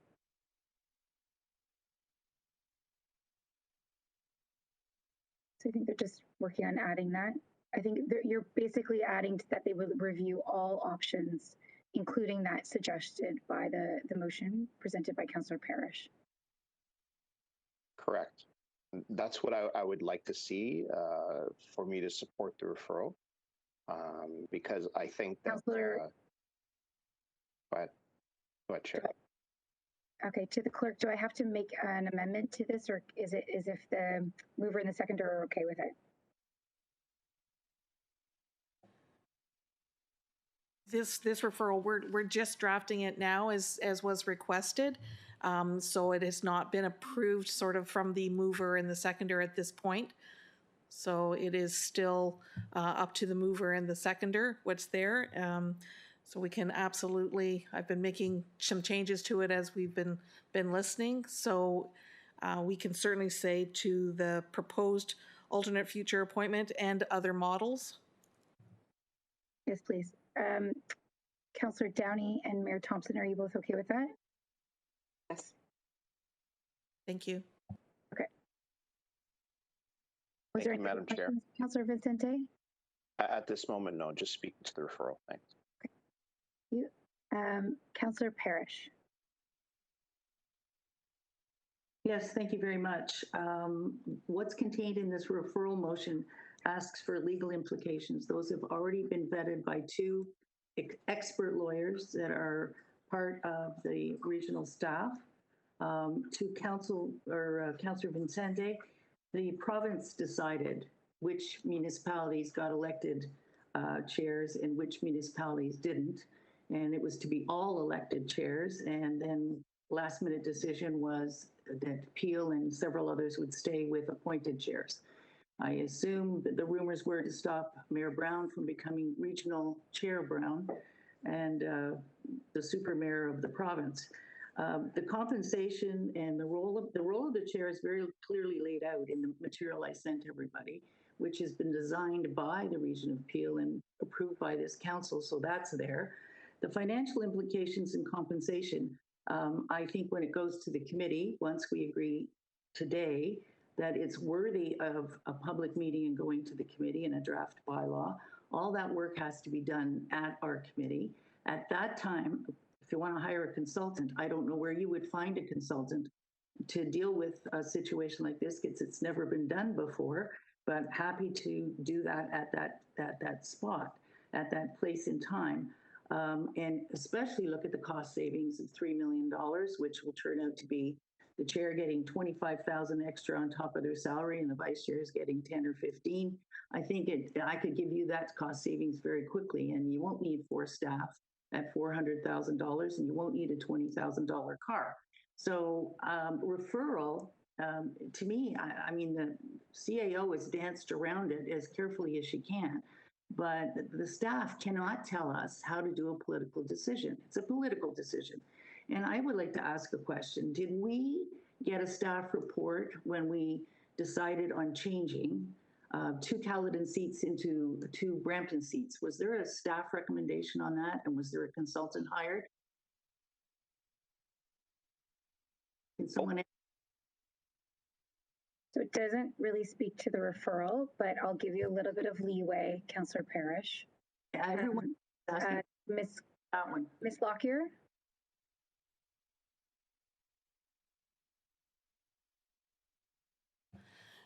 No, there was not a report when they changed the when council changed the seat composition. Correct. Kangaroo court. It was a political decision. It was made by council. It didn't require a staff report because the staff wouldn't have touched that one with a 10-foot pole, and I don't blame them. This is the same kind of decision. We're setting a policy today that changes or proposes an alternate method that can work with the method we've already got. And there's no one else does it. We're a leader in this field.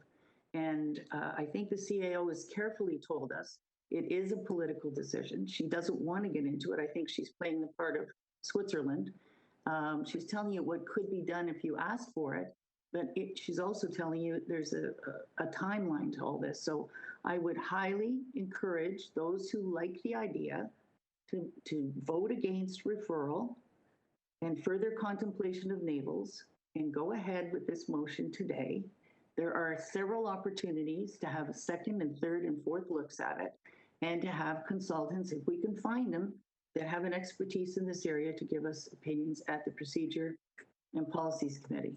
So I would really encourage people to get on with the business today. This is a political decision and it is a leadership decision. It's going to put us on the map.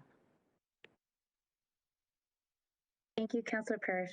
And just to follow up to your question in regards to not doing a council report for this round of compensation, but I remember sitting around the table for discussions of other compensation. And just for clarification, could Ms. Lockyer and Ms. Baker confirm in the past, prior to the last discussion that we had, were reports provided to council and to the public in regards to council composition? Yes, there were other terms of council that were reviewing composition. There were staff reports that were on the public agenda, correct? Thank you. Councillor Demrla. Thank you, Chair. I did see that. I think Councillor Sinclair may have raised his hand before me, so I don't know if Councillor Sinclair wants to go first, or I can. Fine, I'll finish up. I just wanted to say that I strongly do feel that how a $2.7 billion corporation is run should not be a political decision. It really should not be a political decision. Whether a chair is part-time or full-time should not be a political decision. It should be rooted in evidence, I think. And I will say that at the time of the composition, I felt that was rushed too, and maybe we would have benefited from a report, but that's done. But I do believe that, this time around, let's take the time. I mean, we're still trying to make this work. I just want to be comfortable that, making this huge change and it really is going to have some repercussions, because if we say a $2.7 billion enterprise can be run part-time, well, why not $1 billion enterprise, and why not a $750,000 enterprise? So I think those are fair questions to ask. And then finally, I think we keep conflating the budget of the current office with how we select the chair. They're completely divorced. If you feel the budget is too high, that can be changed without touching this motion. So let's not conflate those two issues, is what I would say. Thank you. Thank you, Councillor Joanna. And finally, Councillor Sinclair. Yes, thank you for letting me speak a second time on this. I just express my dismay of the intent of the idea that we'd rush ahead and change the entire structure of regional chairmanship of Peel. Basically sending us to the level of Bruce County or Lanark County, when we're in fact probably the most important economic and social diverse municipality in the province for sure. I just don't get it. We need more information here. Otherwise, it's just plain reckless. Thank you. Thank you. Councillor Vincente. Thank you, Madam Chair. I guess we keep waffling back and forth a little bit between the main motion and the referral. But I think the context of how a regional chair is chosen is really critical to this conversation, and having more information for members to consider should involve and should cover the ways in which other regions across this province elect or select their chair. The fact is that we here in Peel have always appointed the chair from amongst a member of the public, but that could include someone who chose to, if they were elected as in one of the councils, they would run for chair, and then if they won that position, would need to vacate the seats in the municipality. And that is appropriate because as the chair of the region, you should be independent and beholden to all members at the region. That is what an elected chair achieved, in that an elected chair was beholden to every resident in the region and was elected by the residents of the region. That is truly democratic. I agree with you that the change by the Conservative government may have been politically motivated, but it may have been more to do with undoing a decision made by the previous Liberal government than anything else, because the previous Liberal government, in my view, had their heart, if you will, in the right place by expecting and wanting to see an elected regional chair in the region of Peel, as it is done in other regions across the province. And so I think any conversation around this should involve and look at those other models. We need to have that conversation, have the information before us to go in a different direction, where you would have someone who ran for a council somewhere, won, and then decides a week later that they want to run for regional chair, which if they win means they would need to vacate that seat, but now we're providing a means for them to stay in both seats. I have issues with that, and I think that for us to make a proper decision, this is not about delay. This is about, if we're going to improve it, let's really see what's available to us to improve the way in which the regional chair is chosen. If you want a chair that is truly independent, we have other options that we can consider. And I think that compromising the independence of a regional chair is not, it's as Mayor Thompson said, it's regressive, it's not progressive. And I don't agree with the decision to make the regional chair not an elected position and to go back to the way it was before. It's problematic. It involves a lot of backroom deals that are not transparent to the public, and I could go on a number of different reasons. And so I think that if we're going to look at this, let's look at it right. Thank you. And Councillor Santos.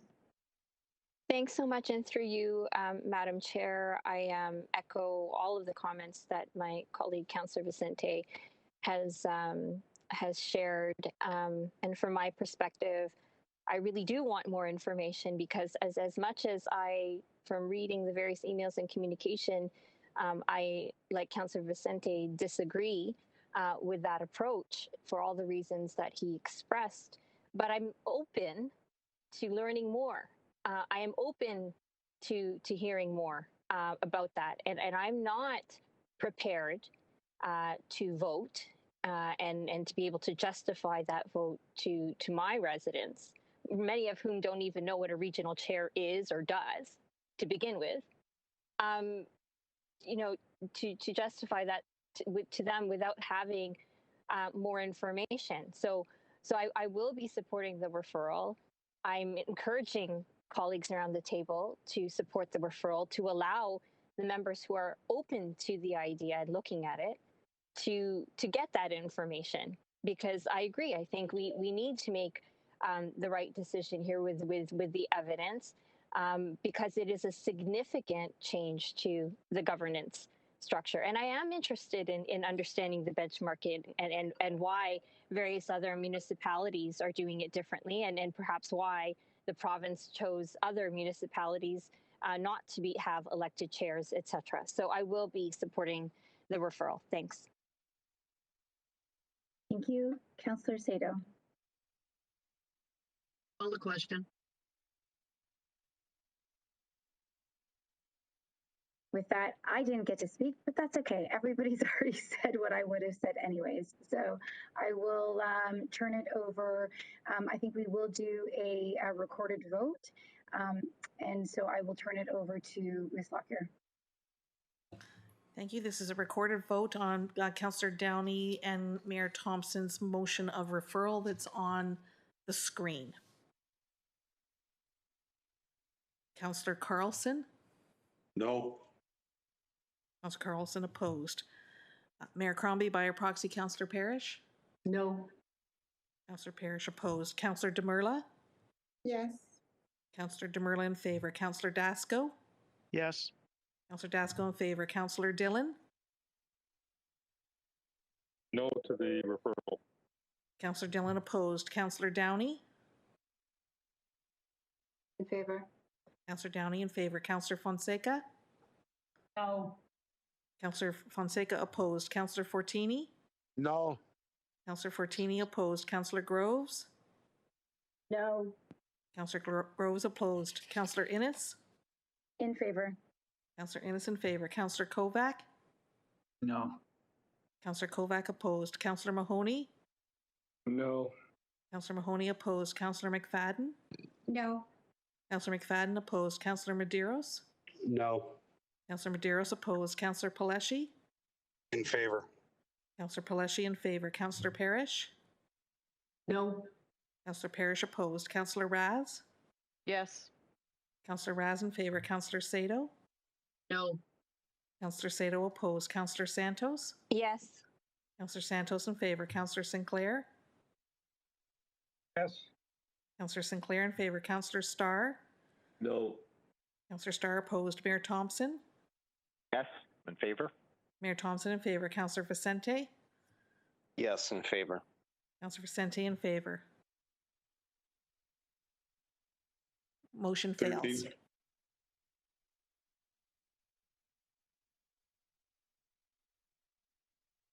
Seeing as the motion for referral fails, we now go back to the main motion. Are there any speakers to the main motion?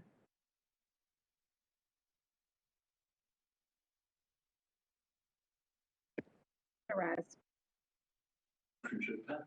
Thank you, Madam Chair. And I know that Councillor Carlson is not muted, so we can kind of hear his voice in the background. I just want to be clear, when we're going out to the public, and I would have liked more information, because sometimes when you go out to the public, you go out to the public with options. You know, is this one, I love when people find their fiduciary deities and it's like, oh, we should reduce by $3 million. It's a $2.7 billion enterprise. And is this really about the finances? Is this about governance? Is this about transparency? Is it about accountability? Is it about all of them together? But I think people may be selectively using certain aspects just to forward their own political agendas. So we just need to be clear going to the province, or sorry, going to the public about what exactly we're asking them to talk about. You know, let's make sure that this is going to be a longer term decision. I do have concern about the bias of the vice chairs, how it works. If it's a recurring role, does that mean does the clock start after every term? And does that mean Caledon's always going to be left out of it, or how does that work? I would like to get a better sense of the time associated with all of those duties that are the chair's responsibilities. I know as chair of CVC, it's a lot of work, and it's certainly, you know, maybe a tenth of what we're dealing with at Peel Region. You also have a lot more employees to deal with, and you know, it should be a more than a part-time job in my mind when you're dealing with this type of organization. You know, I've heard a lot of complaints at the table over time where they're concerned that, oh, you know, staff just did it, when there is no oversight by the political, those who are either appointed or politically accountable. When you need to get into the weeds on some of those issues, it should be one of, you need to put the time and effort into it. And if you only do it half-assed, you're going to end up with a half-assed organization. So I'll just leave it at that. Seems like it's going forward, so whatever. Thank you, Councillor Raz. Councillor Dasco. Thank you to the acting chair. Question I do have is more through process, because this is just, I want to make sure that if we're making decisions that it's done with all the information. And so sorry, Councillor Parrish, I think you're unmuted. No problem. I just wanted to ask that as we're going through this, for example, we get to you know, a public meeting, who would be doing the presentation, and also who would be hosting the meeting? I do think that we should be looking at that. You know, this is just to make sure, I think to Councillor Raz's point as well, just to make sure that we're giving the public all the information and that we're having it in an unbiased way. I think we should be looking at what the process would be like as we're going through all this. So I'm just wondering if that could be addressed, please. Catherine?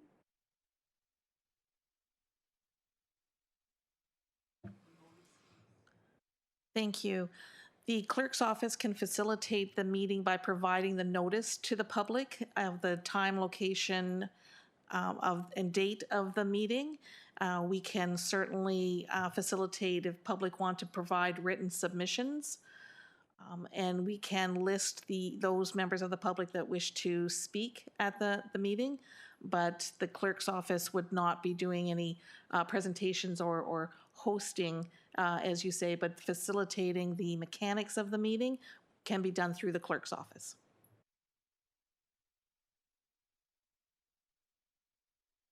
Okay, just my rebuttal here is I would prefer that doing a public meeting that we would have a third party that is not biased one way or the other that would handle that.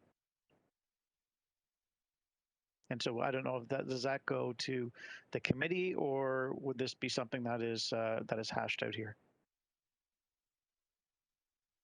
So are you referring to the materials that are prepared to present to the public, or are you referring to the actual functioning of the meeting? Because the functioning of the actual public meeting would be done by staff, which are impartial, but they also have concerns with being able to provide the material for that public meeting.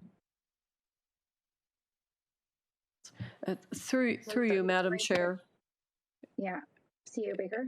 Yes, thank you, through you, Madam Chair. I mean, I think Catherine's described the mechanics. Right now, the only material that would be available to be shown to the public, in my opinion, would be the motion itself. I think it would be up to council then to make a determination on who is chairing the meeting, who is speaking, if anyone, or is it just simply listening to those members of the public who choose to come and delegate? But there would be no other materials that I could foresee that would become part of the public meeting other than the motion that you have in front of you, because that's really the documentation that we have on the record. I would just submit that, we're essentially would be having a public meeting with regards to a motion. I don't know what kind of fulsome conversation that we might get out of that in feedback. I've got some issues with that.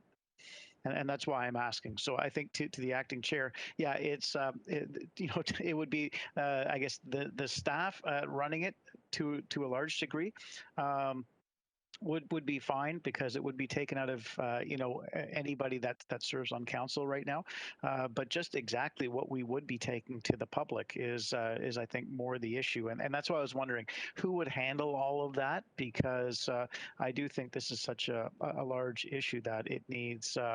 It need, if you ask, I remember when we were debating the Constitution years ago during the Mulroney years, I think it was most people had an opinion, but in terms of who knew what a Constitution was, there was a third of the population that actually knew what the Constitution was. So I just want to make sure that we're all debating the right thing and going out to the public to get the right kind of input. Thank you. Thank you. Councillor Sato? Thank you. So I didn't support the referral because I wanted this to be discussed and to move forward. And I think a deferral is just a delaying tactic. But Councillor Parrish knows that I have concerns with the recommendation, and I'm not really sure whether I support it or not. I'd like it to move to a public meeting, because that is a normal process when council is reviewing changes to a bylaw. And no matter what the bylaw is, we always go out before we consider the decision. We go out to consult with the public. So I support moving forward to that degree. I would actually prefer that the wording, if Councillor Parrish would agree, instead of that council's intention to adopt a bylaw, I would prefer it to say council's intention to consider a bylaw with that regard, because at this point in time, I'm not really sure that I can support the recommendation. I don't think that the job of the regional chair is anything to be compared to a school board chair. School board trustees have a much, much less role in governing and running the board than the staff do. I also think that that having a sitting councillor, if the only job is to chair the meetings, then anyone can do it. But I would ask staff for any public meeting, the information that staff can provide is exactly over the past years what the regional chair's role has been. And staff can put that in place because they know what the chair is doing. We don't always see, because our offices are not in that building. The issue of the cost of the chair's office, I think, is a very real one. But when we go to a public meeting, I would like to see that public meeting hosted by, as Councillor Dasco has mentioned, a third party. I don't think that any member of council should be hosting that meeting. And I don't think staff should be hosting the meeting. I think the intent of a public meeting is to get input from the public. It's consultation. So I guess I'm asking Councillor Parrish if, because I'm really having difficulty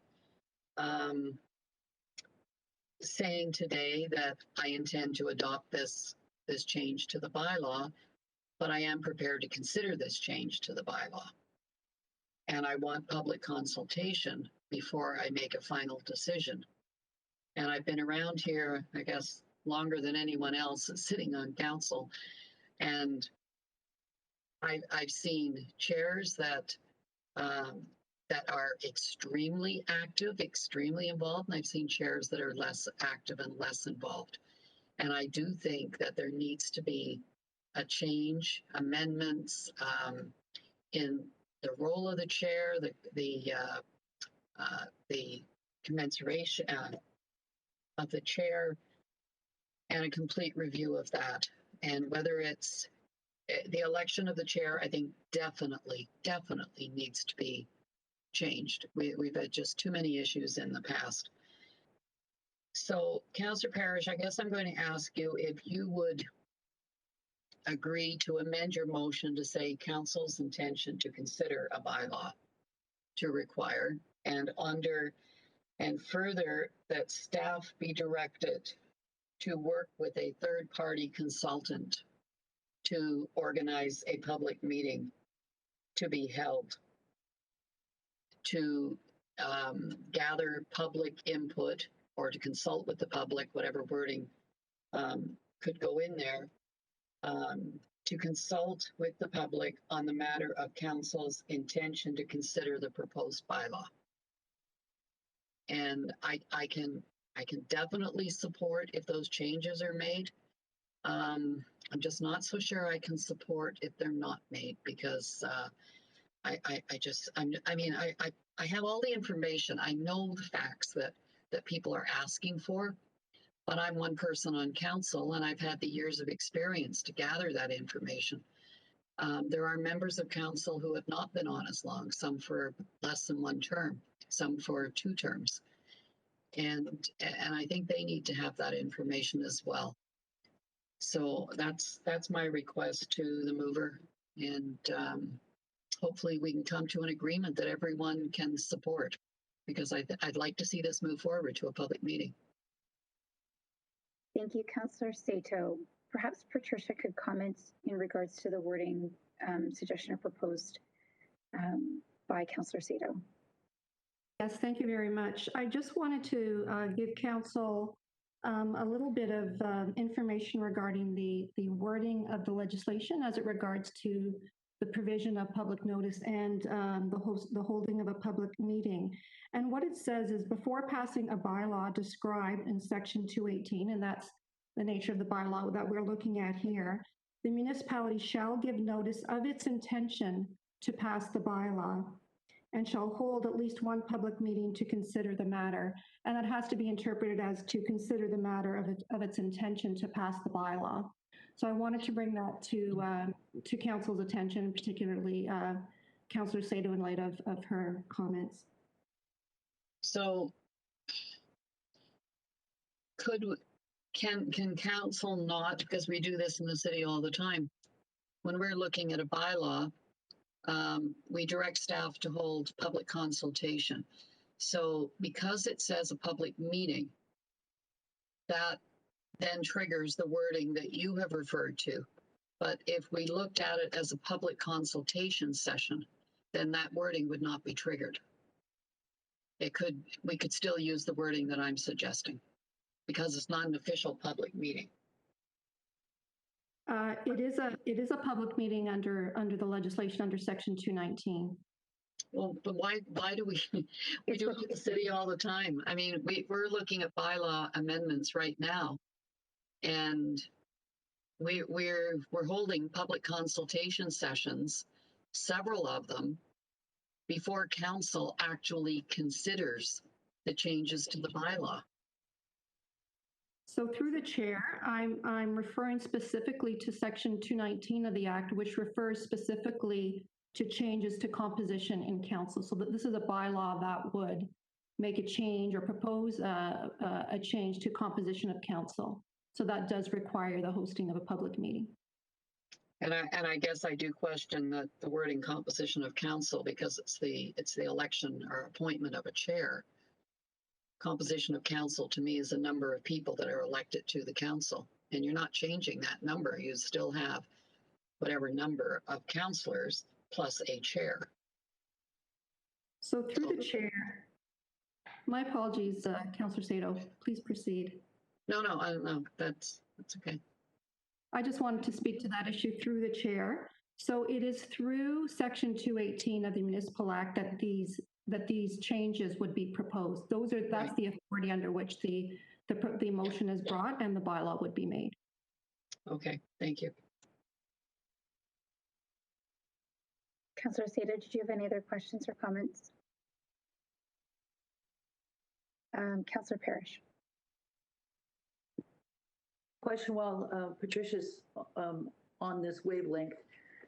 If we're holding a statutory public meeting and the wording that Councillor Sato suggested, I was willing to accept, but Section 219 is very specific.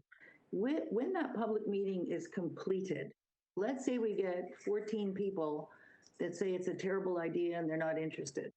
When it comes back to council, we can make the decision not to pass the bylaw, can we not? Yes, I would agree with that. Okay, so in actual fact, we're doing what Councillor Sato suggests by holding the public meeting. If the public who attends, whether it's virtual or in the chambers, I would assume it's going to be virtual, if they are wholeheartedly opposed and they think it's a terrible idea, then when the bylaw comes back for us to consider, then we just vote no. And I commit that I would do that. If they are overwhelmingly in favor or bored to death with the whole thing, we then can discuss it again and proceed with passing the bylaw. Then we wouldn't have to, I think the idea of public consultation without the onus of making it a statutory public meeting then puts us in a position where we would have to do 2 meetings. Is that correct?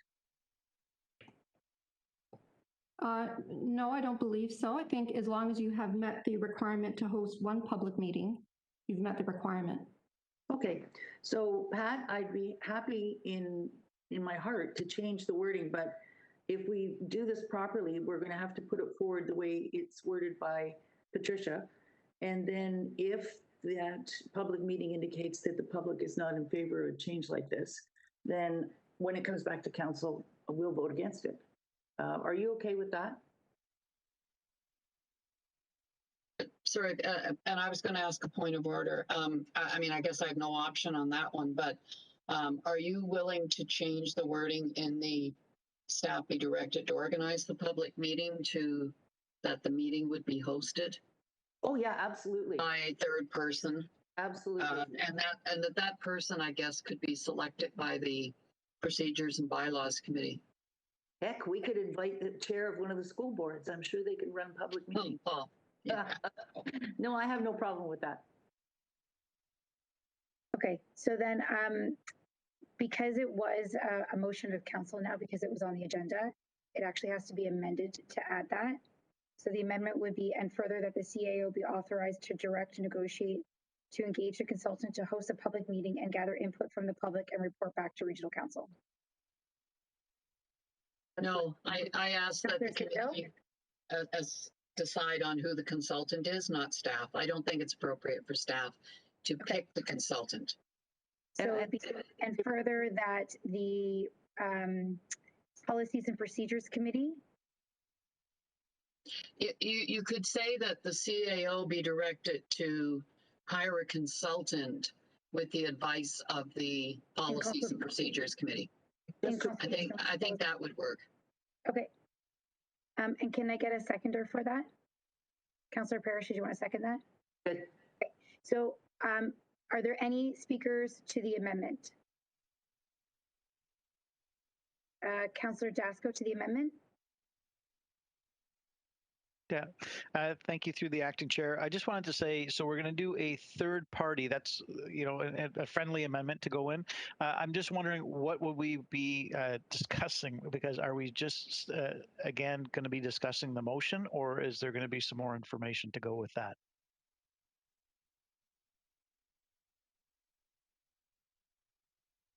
If I can, it's what will be at the public meeting is the motion and the draft bylaw. That's what the public meeting will be on. Okay, thank you. Thank you. Are there any other comments or questions in regards to the amendment? Councillor Demurla? Yeah, I just needed some clarification. So it's a public meeting that provides residents with just one option, which is, what the motion provides. And I'm just trying to understand why would that be characterized as fulsome public discussion? Like, why is there room to actually have an education session as well? Because my experience has been, and I lived through the gas plant cancellations. When you give a very simplistic message, the public has one view. When you give them a fulsome message, they have another view. So if you're just going to say, well, we're going to do this, and this is going to save us $3 million, that's different from saying you could do this and save $3 million, but you don't have to do this, and you could still save maybe $2.5 million. So that's a much more fulsome disclosure. So I'm just a little concerned that if it's just the motion, then I'm not sure the public is getting all of the information it needs to make an informed decision. Ms. Baker? Through you, Madam Acting Chair, I'm just looking again at timing. So it would be necessary, given the direction, to, I guess, sorry guys, engage the third party to chair the meeting. We would probably need to have some kind of an emergency session of the Policies and Procedures Committee, if that's the committee that's going to advise. I mean, the engaging of the third party to host or chair the meeting is a relatively simple process. It's selecting who that person or persons will be, which if the Policies and Procedures Committee is going to be the body to provide that input, then we would need to have that pretty quickly based on the timeline that we're working to, because I think Catherine might want to speak to when this public meeting would have to be held, or sort of the latest date, I guess, by which we could hold it. Thank you. Yes, if the intention is for this to be passed before the end of the bylaw to be passed by the end of the year, in order to allow the report to come back to Regional Council with the bylaw for the vote, then that would be at the December 9th meeting. December 16th is reserved for Regional Council budget.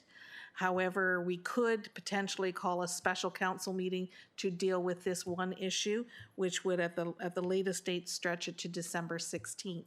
Counting backwards in order to have the notice requirement for the public meeting, and for the consultant to report back to the meeting of council.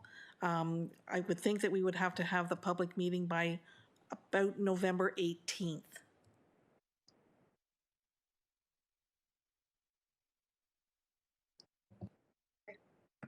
Councillor Demurla? Thank you, Chair. I don't know if this is the appropriate time to raise it or at a different time, so you can stop me if I'm not speaking the right subject. One of the things that I was thinking was, it's unfortunate that trying to get more information is being portrayed as a delaying tactic, because it really isn't. So my question is, seeing that the motion has passed, but there's still an opportunity for us to get an expert report that could help both with the public consultation as well as the final vote, and won't delay anything. So my ask is of council, why don't we still go ahead and engage someone who can give some advice on the proposed piece, both around downgrading the chair to part-time, as well as the independence issue of how independent is a chair when they're wearing two hats. I think we all benefit from that report, and it doesn't delay the process. So it's sort of the best of both worlds. So I'm going to, I don't know if it's a motion, Chair, or what it is, but I'd like to float that and see if council might support that. Because down the road, if we don't do this, then the next time there's some governance change, someone will say, well, when we changed the chair, we never got a report. So it just sort of dilutes the process by which we make these decisions, because then this is a precedent that's used, that we were able to make this big change without the benefit of any expert advice. So why not this? I do feel very uncomfortable going ahead without getting some kind of neutral third-party expert advice. Through this way, it doesn't delay the process. So, but we still get that. So I want to float that. Councillor Demurla, we can't make it as an amendment, but we could make it as a separate motion that would come after we vote on this motion. So you could. Point of order. That sounds remarkably like the vote that just lost, the referral vote, said almost exactly that. So I would like the clerk to rule if it is contrary to the vote that just lost. Or sorry, if it's similar to the vote that just lost. I don't hear. It's not a referral.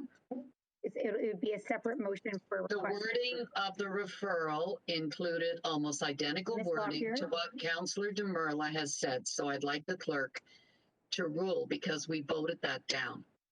Councillor Demurla, or sorry, Ms. Lockyer. Thank you. It is not a referral motion. It would be a separate motion. It's not an amendment to the existing motion for a report to be done prior to the public meeting. It's not the same as a referral, in my opinion. So Councillor Demurla, I'm still questioning that, Catherine, because Councillor my recollection. Sorry, I am questioning a point of order. Sorry, I am on a point of order. You can bring that point of order up when that issue comes. I know the rules. I know the rules, Councillor Innes. I am challenging that decision or that comment of the clerk.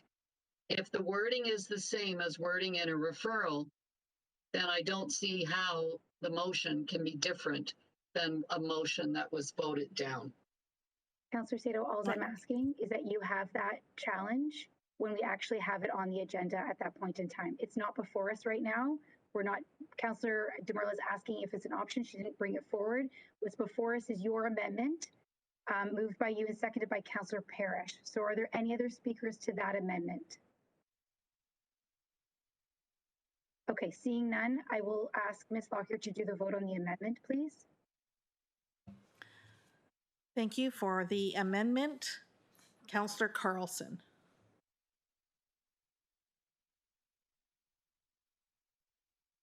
Councillor Carlson? Clarification, what are we voting on? Just on the amendment. It's on the amendment is highlighted in red on the screen. Yep. I'll read it. And further, that the CAO be authorized to direct negotiate to engage a consultant with the advice of the Regional Council Policies and Procedures Committee to host the public meeting and gather input from the public and report back to Council. Councillor Carlson? Yes. Councillor Carlson in favor. Mayor Crombie, by your proxy, Councillor Parrish? Yes. In favor. Councillor Demurla? Yes. Councillor Demurla in favor. Councillor Dasco? Yes. Councillor Dasco in favor. Councillor Dillon? Councillor Dillon? Councillor Downey? In favor. Councillor Downey in favor. Councillor Fonseca? Yes. Councillor Fonseca in favor. Councillor Fortini? Yes. Councillor Fortini in favor. Councillor Groves? Yes. Councillor Groves in favor. Councillor Innes? In favor. Councillor Innes in favor. Councillor Kovac? Yes. Councillor Kovac in favor. Councillor Mahoney? Yes. Councillor Mahoney in favor. Councillor McFadden? Yes. Councillor McFadden in favor. Councillor Medeiros? Yes. Councillor Medeiros in favor. Councillor Paleshi? Yes. Councillor Paletti in favor. Councillor Parrish? Councillor Parrish in favor. Yes. Councillor Raz? Yes. Councillor Raz in favor. Councillor Sado? Yes. Councillor Sado in favor. Councillor Santos? Yes. Councillor Santos in favor. Councillor Sinclair? In favor. Councillor Sinclair in favor. Councillor Starr? Yes. Councillor Starr in favor. Mayor Thompson? Favor? Mayor Thompson in favor. Councillor Vicente? Yes. Councillor Vicente in favor. It carries. Thank you. Thank you. So now back to the main motion as amended. Are there any other speakers to the main motion? Councillor Paletti. Thank you, Madam Chair. So I still can't, I'm not going to support the motion, mainly because of all the what ifs that it has in here. Essentially, what this motion says is, you know, Mississauga could have a chair and a vice chair of the Region Appeal for the entire next term.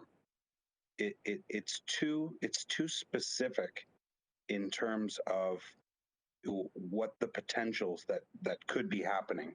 And you know, I really want to be wrong in this, but my gut tells me that this is just another way for Mississauga, who has always clearly stated their position of the Region Appeal.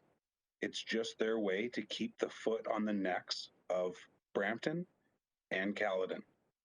And I really want to be wrong in this, but I don't think I am wrong. I feel like, and Councillor Parrish, I understand that you made it very clear that you're not, this isn't an attack on our current regional chair, but I can't undo what has happened this term and how critical you have been on our regional chair. So I can't take that out of my brain. The unfortunate position that this puts us in is if members are elected as a chair, they represent their wards, and they're not their sole purpose as regional chair is representing all members of council, and because that's who the regional chair is elected by. But changing this composition to be this way, you're still representing your constituents, and your priority is your constituency, whether you're a regional chair or not. So I think it is way too biased for any member of council to hold that dual position.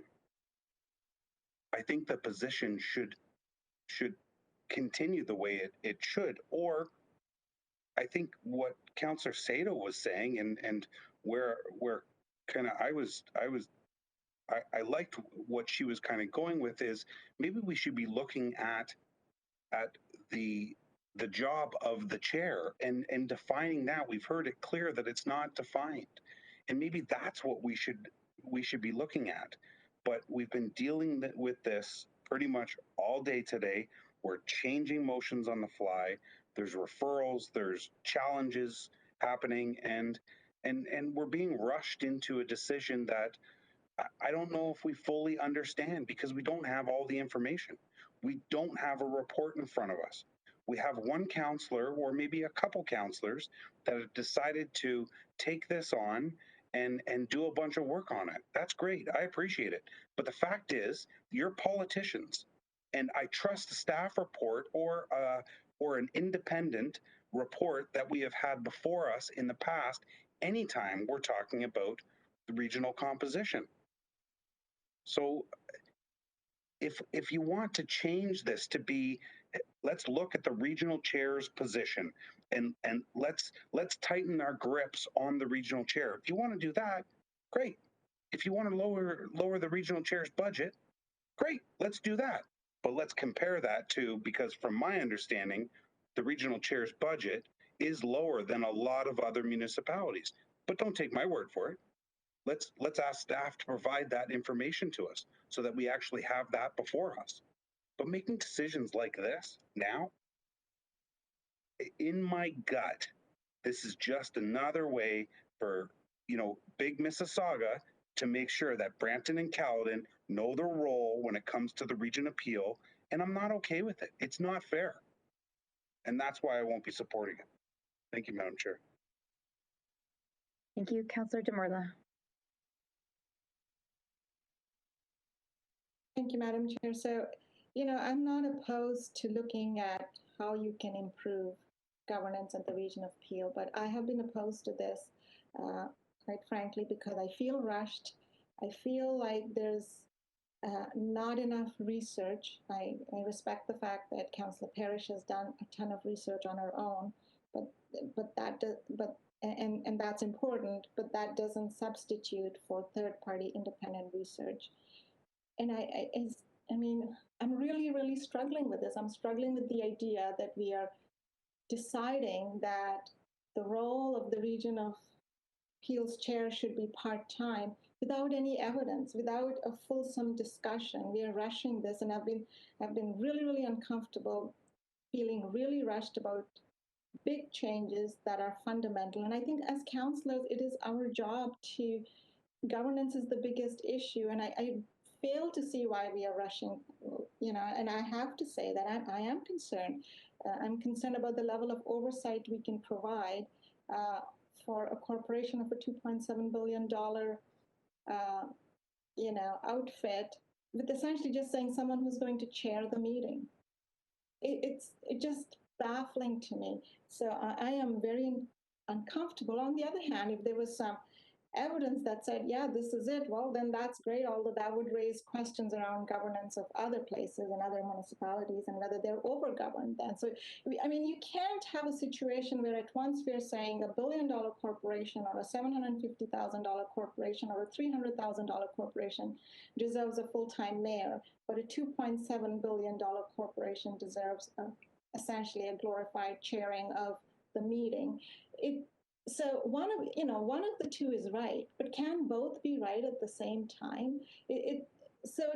That's why I'm looking for time and for some information or some reassurance from some expert that says, yeah, it's okay. And that's the reason I've been, so my ask, and I know Councillor Sado, you're saying on a technical issue that it's the same ask, but it's not, because one was perceived as a delaying tactic, although that was never my intent. But what I'm now saying is that we can still ask for a report if council so wishes, and it can't be now put as a political game or a delaying tactic, but just asking for evidence. What are we so afraid of? Why don't we want the evidence to back up the decisions that we are making and to inform the public meeting? So at this point, I can't support it in this form because of the concerns that I have around the fact that part-time chair versus full-time chair, and then the independence of the chair. How do you wear two hats? There's no question, there's pressure when you're wearing two hats. And so that's not good for governance, and that's definitely not good for governance for a government of the size of the region of Peel. So I think our residents deserve better, more transparency, and we are all the stronger for it if we take the time to, commission a report, and hopefully we have another chance to sort of deliberate on this. So I am going to be bringing forward a motion, if it's proper, to see if we can still get a report on this issue as outlined originally, I think, by Councillor Downey. Thank you, Councillor Demorla. Councillor Crowe. Thank you. Earlier in the discussion, I did hear, I think it was Councillor Parrish who said Mayor Brown had suggested that should it go this route, that it would be someone from, a chair would be from one of the municipalities, and you'd have two vice chairs, one from each municipality. So I really, it's so old and it's so tiring listening to Big Bad Mississauga wants to step all over Brampton and Caledon. I really wish we could have these conversations without making those comments and just have a very mature conversation and healthy debate, whether, without making those accusations. So as I understand it, it would be all three municipalities at the table. So that's one. I lost my train of thought, but and the other thing is, we're not making a decision today. We're going to be going out to the public. This is going to come back at that time. If we feel that this isn't what the public wants, or this makes no sense, then we have that choice to vote it down at that time. So we've spent a lot of time on this, and I just think that it's a very simple thing. We're going to the public, we're coming back, we're not making a decision on that today. So thank you. Thank you, Mayor Thompson. I'm wondering if we can go to the province and ask for an extension, because we're looking at the regional chairmanship so we can get it right. Because right now, my concern, I agree with both Pellecci and DeMarla. My concern is we've got a shake and bake idea going to a public meeting. And I think if we're going to do this, let's think it through a little bit. Ask for the province for an extension to give us so that we can do a thoughtful process than trying to rush something here. Because it's Johnny come lately. Here we are, middle October, and now we're coming forward with this. We should have been looking at this back in the spring, but we're here now. It's how we go forward. And I'm just wondering if that's just something, if we're really serious about this, this is where the votes are going, can we ask the province to give us an extension on it? And will that have to come from the regional chair? I guess that's probably how it'll have to go. Unless someone's got a better idea, if staff can give advice on that, please. Ms. Lockyer.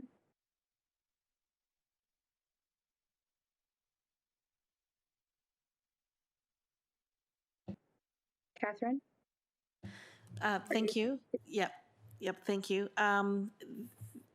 Are you asking for that as a motion, Mayor Thompson? I mean, the risk is that if the minister doesn't give an extension, that it's the same time frame that you're dealing with. Also, the time frame is standard across all municipalities for any changes in composition. It's the year before the year of an election. Sure. And it would be, I think, and I cannot speak, of course, for the ministry, but the chances of him wanting to extend that, I think, is challenging as people are trying to prepare for the election. Okay, thank you. I just thought I'd ask. Thank you. Councillor Raz. Thank you, Madam Chair. I guess, again, my concerns go back to what are we showing the public? This motion is really technical. And unless you're an avid political watcher or somebody at this table, then this is not going to make any sense. There needs to be context. I'd prefer options. We don't know if these are the best options. You know, when you change governance in a situation like this, we don't know what the unintended consequences are. So, you know, should in a 2 or 3 years we realize that it's not working anymore, what are the avenues for removal? We know that they were not explicit, or you can't remove a current chair as is. Maybe that's something to look at. So I'm just wondering, like, what stones haven't we unturned? How are we going to communicate this to the public? I just, again, why do we always end up rushing things? This probably should have started months ago if it was initiative. I also want to know what's the rush now, and if I'm fine with keeping the current system. We reduce the budget once we take a look at it. And then for the next term of council, we take the time to go out, have proper communications materials. I mean, I think in situations like this, a public information with like a video and an online survey, so you don't have to be at a specific public meeting at a particular given time, which really takes that public engagement element out of it. I mean, there are just things that we can do differently, and I'm just not keen with the way that we're going down, the road that we're going down. So Yeah, I'll just leave it at that. Thanks. Thank you. Councillor Downey. Thank you. Through you, Chair. I also can't support the motion as it stands and would, like to include that independent consult. It is tiring.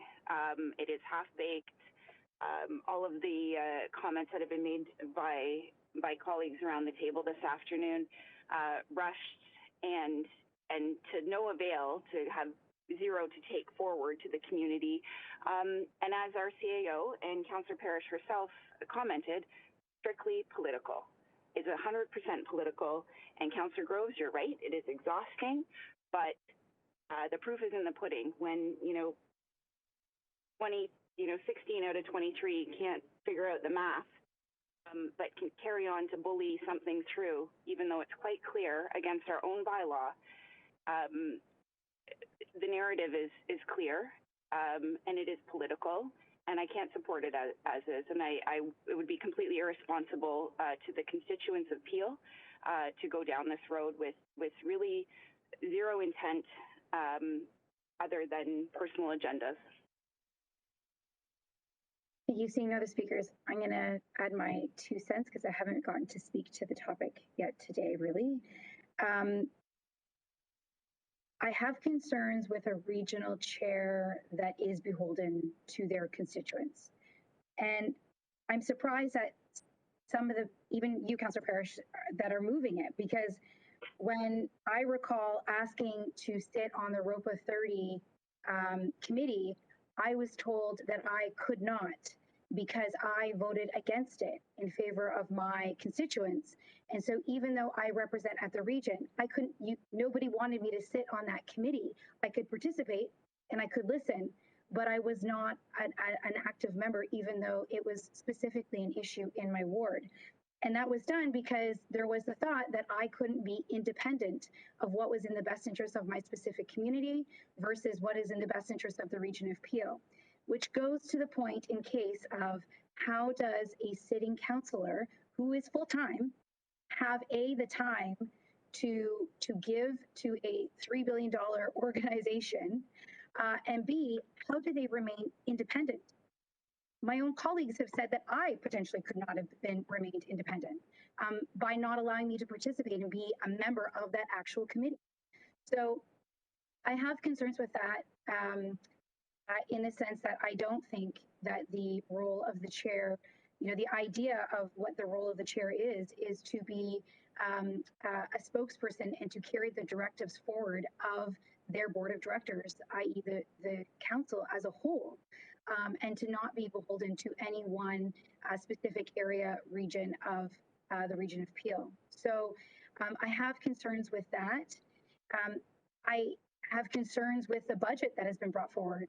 I think that the finances of the regional chair, we should be reviewing that. In fact, I think that staff have heard enough of the conversation today in regards to this item that I would hope that we would have a greater discussion on this come this budget cycle in regards to the operations of that office and the pay scale. I think that that's something that we should be discussing. But I don't believe that the role of the regional chair is part-time.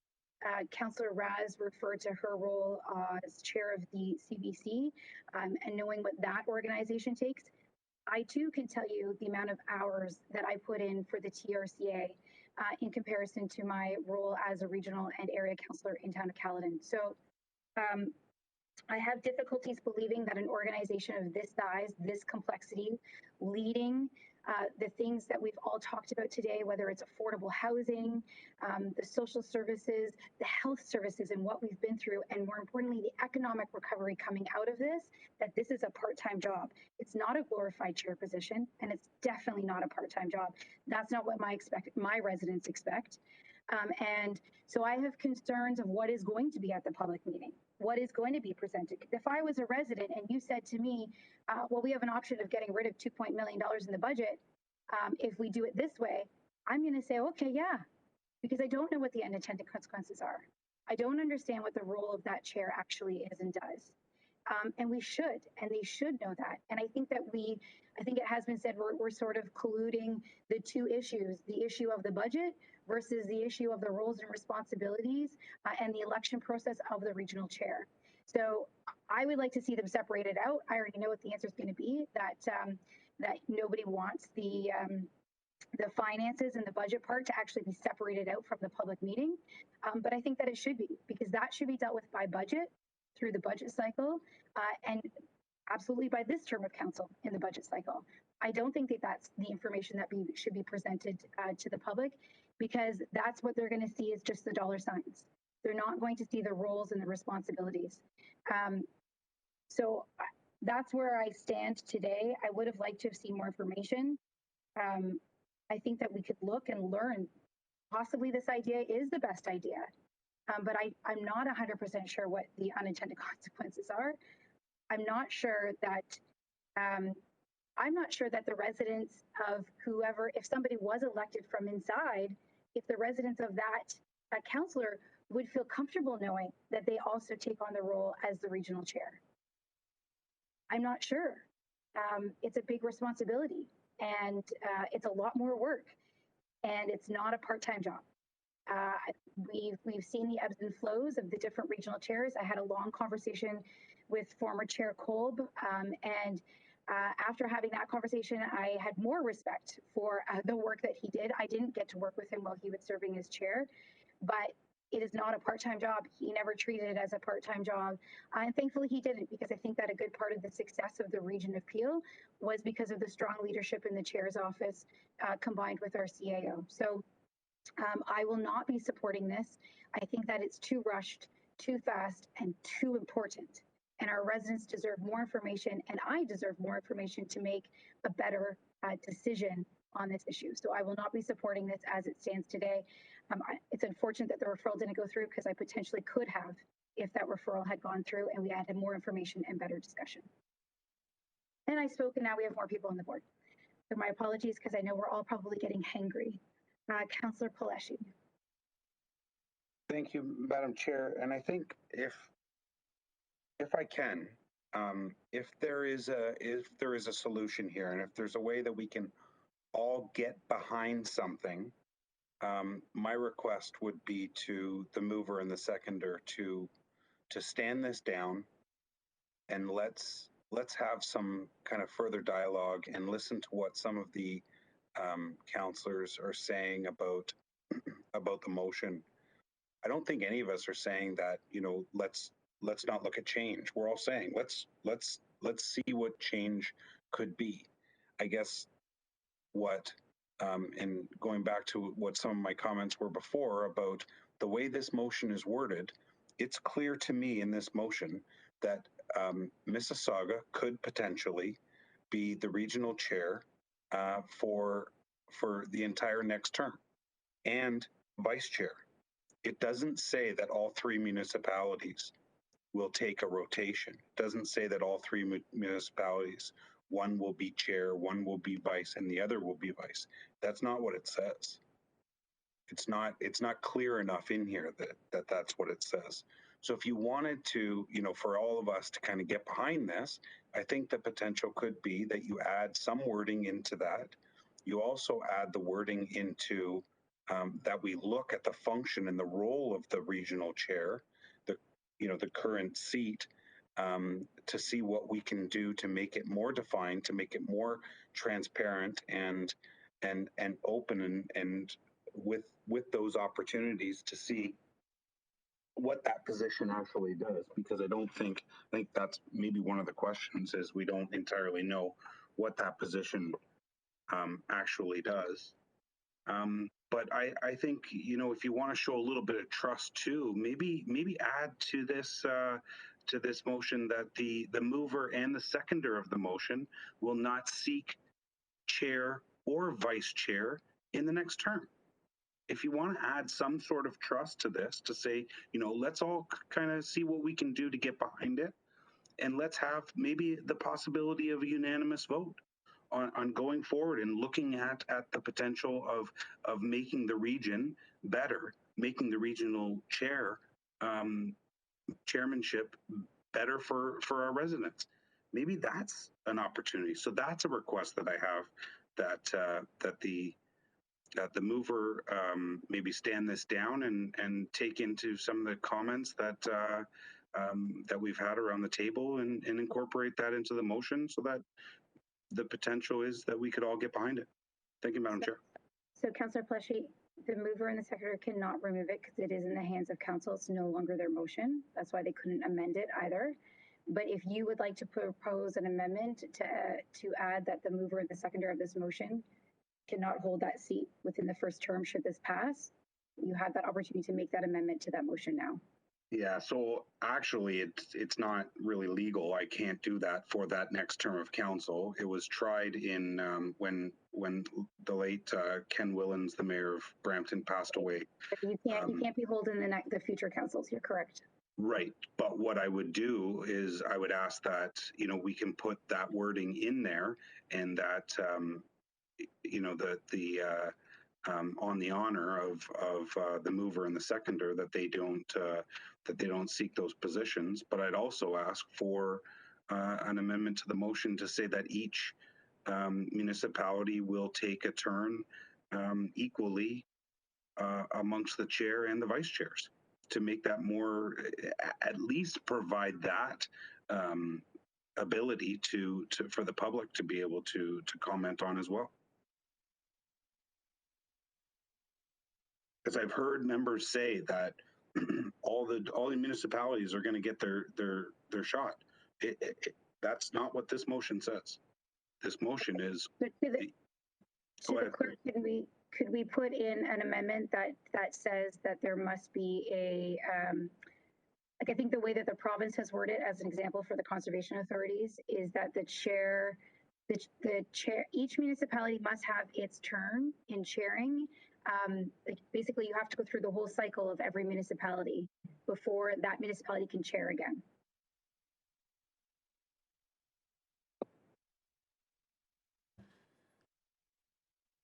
From a legal perspective, I would refer to the regional solicitor for that. From the procedural perspective, there is the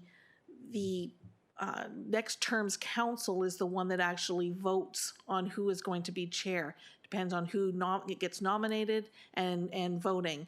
And if that council chooses to vote somebody from Brampton, or chooses to vote somebody from Caledon, or chooses to vote somebody from Mississauga, that's the vote of the next council. But I'll defer to Patricia if there's a legal impediment to Councillor Peleshi's suggestion. Yes, thank you. Through the chair. The concern I have with respect to that suggestion is that it restricts the eligibility from holding the position of chair, and that is all set out in the Municipal Act. So I don't believe it would be appropriate for that provision to be put in the motion for that reason.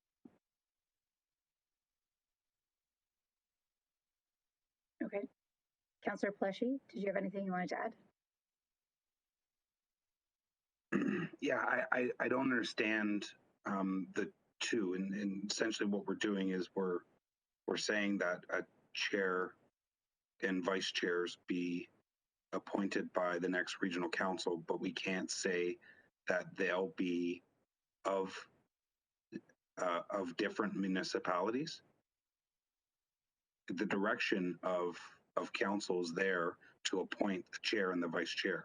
Why can't the direction also include that it be a rotation from the municipalities like other boards? The chair, I believe council can make whatever decision it wishes to make in regards to the positions of the vice chairs. That would be a matter to be dealt with under the procedure bylaw as to how those appointments would be made. But in terms of the position of chair, it would be an appointment of council based on the Municipal Act, and the Municipal Act deals with eligibility. So it would be inappropriate for council to attempt to restrict eligibility for the chair's position. That would be an appointment from council. The vice chair positions could fall from there, and I would suggest that those positions could be set up in a way that they were not from the same municipality as the chair. And I believe actually that's what the motion intended to do. But in my view, that would not be a prohibition in terms of setting that system up, as long as what we were speaking of is the vice chairs and not the chair, him or herself. Yeah, and I caught that in the motion for vice chairs, but what it doesn't say in the motion is that somebody from Brampton, because I'm being accused of keeping picking on Mississauga. I don't mean to do that. Somebody from Brampton could hold the regional chair position and the vice chair position. Essentially, we could do that with the motion that's before us. It can't be Brampton holding the chair and both vice chair positions, is the way it's worded for a 2-year term. So if those amendments can't happen, we're back to essentially what we have before us. And I guess the only request is I don't want to vote against this, it lose, and then us not be able to make changes to the chair position. Although the way the votes have gone, I'm sure it's not going to lose. But I think if there's an opportunity for us all to get behind this, I guess that's ultimately what I would like to see happen is you take into account the comments that have been made around the table to the effect that we need more time. We want that private organization to look at it, and we want to be able to give the residents more of an opportunity to fully understand what decision changes we're trying to make. Thank you, Madam Chair. Thank you, Councillor Pleshy. Councillor Fortini. Yeah, I think this is going to go on all day, so I think I'd like to call the question, please. Question has been called. Those that are on the list to speak have spoken multiple times to it, so I will accept the question to be called and turn it over to the clerk. We'll need to vote on calling the question. You want a recorded vote to call the question? Yes, thank you, Mayor Thompson. So this is a vote to call the question. Councillor Carlson? Yes. Councillor Carlson in favor. Mayor Crombie by a proxy, Councillor Parrish? Yes. In favor, thank you. Councillor Demurla? Yes. Councillor Demurla in favor. Councillor Dasco? Yes. Councillor Dasco in favor. Councillor Dillon? That's all right. Councillor Dillon? Comment on it or just leave it be? Mayor Thompson, you're not muted. Councillor Dillon? Councillor Dillon is having some technical difficulties. Councillor Downey? In favor. Councillor Downey in favor. Councillor Fonseca? Position seems to think you're in it. Councillor Carlson, you're not muted. Councillor Fonseca? Not muted. Neither are you, Councillor Parrish. Sorry. Councillor Fonseca? Councillor Fonseca? Councillor Fortini? Favor. Councillor Fortini in favor. Councillor Groves? Yes. Councillor Groves in favor. Councillor Innes? In favor. Councillor Innes in favor. Councillor Kovac? Yeah. Councillor Kovac in favor. Councillor Mahoney? Yes. Councillor Mahoney in favor. Councillor McFadden? Yes, in favor. Councillor McFadden in favor. Councillor Medeiros? Yes. Councillor Medeiros in favor. Councillor Paleshi? Yes. Councillor Paleshi in favor. Councillor Parrish? Yes. Councillor Parrish in favor. Councillor Raz? Yep. Councillor Raz in favor. Councillor Sato? Yes. Councillor Sato in favor. Councillor Santos? Yes. Councillor Santos in favor. Councillor Sinclair? No. Councillor Sinclair opposed? Councillor Starr? In favor. Councillor Starr in favor. Mayor Thompson? Opposed. Mayor Thompson opposed. Councillor Vicente? Yes. Councillor Vicente in favor. Motion to call the question carries. Madam Clerk, it's Chris Fonseca. I could not Mute. Your I vote could is. not unmute, sorry. I could not unmute. Thank you. Your vote for the call the question? Yes. In favor, thank you. Motion carries. That brings us to the main motion as amended. Councillor Carlson.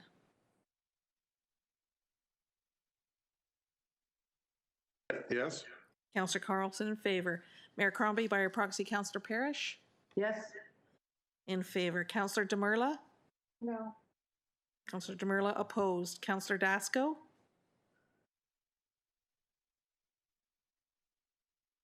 Yes. Councillor Dasco in favor. Councillor Dillon. Councillor Dillon. Councillor Dillon did send an email that he's voting in favor. Councillor Downey. Opposed. Councillor Downey opposed. Councillor Fonseca. Yes. Councillor Fonseca in favor. Councillor Fortini. Yes. Councillor Fortini in favor. Councillor Groves. Yes. Councillor Groves in favor. Councillor Innes.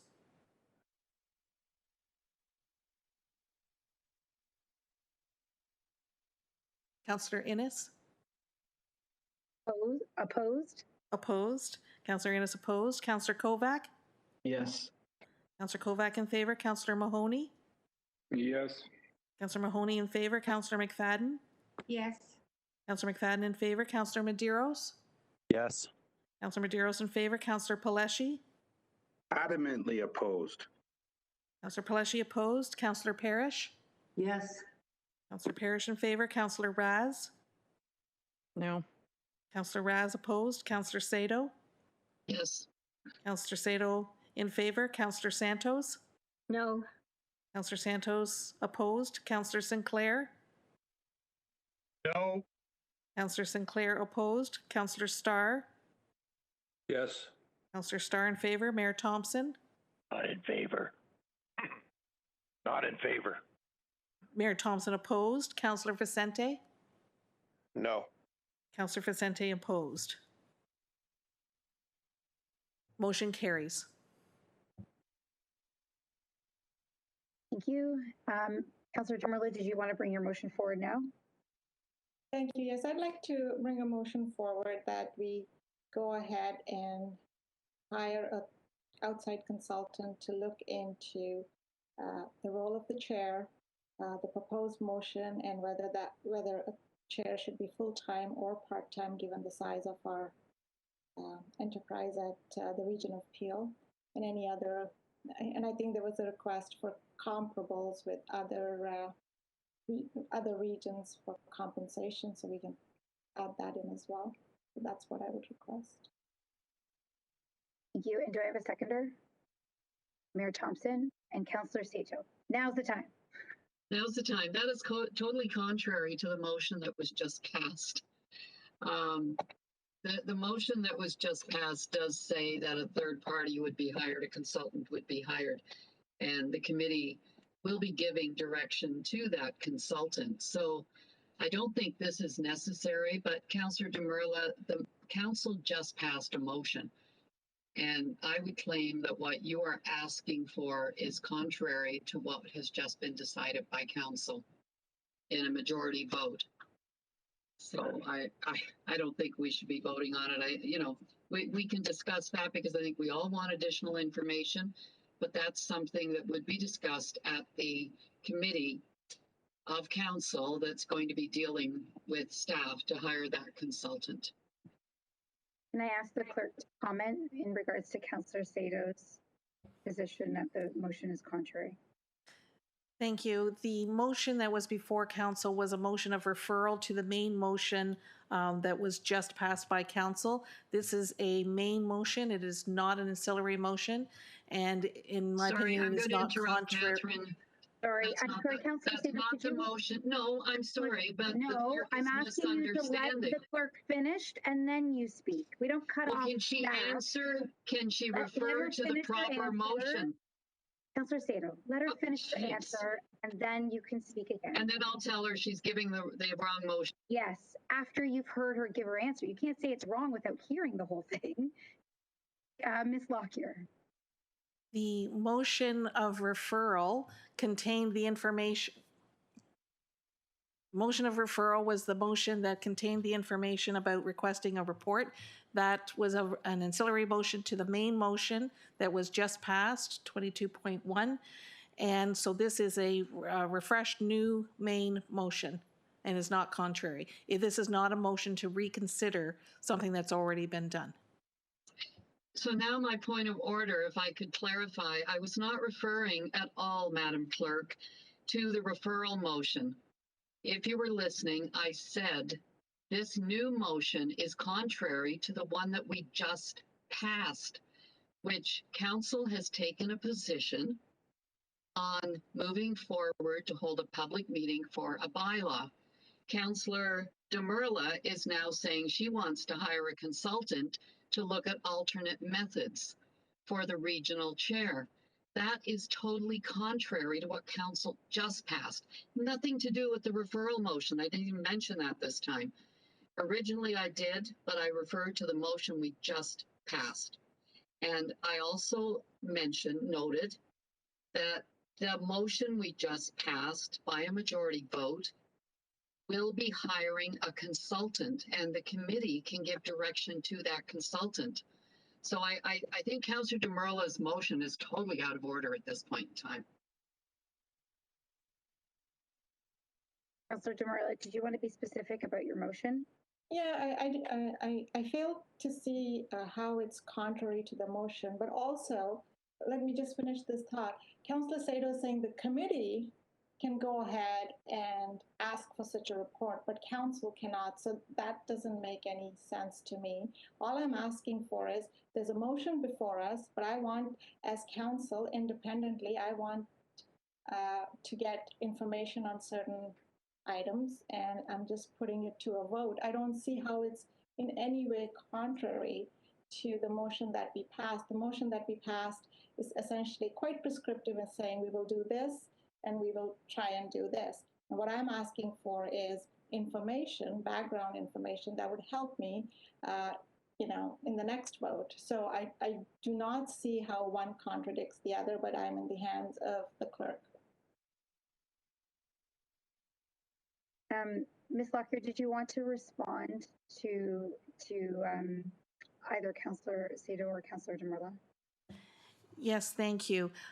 Councillor Sato, your point is well taken about the committee being able to comment on the issues on this this model of the regional chair. And you're also correct about the CAO being authorized with the advice of the Regional Council Policies and Procedures Committee to host the public meeting. I thank Councillor Demurla for her clarifications. The information that she's requesting is not the information, it sounds like to me, the information that the Council Policies and Procedures Committee would be looking at after the fact. She was looking for further information on models of the regional chair. And it was for information, not necessarily for, because there is the opportunity to have the vote at the bylaw. That was my understanding of what Councillor Demurla was putting forward. I could refine that motion if it helps to say an expert to weigh in on whether it's appropriate for the region of Peel to have a part-time chair. I'm sure I'm within my rights to ask for expert advice on a motion that's coming back to council for a vote. So I don't think that the motion is contrary. I think it's asking for an additional advice. We didn't say that we're making this change. We agreed to go to a public meeting. And so I'm gonna, as chair, I'm gonna rule that the motion stands.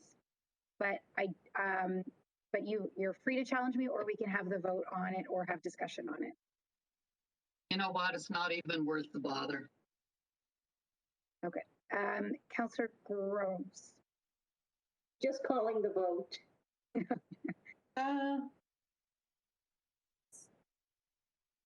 Are there any objections to calling the vote? I do have an objection because I really would like to see if the original motion that Councillor Downey had, which was quite fulsome, can be considered. Just fashioning it on that. We didn't get around to actually getting the wording of the motion. So I do object to that. So we had the motion before us, Councillor Demurla, to ask for additional information. To ask for an additional report. So we have to go based on that. And the question has been called. So I will turn it over to Ms. Lockyer. The question was called, and the only objection was noted by Councillor Demurla. Are there any further objections? And the motion to call the question carries. So I'm going to turn it over to you then. A motion moved by Councillor Demurla, seconded by Mayor Thompson, that an additional report comes forward to council. Ms. Lockyer? Thank you. Councillor Carlson. No, thank you. Councillor Carlson opposed. Mayor Crombie by proxy. Councillor Parrish? No. Opposed. Councillor Demurla? Yes. Councillor Demurla in favor. Councillor Dasco? Yes. Councillor Dasco in favor. Councillor Dillon? Councillor Dillon? Councillor Downey? In favor. Councillor Downey in favor. Councillor Fonseca? No. Councillor Fonseca opposed. Councillor Fortini? Oh. Councillor Fortini opposed. Councillor Groves? No. Councillor Groves opposed. Councillor Innes? Yes. Councillor Innes in favor. Councillor Kovac? No. Councillor Kovac opposed. Councillor Mahoney? No. Councillor Mahoney opposed. Councillor McFadden? No. Councillor McFadden opposed. Councillor Medeiros? No. Councillor Medeiros opposed. Councillor Paleshi? Yes, please. Councillor Paleshi in favor. Councillor Parrish? Councillor Parrish opposed. Councillor Raz?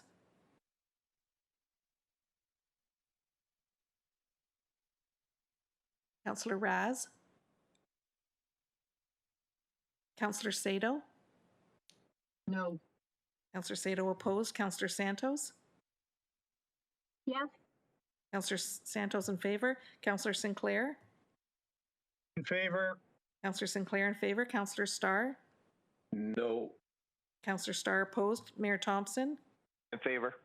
Mayor Thompson in favor. Councillor Vicente? Yes. Councillor Vicente in favor.